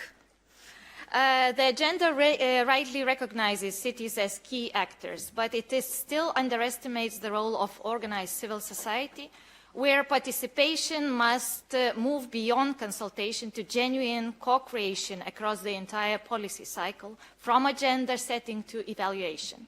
This is particularly important when we talk about inclusion, To make cities truly livable, we must systematically address barriers faced by various vulnerable groups, including persons with disabilities. Accessibility, universal design, and reasonable accommodation are not optional, they are precondition for participation. This must apply across all areas: housing, transport, public spaces, and also emergency preparedness. So I am very grateful for the rapporteurs to accept amendments that I proposed to really include this disability and inclusion perspective into the opinion. Thank you. Thank you very much, Deville. And finally to Peter O'Banney, sitting at 347. Peter, for 1 minute, the floor is yours. Thank you, Mr. President. As a new member, this is my first time participating in a study group. So I would like to thank the chair, the rapporteur, the co-rapporteur, and the members for their constructive work. Livability is a complex concept that goes beyond the quality of physical infrastructure. It encompasses the comfort of everyday life, a healthy environment, access to public services, the strength of communities, and ensuring a livable environment for future generations. The definition in the new Leipzig Charter, the just, green, and productive city, clearly captures the three pillars upon which the European concept of livability can be built. I would like also to draw attention to the importance of the tourism sector for the economic development of livable cities. By avoiding the phenomenon of over-tourism, a smarter, more sustainable and more resilient urban tourism is an important pillar of the local economy. Let's not forget that 75% of Europe's population lives in cities and 70% of Europe's GDP is generated in cities. Thank you very much for your attention, and please support the report. Thank you very much. Thank you. Very much, Peter. Now I go back to the rapporteurs, and Mr. Marin, you will have 1 minute. Thank you, Mr. President. Well, a couple of points. The relation with MFF, I think it is important. The cities deserve a ring-fenced budgetary line from my point of view. I think that it is important, and it is highly mentioned in your opinion, the fact that we need structured dialogue which is involving all the civil society, social partners, but also civil society organizations, which in this field is not necessarily lacking, but it's not that structure. So we are transmitting very specific messages and recommendations towards this point. I think that also mentioning our committee together with Committee of the Regions, it is important. And in the end, I will have to say that the fight for our sustainable future will be lost or won in the cities. Thank you, Mr. Melas, from the Secretariat for your help, and please vote in favor of this opinion. Thank you very much, Florian. And to Roman, you have 1 minute, please. Thank you. My friend Florian said everything. So I just want to remind, we are in the time in which we are planning the 28+ period, and also how the funds will be used. And you can play a role as an organized citizen society in this process. And one of this is the urban development, but also how we will use the funds in the future. So please be active in this period because it's necessary. Thank you. Thank you both, and congratulations to both of you for the work you've put into this. We now have a series of amendments which seem to be all accepted. Nonetheless, I need to note each of them to make sure that the floor agrees. So I'm starting with 2.9. Again, there has been a proposal, but it's accepted by the rapporteurs, and therefore, I'm looking around, it's also accepted by the floor. 2.10, again, an amendment accepted by the rapporteurs and also by the floor. 2.14, amendment proposed and accepted by the rapporteurs and by the floor. 2.14, that's accepted as well and also by the floor. 2.15, agreed by the rapporteurs, agreed by the floor. 3.4, is also accepted by the rapporteur and by the floor. 3.9 accepted by the rapporteurs and by the floor. 3.10 is accepted by the rapporteurs and by the floor. 1.4 accepted by the rapporteurs and by the floor. 1.4 number 10 also accepted by the rapporteurs and also, it seems, and is by the floor. So that means we have an opinion ready to be put to the vote, which I now declare open.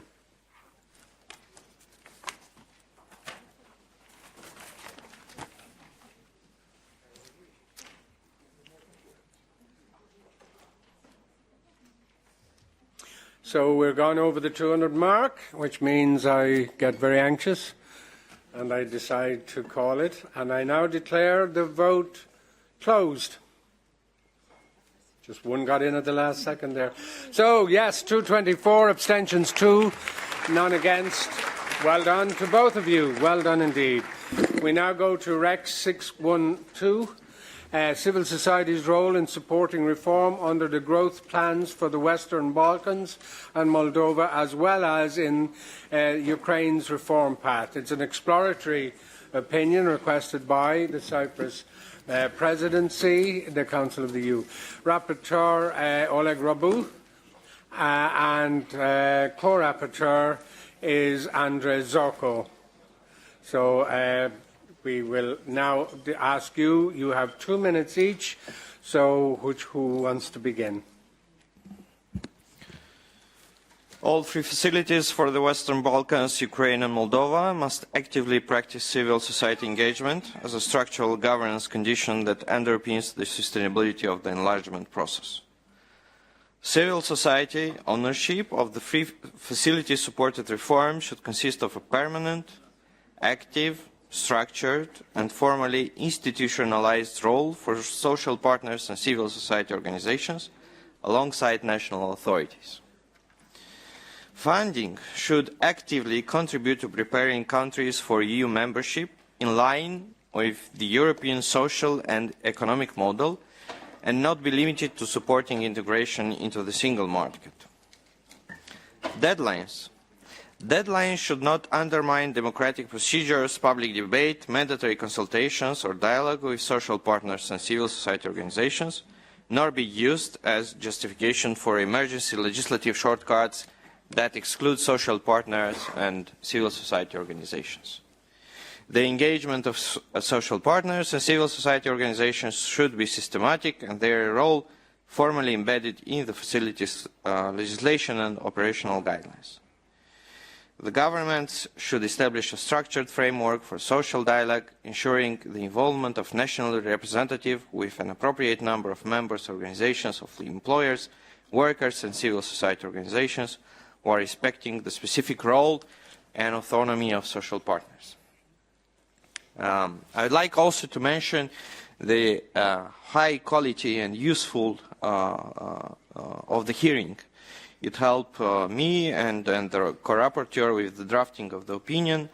I would like to thank to the REC Secretariat, David, Nadia and Katarina, also to the president of the study group, Andris Gobins, who actually had a good idea to invite all the enlargement candidate members to join the hearing online.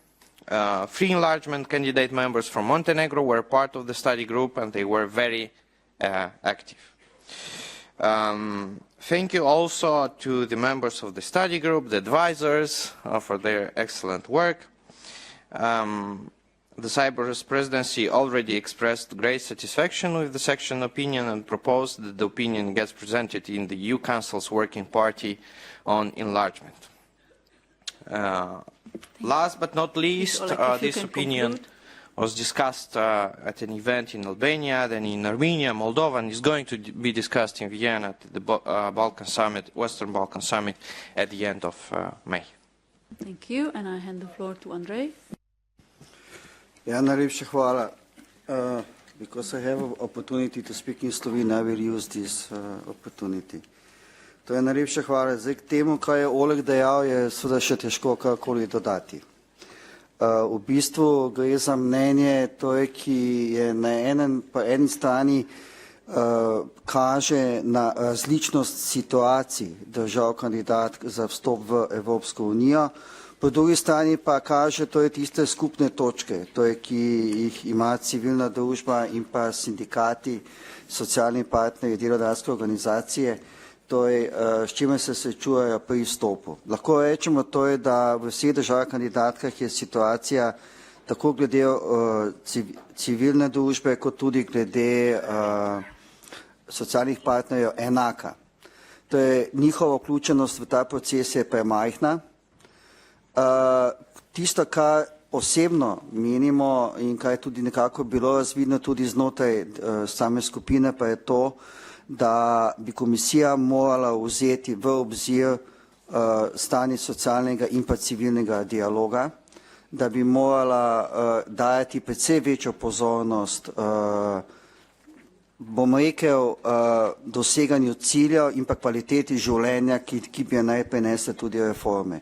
Financiranje socialnih partnerjev, civilne družbe je še kako pomembno in ta okvir mora biti transparenten, jasen, predvsem pa mora biti dosegati cilj. In cilj se lahko dosega tudi na ta način, da so socialni partnerji, civilna družba dejansko vključeni tudi, pravočasno vključeni tako v kreiranje teh reform, kot tudi v njihovo spremljanje, pa tudi v izvajanje. In to se mi zdi še kako pomembno. Na koncu bi se želel zahvaliti vsem članom študijske skupine. Bilo je dinamično, ampak izredno kvalitetno in razprava vseh članov študijske skupine je bila neverjetna dobra in so tudi pripomogli k temu, da je to mnenje takšno, kakršno je tudi danes pred vami. Tako da to mnenje ni samo mnenje poročevalca in pa mene kot soporočevalca, ampak je tudi mnenje vseh članov študijske skupine in pa seveda hvala tudi sekretariatu in pa tudi obema strokovnjakinjama, ki sta bila nama na voljo. Še enkrat hvala. Thank you very much. And now I open the floor for the debate. And the first speaker is Monika Panayotova. The floor is yours. Thank you, Vice President. I would like to congratulate the rapporteurs for their excellent work. I also would like to commend the Cyprus presidency for its strong efforts in advancing enlargement and hope that the next Irish presidency will continue working intensively to welcome a 28 member state soon. The European perspective remains a strong stimulus for reforms and the European Union's most successful foreign policy tool.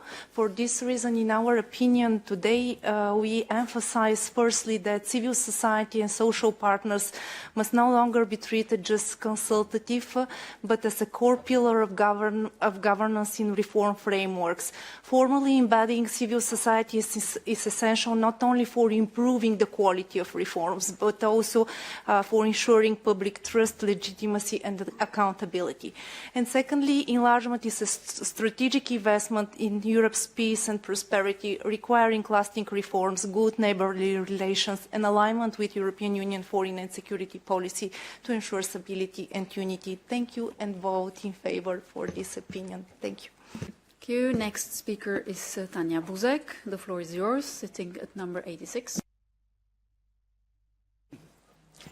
Thank you very much. I just wanted to very briefly take the floor to thank the rapporteurs, but in particular, as Andrew had said, also thank you very much to a very dynamic study group. It was for me also an opportunity actually to revisit my very early work experience when we, as back then for me, Austrian Trade Union Confederation, supported our colleagues in Hungary, the Czech Republic, going also with Slovakia and also with Andrej, that's how we met in Slovenia, to pass on our Austrian experience back then when Austria joined the European Union to our colleagues there. And what I said also in the study group, we must not forget, actually, the majority of us, we were at one point in this very situation being civil society in an accession country. So we have so much to pass on. I'm so happy to see so much here also in this opinion. And I can only confirm what also you had said, the Cyprus presidency has so much appetite actually to work with this opinion. It was for me a pleasure to preside the REC section when we had the adopted the opinion, and it's a very good sign that also you have the opportunity to present it in the Council meeting, and I just wish you the best of luck for the summit in Vienna. Vienna is beautiful in May. Thank you. Thank you, Tanja, for sharing your experience. And next speaker is Lidija Pavić-Rogosić. Hvala. Kao članica studijske grupe mogu reći da mišljenje jasno pokazuje EU instrumente i naglašava ključnu ulogu civilnog društva za transparentne reforme, posebno ondje gdje su anti-EU narativni snažni. No u tim zemljama i dalje vidimo slabosti u upravljanju, nedovoljnu koordinaciju i premalo uključivanje lokalnih vlasti i civilnog društva. Za stvarnu transformaciju oni moraju biti uključeni od početka jer donose stručnost, lokalno znanje i razumijevanje kako reforme funkcioniraju na terenu. Potrebne su jasne povratne informacije o tome kako se prijedlozi uvažavaju, te naravno zaštita watchdog organizacija. Okruženje za rad je često otežano, ali bez slobode udruživanja i zaštite od političkog pritiska konzultacije i sudjelovanje postaju formalnost i zbog toga je financiranje važno, mora biti dugoročno i predvidljivo. I na kraju ne smijemo zaboraviti ulogu nezavisnih medija i istraživačkog novinarstva koji ostaju ključni saveznici. Hvala. Thank you, Lidija. And the next speaker is Andris Gobinč. Thank you, President, and I would like to thank, first of all, both rapporteurs on this opinion, because you both not only wrote a great opinion, but you agreed as well to this extremely well placed, I think, method that we invited all candidate members which we have here. 160 invitations went out and several of them were accepted. We had more than 40 people from all candidate countries participating in the hearing and contributing to the quality of this opinion. The only thing I'm sad about is that we did not have more characters in the opinion, because we had extremely concrete suggestions which would be worth and will be worth to be shared during the Cypriotic presidency, where already several invitations were expressed. Just three of them in very short. First is actually the existing participation tools need to be used and widened and deepened. There is best practice existing. For example, Montenegro allows civil society to be sitting at the table during the negotiations of EU accession.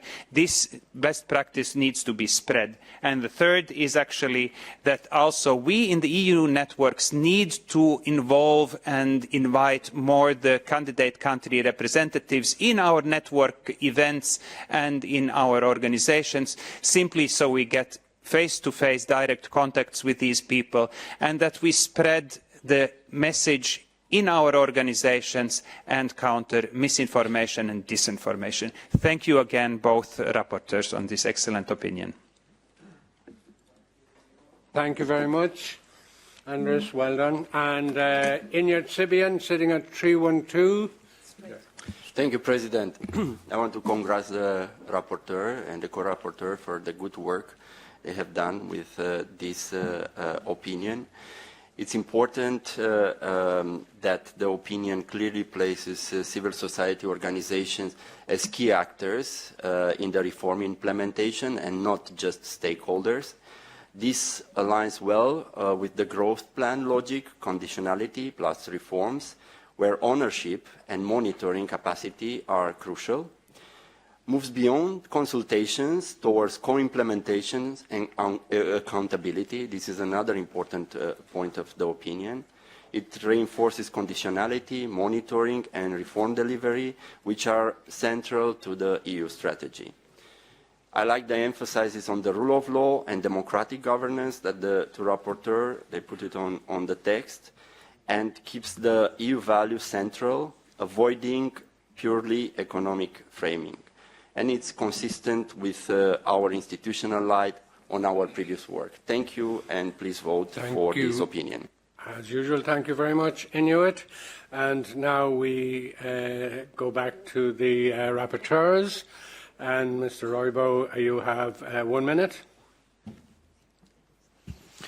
Thank you. Thank you, everyone. I think this opinion is also a good opportunity to recap our role as social partners and civil society, and to recap it and to promote again and again as needed. As Tanya said, it's also about our experience, and maybe that was the reason we were so engaged in discussions during the study group. One of the conclusions is the role of the civil society is a role of co-driver. It's not a role of a partner that is good when it is needed, but rather when it has a position that challenges the situation or the status quo. I'd like also to thank you to the previous work of this committee, because that helped us a lot to build on. Thank you. Thank you very much. And Mr. Zorko? Najlepša hvala, predsedujoči. Širitev Evropske unije je političen proces, ampak političen proces, ki pa ima neposredne posledice na življenje ljudi v državah kandidatkah in tudi na življenje ljudi, to je v Evropski uniji. In ravno iz tega razloga je vloga civilne družbe, vloga socialnih partnerjev, njihova aktivna vključenost v te procese, reformne procese, še kako pomembna. Vendar ta vključenost mora biti dejanska. To pomeni torej, da ne da se vključi zgolj na formalni ravni, ampak da aktivno sodeluje tudi pri izvajanju teh reform. Namreč velikokrat opažamo, da Evropska komisija zgolj nekako formalno vključi socialne partnerje, brez tega, da bi se preverjala njihova dejanska vključenost. In to je tisto, kar je samo mnenje tudi želelo poudariti.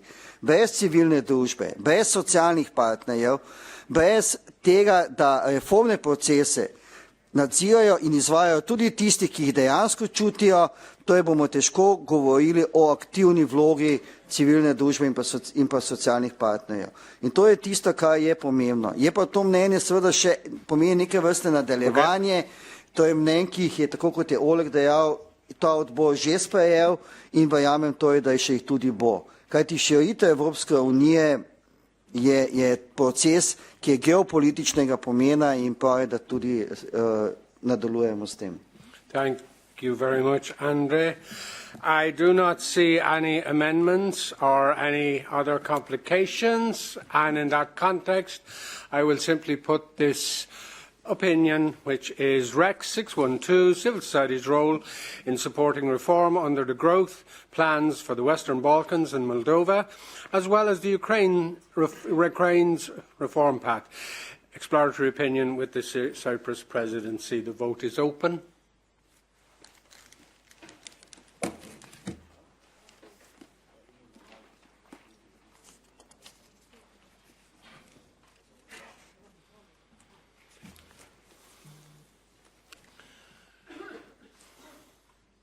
So we're now moving to a few more. I now declare the vote is closed. Just a vote. And we have 193 saying yes, no 1, and abstention 4. Well done and congratulations to both rapporteurs. Let us go to REX 613. The role of the private sector and civil society in strengthening economic cooperation within the Pact of the Mediterranean. Exploratory opinion requested by the Cyprus presidency. And the rapporteur is Thomas Josef Burkhardt, Waxamer, my good friend, Thomas. And Korab Lidja. Okay. The floor is yours. 2 minutes each. Vielen Dank, Mr. President. Werte Kolleginnen, werte Kollegen, meine Co-Rapporteurin und ich haben die Stellungnahme dank der Anna Lindh Foundation unter der aktiven Mitarbeit von 3 JugendvertreterInnen zusammen mit unseren Beraterinnen und den Mitgliedern der Studiengruppe in guter Kooperation ausarbeiten können. Vielen Dank dafür. Der neue Pakt für den Mittelmeerraum kann nur dann erfolgreich sein, wenn Frieden und Stabilität in der gesamten Region gewährleistet sind. Deshalb ist es entscheidend, dass alle Konfliktparteien die Gewalt sofort beenden und die Menschenrechte achten. Die Europäische Union trägt hierbei eine besondere Verantwortung, aktiv Dialog und Vertrauen zu fördern. Dieser Pakt bietet eine echte Chance für eine positive Zukunft, jedoch nur durch gleichberechtigte Partnerschaft und konkrete Verbesserungen für die Menschen vor Ort. Eine enge Einbindung der Zivilgesellschaft ist dabei unerlässlich. Gleichzeitig müssen wirtschaftliche Reformen insbesondere kleine und mittlere Unternehmen stärken, nachhaltige Entwicklung fördern und faire Arbeitsbedingungen sichern. Investitionen, Innovation und soziale Gerechtigkeit müssen Hand in Hand gehen. Besonders wichtig ist es, junge Menschen und Frauen aktiv einzubeziehen und ihnen echte Perspektiven zu bieten. Nur so kann ein langfristiger Wohlstand entstehen. Mehrere von der EU finanzierte und internationale Finanzinstitutionen sind bereits in der Region aktiv, müssen sich jedoch stärker koordinieren, um effizienter zu arbeiten und ihre Wirkung zu maximieren. Darüber hinaus könnte ein zusätzlicher Finanzierungsmechanismus Infrastruktur, KMUs und die Sozialwirtschaft unterstützen. Ich möchte mich recht herzlich bei meiner Co-Rapporteurin Lydia für die besonders gute Zusammenarbeit bedanken.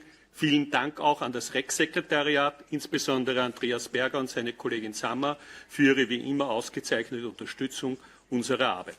Danke für die Aufmerksamkeit. Thank you very much, Thomas. And Lydia, the floor is yours for 2 minutes.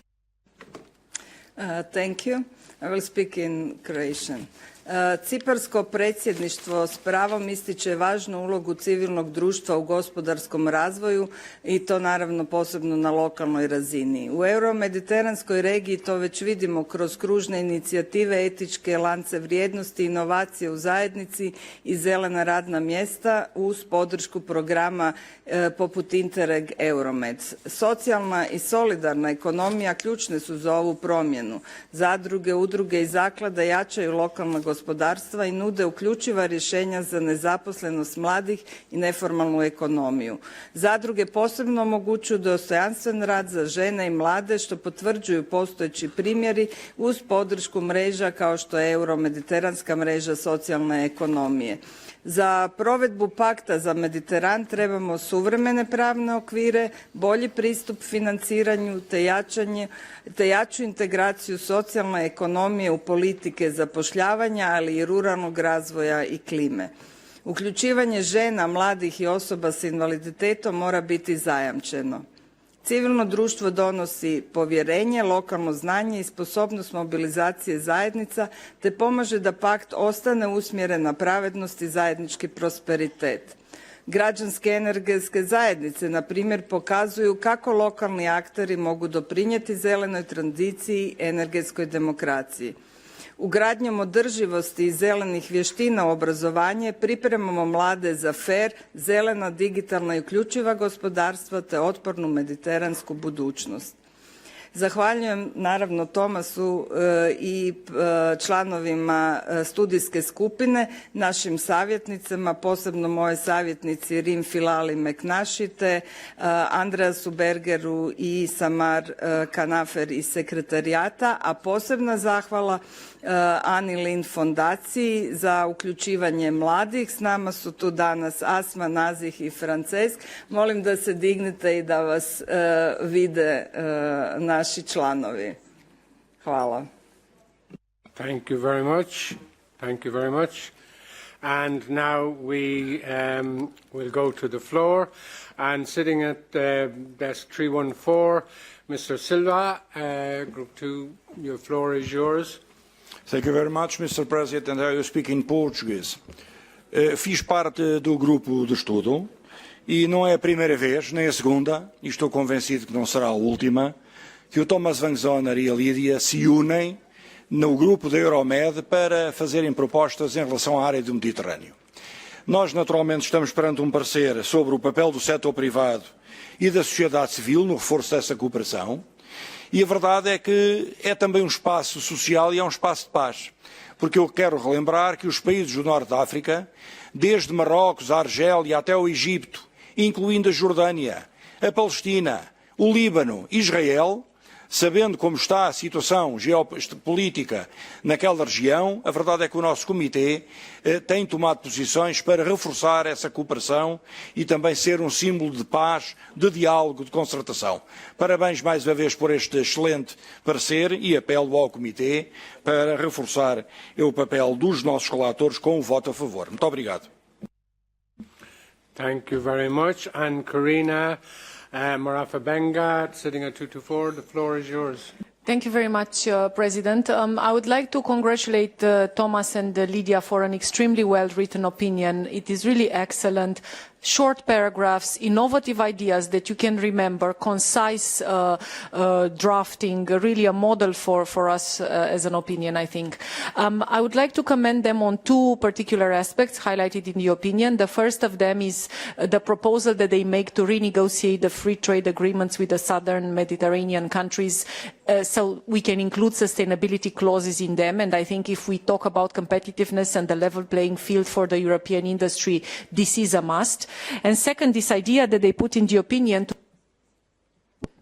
to explicitly recognize natural capital within an investment framework that rewards ecosystem investments and nature-based investments. I think, colleagues, this should be an approach, strategically speaking, that we promote in the committee beyond the Mediterranean, how nature-based solutions can actually be a long-term driver of economic competitiveness. Thank you. Excellent, thank you very much. And I now go back to the rapporteurs, 1 minute each. Thomas? Ja, vielen Dank für die Wortbeiträge. Ja, ich kann beiden nur zustimmen. Danke auch für das Lob an die Arbeit. Das Lob gebührt ja, wie gesagt, der Studiengruppe, Mitgliedern, meiner Co-Rapporteurin, mir. Und wie gesagt, wir haben schon betont, insbesondere den 3 Jugendvertreterinnen, die heute im Saal anwesend sind. Und die haben sich wirklich aktiv eingebracht. Es ist eine Kollegin aus Tunesien, ein Kollege aus Algier und ein Kollege aus Spanien. Und ich würde Ihnen einmal einen Applaus spenden. Bitte.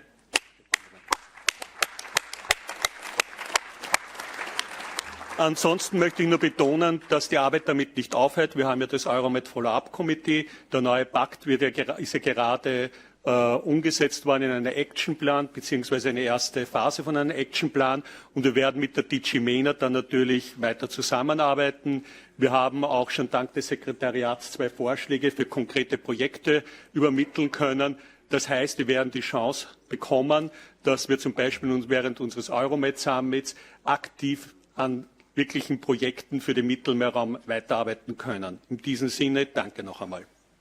Thank you very much, Thomas. And now Lydia for 1 minute.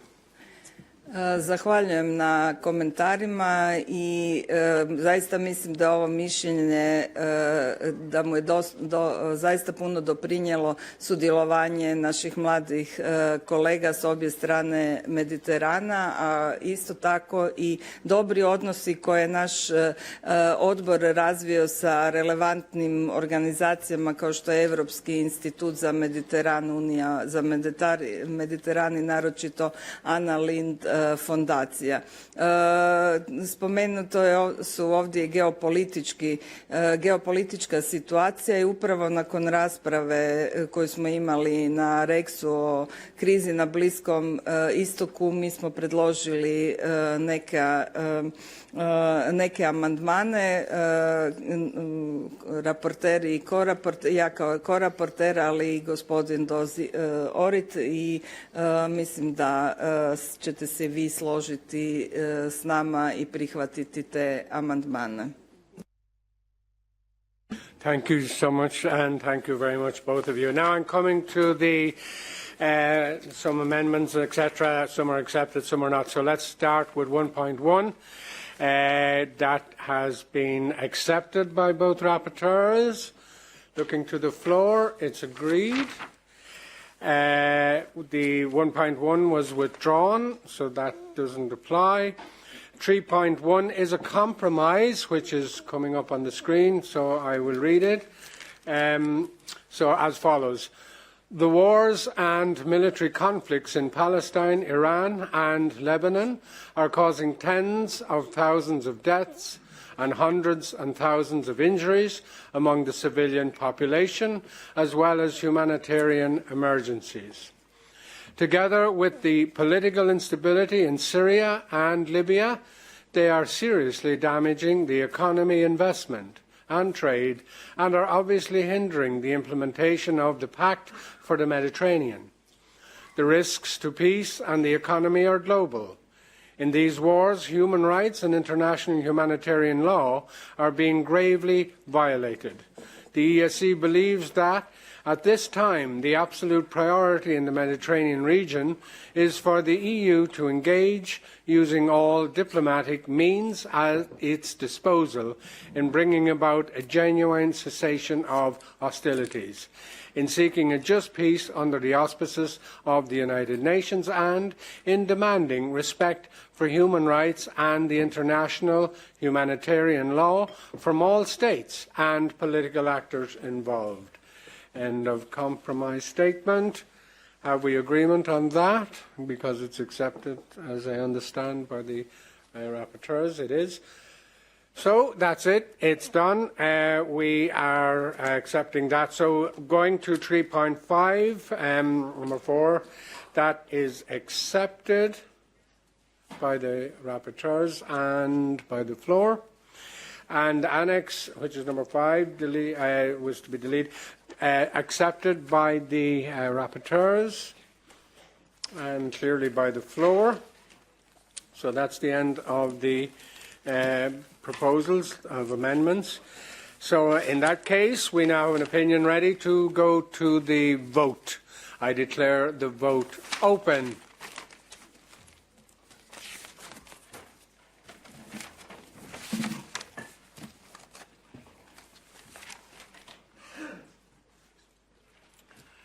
Okay.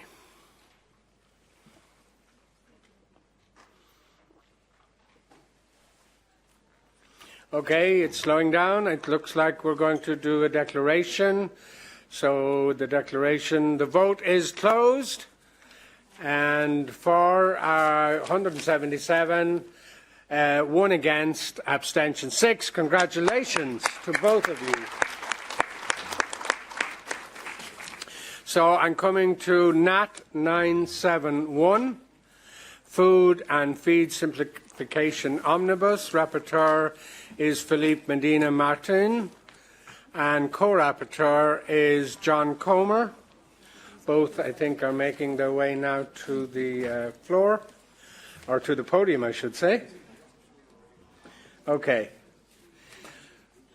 So when you're ready, you have 2 minutes each. And I'm not sure who's starting. So the floor is, Philippe, you're starting first. Okay. Yes, thank you very much, Mr. President. I'm going to speak Spanish. Buenas tardes. Bueno, hoy tenemos el honor, el compañero John Comer y yo, de traer a votación y a presentar este dictamen sobre el paquete de simplificación relacionado con las normativas alimentarias y de alimentación animal. Y bueno, el dictamen ha sido tremendamente complejo en tanto en cuanto, pues como saben, los paquetes ómnibus incluyen una gran cantidad de propuestas por parte de la Comisión de modificar diferentes normativas, diferentes reglamentos, diferentes directivas, y su complejidad ha sido tremendamente alta, con lo cual quiero agradecer sobre todo al staff del CSI y a Martín, que hoy no está aquí, que ha sido la encargada de llevar todo el peso del trabajo, pues su esfuerzo, su dedicación y gran parte del éxito es de ella. Bueno, el dictamen, básicamente, en coherencia con el resto de dictámenes sobre los paquetes ómnibus que hemos realizado en esta casa, habla de la necesaria simplificación normativa y acoge de buen grado esta propuesta de la Comisión, siempre y cuando, pues como siempre decimos, no menoscabe ni los derechos ni la seguridad de los trabajadores ni, por supuesto, la ambición ambiental, ¿no? En el dictamen nos hemos permitido incluir algunas recomendaciones sobre lo que echamos de menos en la propuesta de la Comisión. No nos hemos limitado a valorar lo que la Comisión incluía, sino que hemos incluido también algún comentario, por ejemplo, en relación con las normativas, con el reglamento de modernización de subproductos animales, o que algunos tienen más de 15 años y que conviene su reforma. En cualquier caso, bueno, Se hacen una serie de reflexiones también sobre la necesidad de fortalecer el mercado único y algún tema específico sobre uso de drones y demás que ahora comentará mi compañero John Comer. Muchas gracias. Thank you very much. And before I ask John, just take your time, John, we're coming to almost 6:30. The language regime slightly changes. People can speak in French, German, English, Italian, Greek, Spanish, Polish, Slovak, Slovenian, Bulgarian, Romanian, Croatian, and listen to in French, German, English, Italian, Spain and Polish. Can I say, first of all, I'm really grateful. We are moving ahead of time, so hopefully we won't be as long as we thought. There is food outside, but I really need people to stay because it's important that we keep the quorum going. And as I said, this will be the last time the plenary is so late. So I appreciate your cooperation. I really do, strongly. But it is important work, and it's important that we give respect to the latter opinions by staying in the House. There is food outside, lots of it, so get your bites, but come back in and keep and treat with respect the opinions. They're all important. So, John, you have 2 minutes, and let's respect John's opinion as well. Thank you very much indeed. He's Irish, so I make the joke. Look,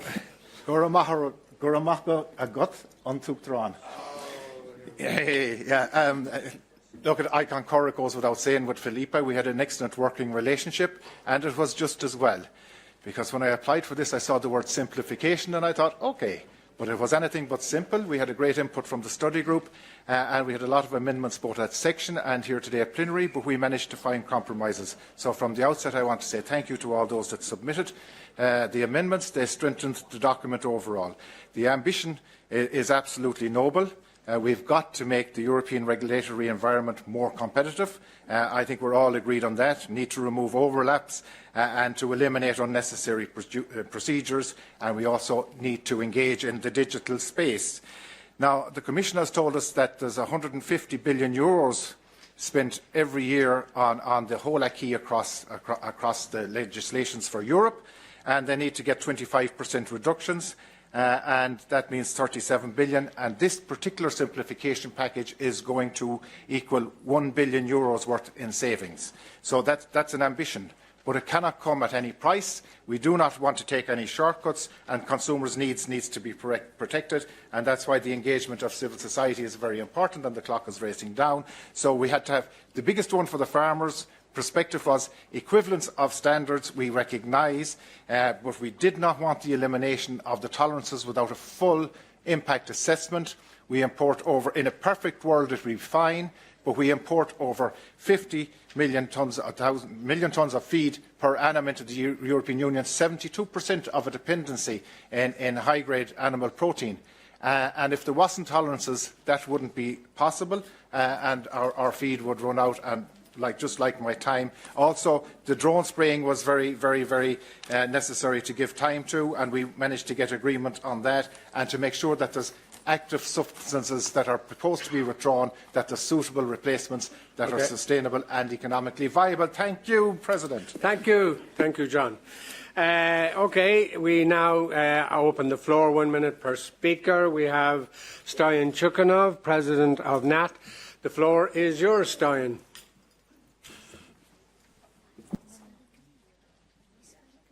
Thank you very much, Séamus. Thank you. Well, this is a very heavy file in terms of legislative facts that are actually addressed in this file. So that's why when I heard the news that actually those two colleagues are the rapporteur and the co-rapporteur, I felt relief. Why? Not only because they're very experienced members of the committee and they've been working as rapporteurs, but because they are professional players in their segment of the agri-food system, both in the different segments. So they brought really an expertise that is invaluable, absolutely, because what we need now, we don't need a deregulation. We need to simplify the mechanics, how the agri-food system works. And this is exactly what they are doing in this opinion, because they welcome the proposal from the Commission. We need simple rules without deregulation and compromising the highest possible food standards that we enjoy in our continent and our union. Thank you. Thank you very much. I don't see any other speakers, so we go to the rapporteurs. And Philippe, or you respond, and John, if you wish. 1 minute each. Gracias, presidente. Bueno, yo quiero agradecer públicamente tanto la intervención del presidente de la sección de Stoyan como su apoyo durante todo el proceso de elaboración del dictamen, porque evidentemente, bueno, pues dada la complejidad del mismo, pues le tocó en algún momento dado del proceso pues mediar para intentar que nos pusiéramos de acuerdo los ponentes con los compañeros que presentaban las enmiendas. Y yo creo que finalmente hemos llegado, bueno, pues a una muy buena solución de consenso que ha logrado que en el dictamen se recojan las principales ideas de lo que como comité tenemos que o queremos proponer en esta materia. Con lo cual, gracias por la intervención y por la ayuda durante todo el proceso. Thank you very much, Philippe. And John, 1 minute. Thank you, President. Yeah, just in Europe we had 131. We had 13,000 pieces of legislation in the EU, and in a comparable period in the US, we had 3,500. So there's a huge gap, and there's a huge cost. So we need to do our business more efficiently without compromising principles or consumer safety. In relation to the drone spraying, it's a huge part of the efficiency of pesticides. And pesticides was a big part of this simplification process, but it's also one that we have to be very careful with to make sure that the workers' health is protected, neighbouring farms is protected from drift spray, and so on and so forth. But there are, I know it can be contentious, but there's huge potential savings to the environment there as well if we get the right product and we get it put on at the exact right rate with a way more precision than if you're doing it with old technologies. So that's an important point to emphasise. And again, thank you. I see Monica's here, and to Martine. Huge work from the Secretariat. There was a huge amount of emails involved in this, and I certainly think we achieved it at the finish. I hope you concur. Thank you, John. Thank you very much. Okay, we're coming to, apparently there's 3 compromises. They're very much interlinked, and there's agreement with all the groups and all concerned that I read one of the compromises because they're all connected. So I'll read it as follows, which I think I start at C, do I? Yes. Active substances for which a limited period of approval is set, the length of which is to be recommended by the authority in accordance with Article 6, in brackets J, in particular in the light of relevant uncertainties and critical areas of concern emerging from the risk assessment, including as a result of data gaps, and for substances with mutagenic, carcinogenic or reprotoxic properties, as well as indocine. Well, you're dead right, John. It wasn't simple. So is that the end of the... We have 2 more lines. 2 more lines, sorry. Disruptors that may cause adverse effects in the humans and in non-target organisms. That's it, I think. So that's understood. That's accepted by the rapporteurs. By the floor as well. We're okay? Yeah. If that's the case, we have, and I'm just checking, we have an opinion ready for the floor. For voting, I declare the vote is open.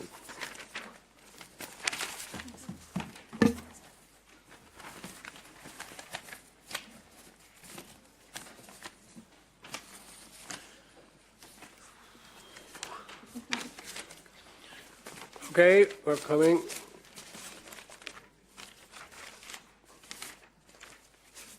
Yep, I'm now about to declare the vote is closed.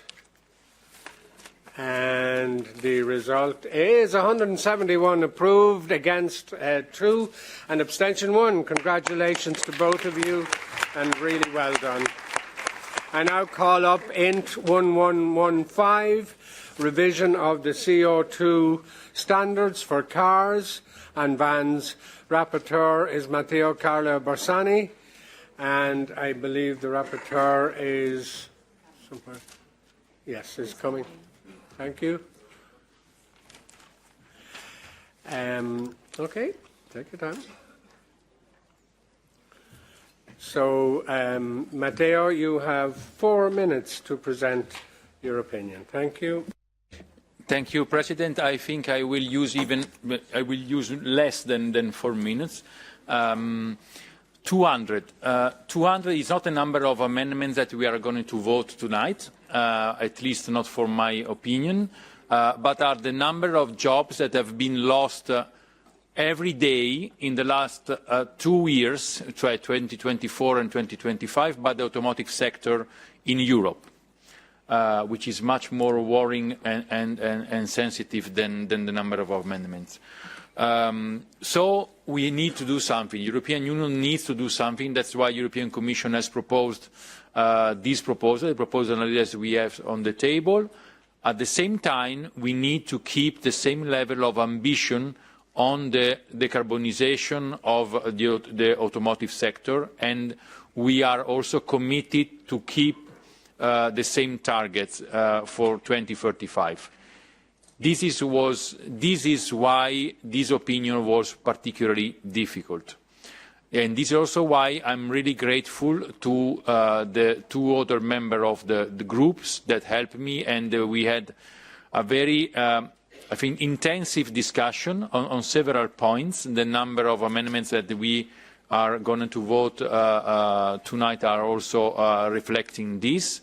But I think that at the end we found a balance that is fair, is hopefully useful for the co-legislators, and I hope that you, colleague, will approve this opinion. Thank you. Thank you very much, Matteo. And now I will put that to the floor. And I see sitting at 69 is Mr. Bergerath. The floor is yours for 1 minute. Liebe Kolleginnen und Kollegen, es ist klar, Elektromobilität muss der Hauptweg zur Dekarbonisierung des Verkehrssektors bleiben. An diesem strategischen Ziel darf nicht gerüttelt werden aus Klima- emotionale Diskussion zur CO2-Regulierung. Ambitionierte Ziele brauchen realistische und faire Umsetzungsbedingungen, sonst verlieren wir Akzeptanz, Investitionen und am Ende Arbeitsplätze. Ich begrüße ausdrücklich die Bereitschaft des Berichterstatters, 2 Punkte aufzunehmen, die für den Erfolg der Regulierung entscheidend sind. Erstens, Made in the EU. Europäische Wertschöpfung ist Voraussetzung dafür, dass Transformation hier Arbeitsplätze sichert und neue schafft. Zweitens, die soziale Konditionalität. Wenn Politik Flexibilität und Förderung ermöglicht, dann braucht es Rückbindungen an Beschäftigungssicherung, Qualifizierung und Standorte in Europa. Die CO2-Regulierung kann nur dann tragen, wenn Klimaschutz, industrielle Stärke und soziale Verantwortung zusammengedacht werden. Genau dafür setzt die Stellungnahme ein wichtiges Zeichen, und das sollten wir weiter stärken. Ich danke. Thank you very much. Thank you very much. And now I go to Karina Rafa-Benga. The floor is yours for 1 minute. Thank you. Thank you, President.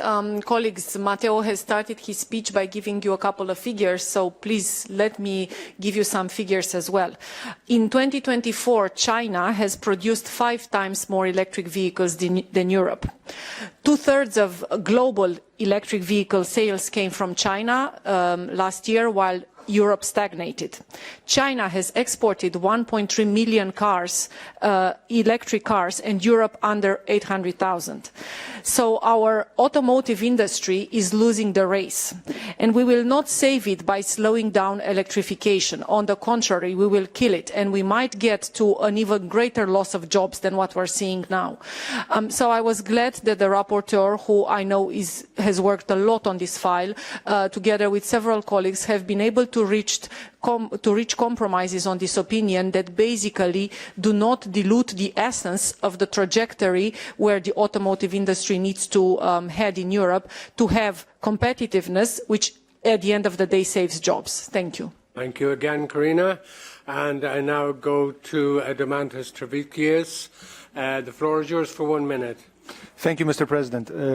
Thank you, Rapporteur, for the opinion. Sometimes I wonder if we receive the same signals that market gives us. Last month, Skoda announced that it is leaving Chinese market. What does it say? The European car makers are not competitive and making cars that are losing demand, and actually are making 3 million cars less than before coronavirus. It is clear that electrification is the only way forward, and we need to help European car makers to go in that direction faster. Opinion on CO2 standards could have been a great opportunity, because no amount of free trade agreements and biofuels will help. Indians, Brazilians and others are already electrifying their fleets, even Europeans.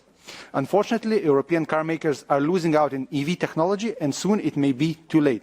I would like to thank Pepe and Dirk for amendments. Thank you. Thank you, Mr. Trasavigius. And now I go to the rapporteur to reply. 1 minute. I think I will save another minute and I will stick to that. All right, thank you. Okay, thank you very much. I'm coming to the point of amendments, etc. So we will, we have a compromise. It's 2.7, and I will read it as follows. The EESC welcomes the need to maintain electrification as the principal path to achieve road transport decarbonisation. However, it acknowledges that, despite recent positive trends, the current uptake of battery electric vehicles is still far from sufficient to meet existing emission reduction targets, revealing the persistence of a significant gap between current market performance and regulatory targets. Bridging this gap requires a balanced combination of regulatory flexibility necessary to avoid sector-based deindustrialisation in Europe and potential employment disruptions, together with incentive mechanisms to promote investments in the electrification and digitalisation of vehicles. Appropriate ways should be found to take into account social, environmental and innovation objectives. End of compromise, which is accepted, I understand, and it's also accepted by the floor. That's great, thank you very much. 2.12 is accepted by the rapporteur. Looking round, it's also accepted by the floor. And we have another compromise, which on 2.17 reads as follows. In addition, with reference to 2030 emissions reduction target for passenger cars, the ESC highlights the need to strengthen efforts to stay on track with climate objectives. In this regard, the introduction of super credits and 3-year flexibility for the 2030 target are welcome, as they can serve as useful tools to support the industry in achieving a decarbonisation pathway that is both socially and economically sustainable while remaining aligned with broader environmental objectives. End of compromise, as accepted by the rapporteur, and I'm again looking round at the floor. There is no objections, it's accepted, so that's included. We go to 4, Amendment 3. It's accepted by the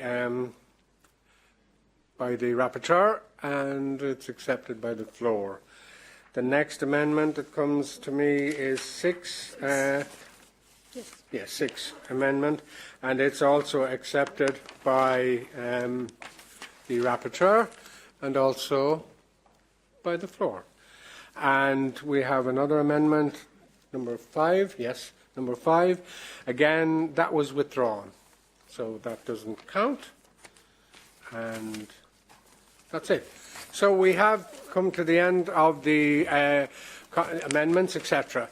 So I now put this opinion to the floor. I'll call it out first. It's INT 1115, revision of CO2 standards for cars and vans.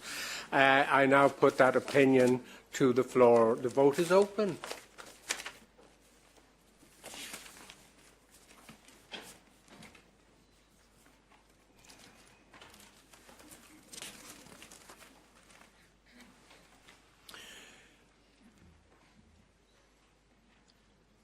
Thank you very much. You're doing well. I now declare The vote is closed. Just about. And the result, very good. 171 yes, against 3, abstention 8. Well done and congratulations to you. So I call now SOC 852, EU Competitiveness and Youth Entrepreneurship, an exploratory opinion by the Cyprus Presidency. The rapporteur, I know, is Giuseppe Guerini, but I think we have, I'm not sure, we have a change. Okay. So we have Maria Lourdes Marquez. I hope I've got that right. Welcome indeed. Thank you very much for stepping in. So I give you the floor. I think you have 4 minutes. The floor is yours. Okay, thank you so much, President. I'll continue in Spanish.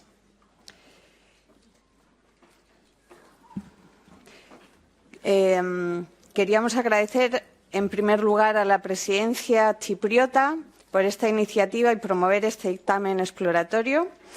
Este dictamen presenta el emprendimiento juvenil como una herramienta estratégica para reforzar la competitividad, la innovación y la resiliencia económica de la Unión Europea. Nos inspiramos en el informe sobre emprendimiento juvenil desarrollado por la OCDE y la Comisión Europea, y este informe destaca el gran interés de los jóvenes por crear una empresa, pero que únicamente en torno al 5% lo consiguen. También queremos señalar que el número de emprendedores ausentes, los que faltan, equivale al 40% del total actual, con importantes brechas entre grupos demográficos como las mujeres, los jóvenes y las personas con discapacidad, entre otros. Esta brecha pone en manifiesto un importante potencial sin explotar en toda la Unión Europea. Consideramos que estas desigualdades estructurales requieren la urgente necesidad de promover vías inclusivas hacia el emprendimiento, el autoempleo y el empleo para todos. El dictamen destaca que el emprendimiento entre los jóvenes no es solo una forma de mejorar su acceso al mercado laboral, sino también un medio para abordar retos económicos más amplios, incluidos el cambio demográfico y la sucesión en las pymes. El documento identifica también varios obstáculos clave, como las dificultades en el acceso a la financiación, cargas administrativas y regulatorias, falta de competencias empresariales y financieras y acceso limitado a redes, mercados y sistemas de apoyo. Para abordar estos desafíos, el dictamen recomienda un enfoque holístico. Aboga por el desarrollo de instrumentos de financiación alternativos, más allá de los préstamos bancarios tradicionales, todavía no suficientemente desarrollados en Europa. Subraya la importancia de la educación en emprendimiento en todos los niveles. Destaca la necesidad de reforzar la educación financiera y de combinar el apoyo financiero con mentoring, coaching, incubación empresarial y programas de formación adaptados. La opinión señala la importancia de reducir las cargas administrativas y la simplificación a nivel europeo, pero también a nivel nacional y local. Además, la opinión subraya el importante papel que puede desempeñar la economía social para motivar a los jóvenes al unificar el impacto social, territorial y económico, así como las diversas formas e interesantes de participación en las empresas, como las cooperativas o a través de prácticas de participación laboral, incluyendo la representación de los trabajadores. También destaca la necesidad de apoyar la internacionalización y facilitar el acceso a las tecnologías y competencias digitales, incluida la inteligencia artificial. Destaca la importancia de garantizar el emprendimiento inclusivo, la igualdad de oportunidades, haciendo hincapié en los colectivos más vulnerables y fomentar una cultura que reconozca el fracaso como parte del proceso de aprendizaje, incluido el derecho a una segunda oportunidad. Por último, el dictamen enfatiza que invertir en los jóvenes emprendedores es invertir en el futuro de Europa. Agradecer también, en nombre de Giuseppe Guerini y en el mío propio, al presidente del grupo, Jean-Michel Potier, a todos los miembros, a la sección SOC y a la Secretaría Bartek por todo su trabajo. Muchas gracias. Thank you very much indeed, Maria, and also for stepping in. I now open the debate to the floor, and we're starting, sitting at 75. Ricardo Blesi, the floor is yours for 1 minute. President, dear colleagues, every year Latvia loses around 18,000 people. This might not sound dramatic to you, but it is equivalent to losing the population of our 11th.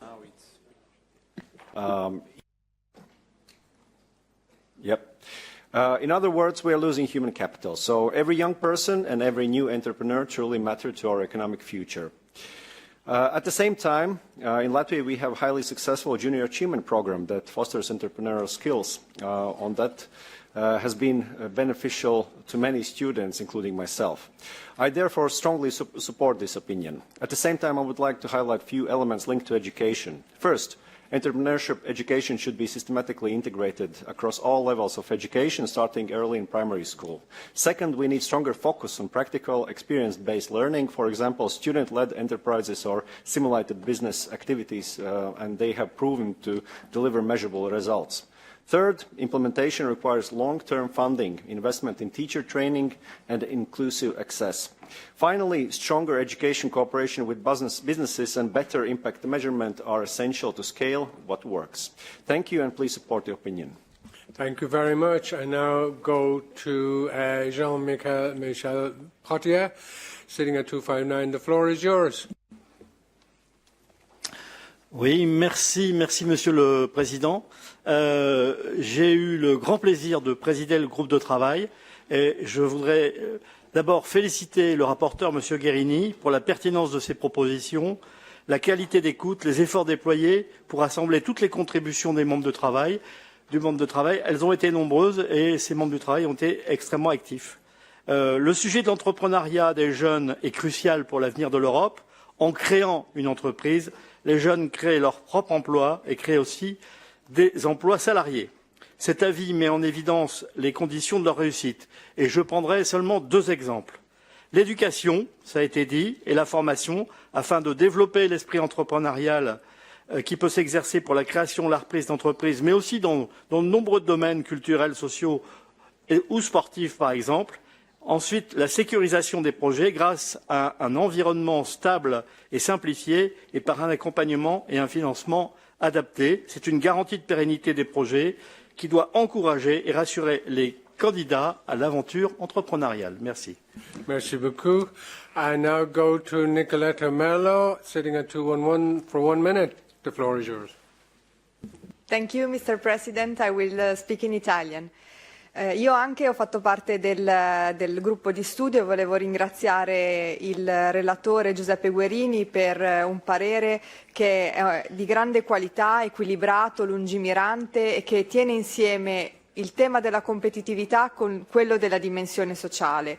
E un punto cruciale per me in questo parere è il fatto che l'imprenditorialità giovanile deve essere una scelta libera e consapevole e non al contrario un rifugio alla disoccupazione né tantomeno una forma di falso lavoro autonomo. È molto positivo anche il focus sulle competenze, ma anche sulla necessità che hanno i giovani di conoscere e comprendere meglio i propri diritti e i doveri, perché la qualità del lavoro deve restare un riferimento costante. Bene anche il riferimento alla partecipazione dei lavoratori, così come il principio del diritto alla seconda opportunità. Grazie. Thank you very much, Nicoletta. And I go to Per Hidstein, sitting at 154. Per, the floor is yours for 1 minute. Thank you. Thank you, Chair. I was also a member of the study group, and I would like to thank you also, the rapporteur, and this expert for this opinion, which I endorse. I would like to lift 2 issues in this context. Of course, young entrepreneurship is a driver for EU competitiveness and growth. However, first, excessive administrative and regulatory burdens and complexity with other facts like slowing productivity demographic challenges, and increased global competition makes it crucial to improve the framework conditions for small companies to thrive and grow. Better regulation and simplification are part of this context. Second, education and training. As stated in the opinion, it's crucial to develop an entrepreneurial mindset among the young people and also part of this context. This training should be included in school and training systems. A long-term Swedish study shows that these students later in life have 20% lower risk of unemployment and are more likely to become entrepreneurs than comparable groups, which are part of this education. Thank you. Thank you very much, Per. And yeah, that's the speakers. Yeah, that's the speaker. So I go to Maria to reply. You have 1 minute. Maria.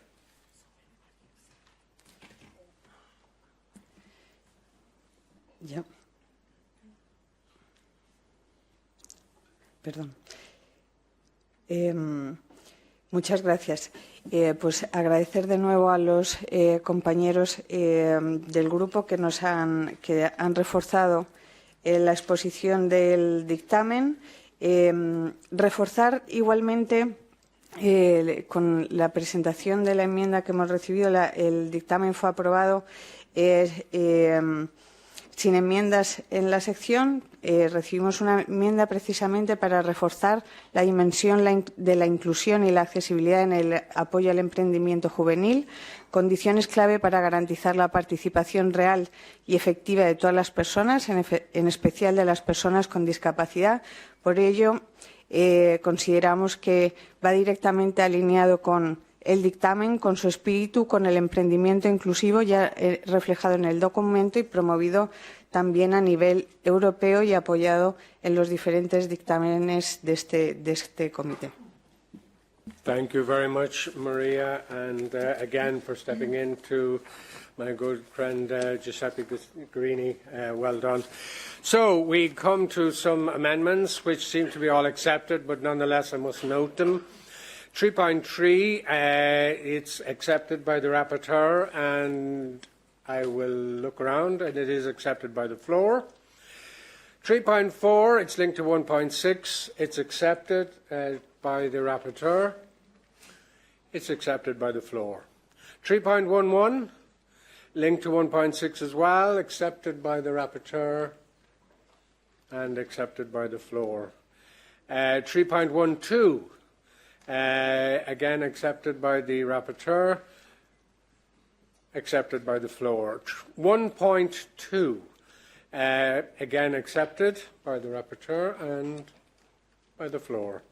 1.6, accepted by the rapporteur. It's linked to 3.4 and 3.11, and I'm looking around at the floor. It's accepted. So in that case, we have an opinion ready to vote on. The vote is open.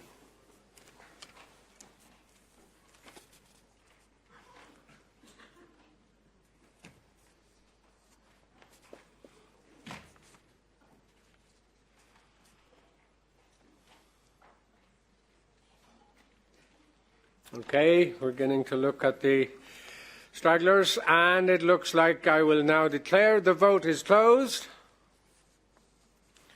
One got in at the last second, and it's 190, all in favour. Congratulations, Maria, and also to Giuseppe. Well done. So we are now looking for, I think it's the final opinion with debate, but not the final one tonight yet. We're nearly there. It's INT 1107, 2030 Consumer Agenda.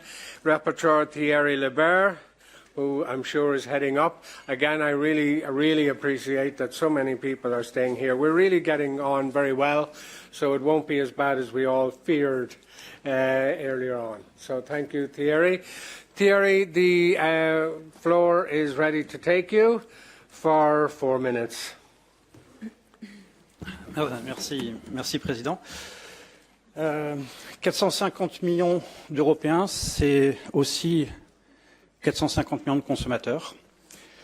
Et on a pensé que si on n'est pas capable de traiter vraiment les attentes très concrètes des consommateurs, on n'arrivera jamais à améliorer la confiance qu'on peut avoir envers les citoyens de l'Union européenne. Donc c'était un peu la base de départ, c'était d'essayer d'être très concret sur ce texte.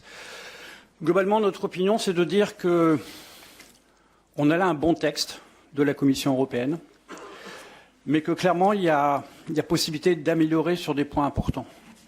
D'abord, qu'on pense que, comme la Commission régulièrement nous présente l'agenda du consommateur, il faut à un moment donné qu'on ait une vraie politique de consommation en Europe, avec pas seulement le point sur une liste de droits du consommateur, mais un écosystème de consommation avec les producteurs, avec les distributeurs, avec une vraie feuille de route plus prospective, avec un bilan chiffré, avec des indicateurs. Pour l'essentiel, notre travail, ça a été de ne pas faire de listes trop longues, mais de se concentrer vraiment sur ce qu'on pense être l'essentiel. Et pour nous, l'essentiel, c'est 3 points. Le premier, c'est la question de la surtransposition, parce que, en fait, on s'est aperçu qu'un tiers des Européens vivent à moins de 100 km d'une frontière. Et donc, c'est toute la question de l'harmonisation des services transfrontaliers dont on a voulu traiter ça. Le deuxième point, c'est la dangerosité des produits importés, notamment ceux qui viennent des plateformes du sud-est asiatique. Et le troisième point, gros point faible à notre sens, c'est celui de la consommation durable. On trouve qu'il y a un vrai recul de la Commission européenne sur ce sujet. On a aussi cherché à mettre en garde la Commission sur 2 points. D'abord, essayer de se méfier, de sortir de l'idée qu'il pouvait y avoir un consommateur moyen dans l'Europe. Il n'y a pas de consommateur moyen. Il y a des consommateurs vulnérables, il y a des déserts commerciaux, donc peut-être il faut aller un peu plus dans le détail. Et puis on met en garde aussi contre le risque de la numérisation. La numérisation a des limites. On pense que le consommateur doit toujours, à un moment donné, pouvoir trouver un interlocuteur humain. Voilà, je voudrais un remerciement spécial au groupe de travail qui a vraiment été extrêmement constructif sur ce point. On a eu de beaux débats. Et puis, comme tous mes prédécesseurs, remerciement spécial au secrétariat qui nous a aussi beaucoup aidés. Merci à vous. Merci Thierry, thank you so much. And I now go to the floor. Sitting at 3-4 is Mr. Chasavikios. The floor is yours for 1 minute. 340. Thank you, Mr. President, and I congratulate Rapporteur for excellent opinion. Consumers are shifting to more sustainable consumption. They want to reduce negative impact on environment, but there is so much greenwashing. I have led a study on e-commerce in Lithuania, and results show that more than 40% of internet shops are using words ecologic as they like, where there was even an eco-scooter. It's completely absurd. And for consumers to be able to finally get durable and repairable products, we need ambitious legislation, such as ambitious Circular Economy Act. So I'm very happy that these proposals are included in the opinion. Thank you. Well done, thank you very much. And Veselin Mitov, sitting at 216, the floor is yours for 1 minute. Thank you, President. The consumer agenda recently adopted by the European Commission marks a strategic shift in how we protect and empower consumers through the end of the decade. While it aims for economic growth, the heart of the agenda is a response to deep-seated social challenges triggered by the digital and green transitions. The primary social hurdles agenda aims to solve are digital fairness and algorithmic exploitation. The most significant social challenges is the power imbalance between consumers and tech platforms. The agenda addresses digital asymmetry, where a company knows more about us than we know about them. Also the protection of vulnerable groups, the green divide, affordability and sustainability, economic security and cost of living. So, dear colleagues, we have a very good opinion drafted by a very good rapporteur, so just support it. Well done, thank you very much. And now I go back to the rapporteur, Thierry. Merci Président, merci aux 2 intervenants. Très vite, sur le sujet des allégations environnementales, c'est justement un point qu'on a fait remarquer, c'est-à-dire qu'il y avait une ambition qui était la directive Clean Claim qui a été retirée, et on n'a pas de nouvelles de ce qui va devenir.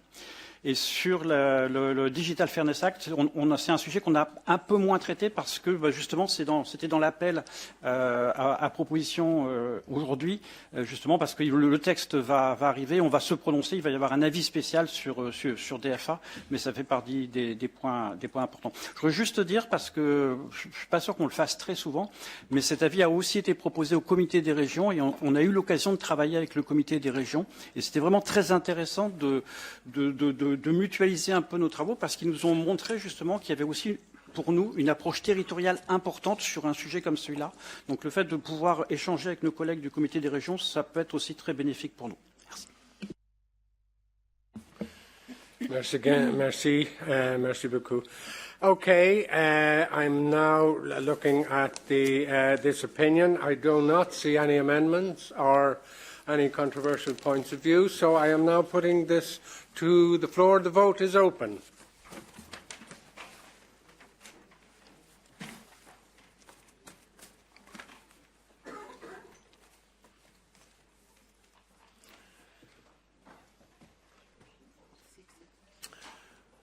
Okay, we're coming to a declaration.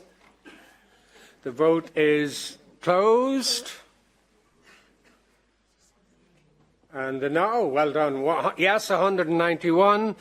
1 against, abstention 1. Congratulations, Thierry. So categories, we have 2 Category C opinions which go straight to the vote, and I'll call them out. So it's NAT 992, equivalence of field inspections carried out in third countries on seed-producing crops and on the equivalence of seed produced in third countries. The vote is open.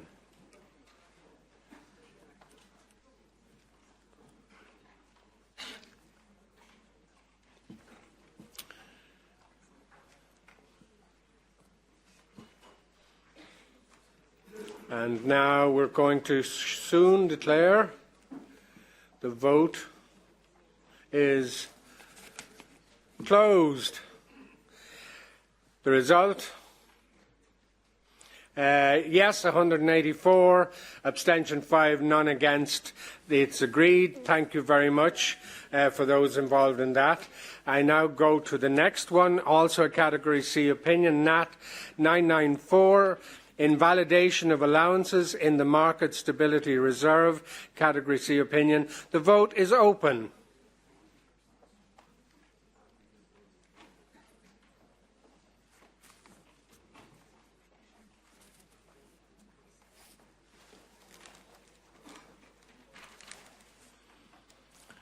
We're doing well. We got across into the 90. So I'm now about to declare the vote is closed. And the result of that is 190 yes, abstention 7, none against. So that is passed and agreed. So that's fantastic. Thank you very much for those of you. Again, good applause because that takes a lot of hard work. Opinions without debate, I'm now going to call them out. The first, it will go into 2 votes. There's an evaluation report and the transmission of the evaluation report. So first, let's call it as it is. 1106, evaluation of Regulation EU 2019-1020 on market surveillance and compliance products. It's the evaluation report. The rapporteur is Antje Sabine Gerstein, the new president of INT. Congratulations again to you. And co-rapporteurs, Anastasis Gipanis, my friend from Cyprus. So let's first of all vote on the actual report. The vote is open.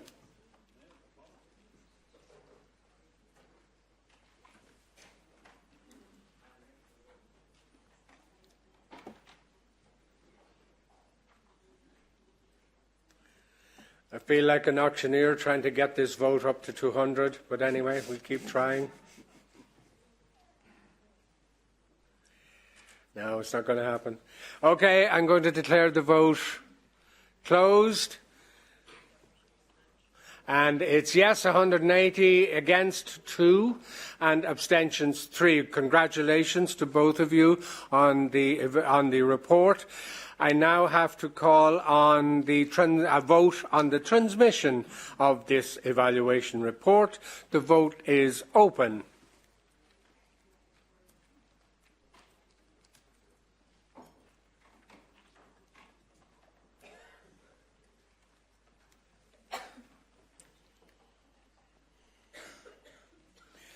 Okay, we're coming close to a declaration.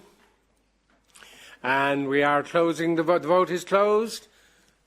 And the result, again, 184 yes, against 1, and abstention 4. So this evaluation report will be transmitted. Congratulations to both of you, Antje and Anastasis. Well done. We go now to INT 1109, Cybersecurity Act, Rapporteur Miroslav Ines. The vote is now open.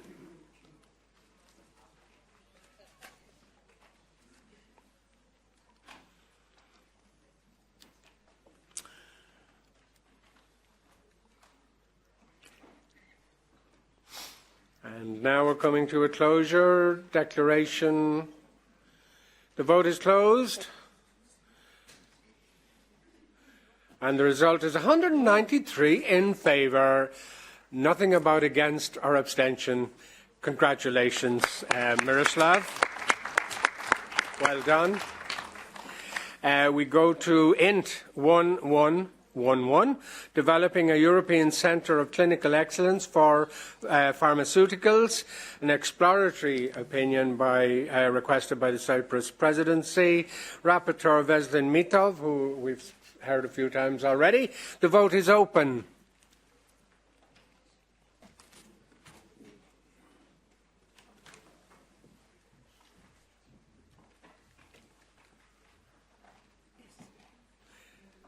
We're doing well.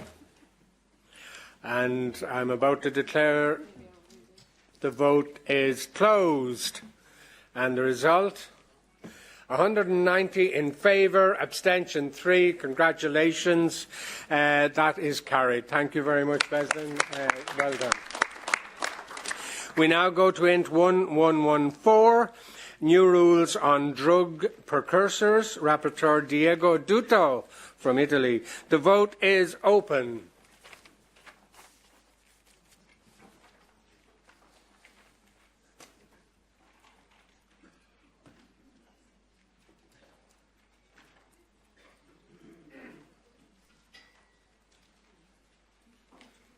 And I now declare the vote closed, and the result is 195 in favour, abstention 1. Congratulations, Diego. It is passed.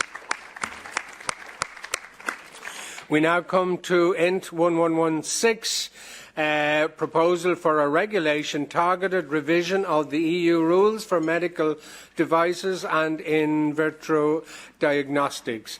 Rapporteur Danko Relic from Croatia. The vote is open.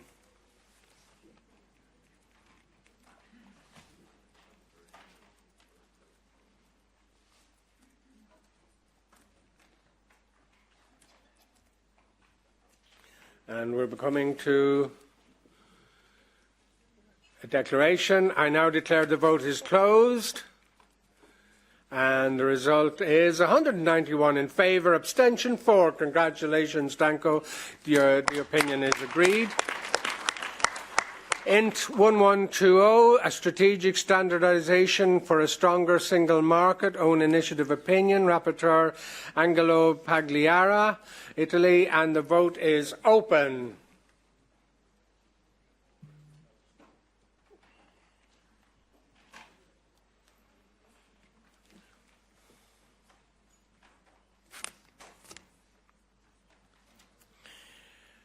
And we're coming to a declaration. The vote is closed. And the result is Approved 184, abstention 7. Congratulations, Anglo. Well done, and congratulations again. We come to INT 1124, single market, tackling unjustified territorial supply constraints.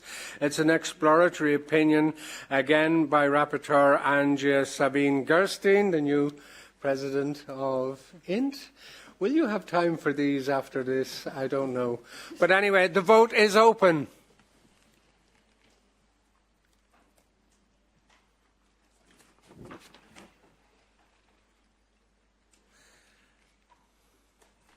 So, sudden rush of votes there. It looks like we're coming to a declaration. And the vote is closed. We have an approval. 184 yes, against 2, and abstention 4. Congratulations, Antje. It is carried. And finally, SOC 857. EU drug strategy, Rapporteur Diego Duto. The vote is open.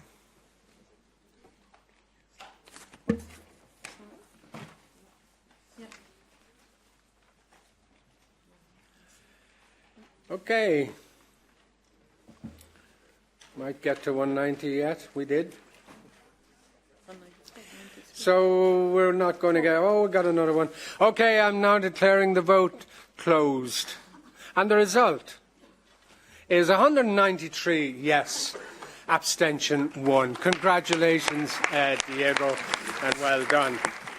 And may I say congratulations to you, all of you. You have been brilliant. You have stayed. Yes, somebody's shouting more. I'm not going to do that. No, I'm saying no. We're not having any more discussion this evening. Listen, I really appreciate people staying. I know it was difficult, but as I said, I don't apologise. We had a really good day between the President, serious debate on the treatment of people who are homosexual or indeed any kind of gender. Really serious debate on that, and a serious quality level of opinion. So, thank you. We'll see you all in the morning at 9 o'clock. And of course, be on time. Enjoy the evening. There's still a bit of sunshine out there. Thank you.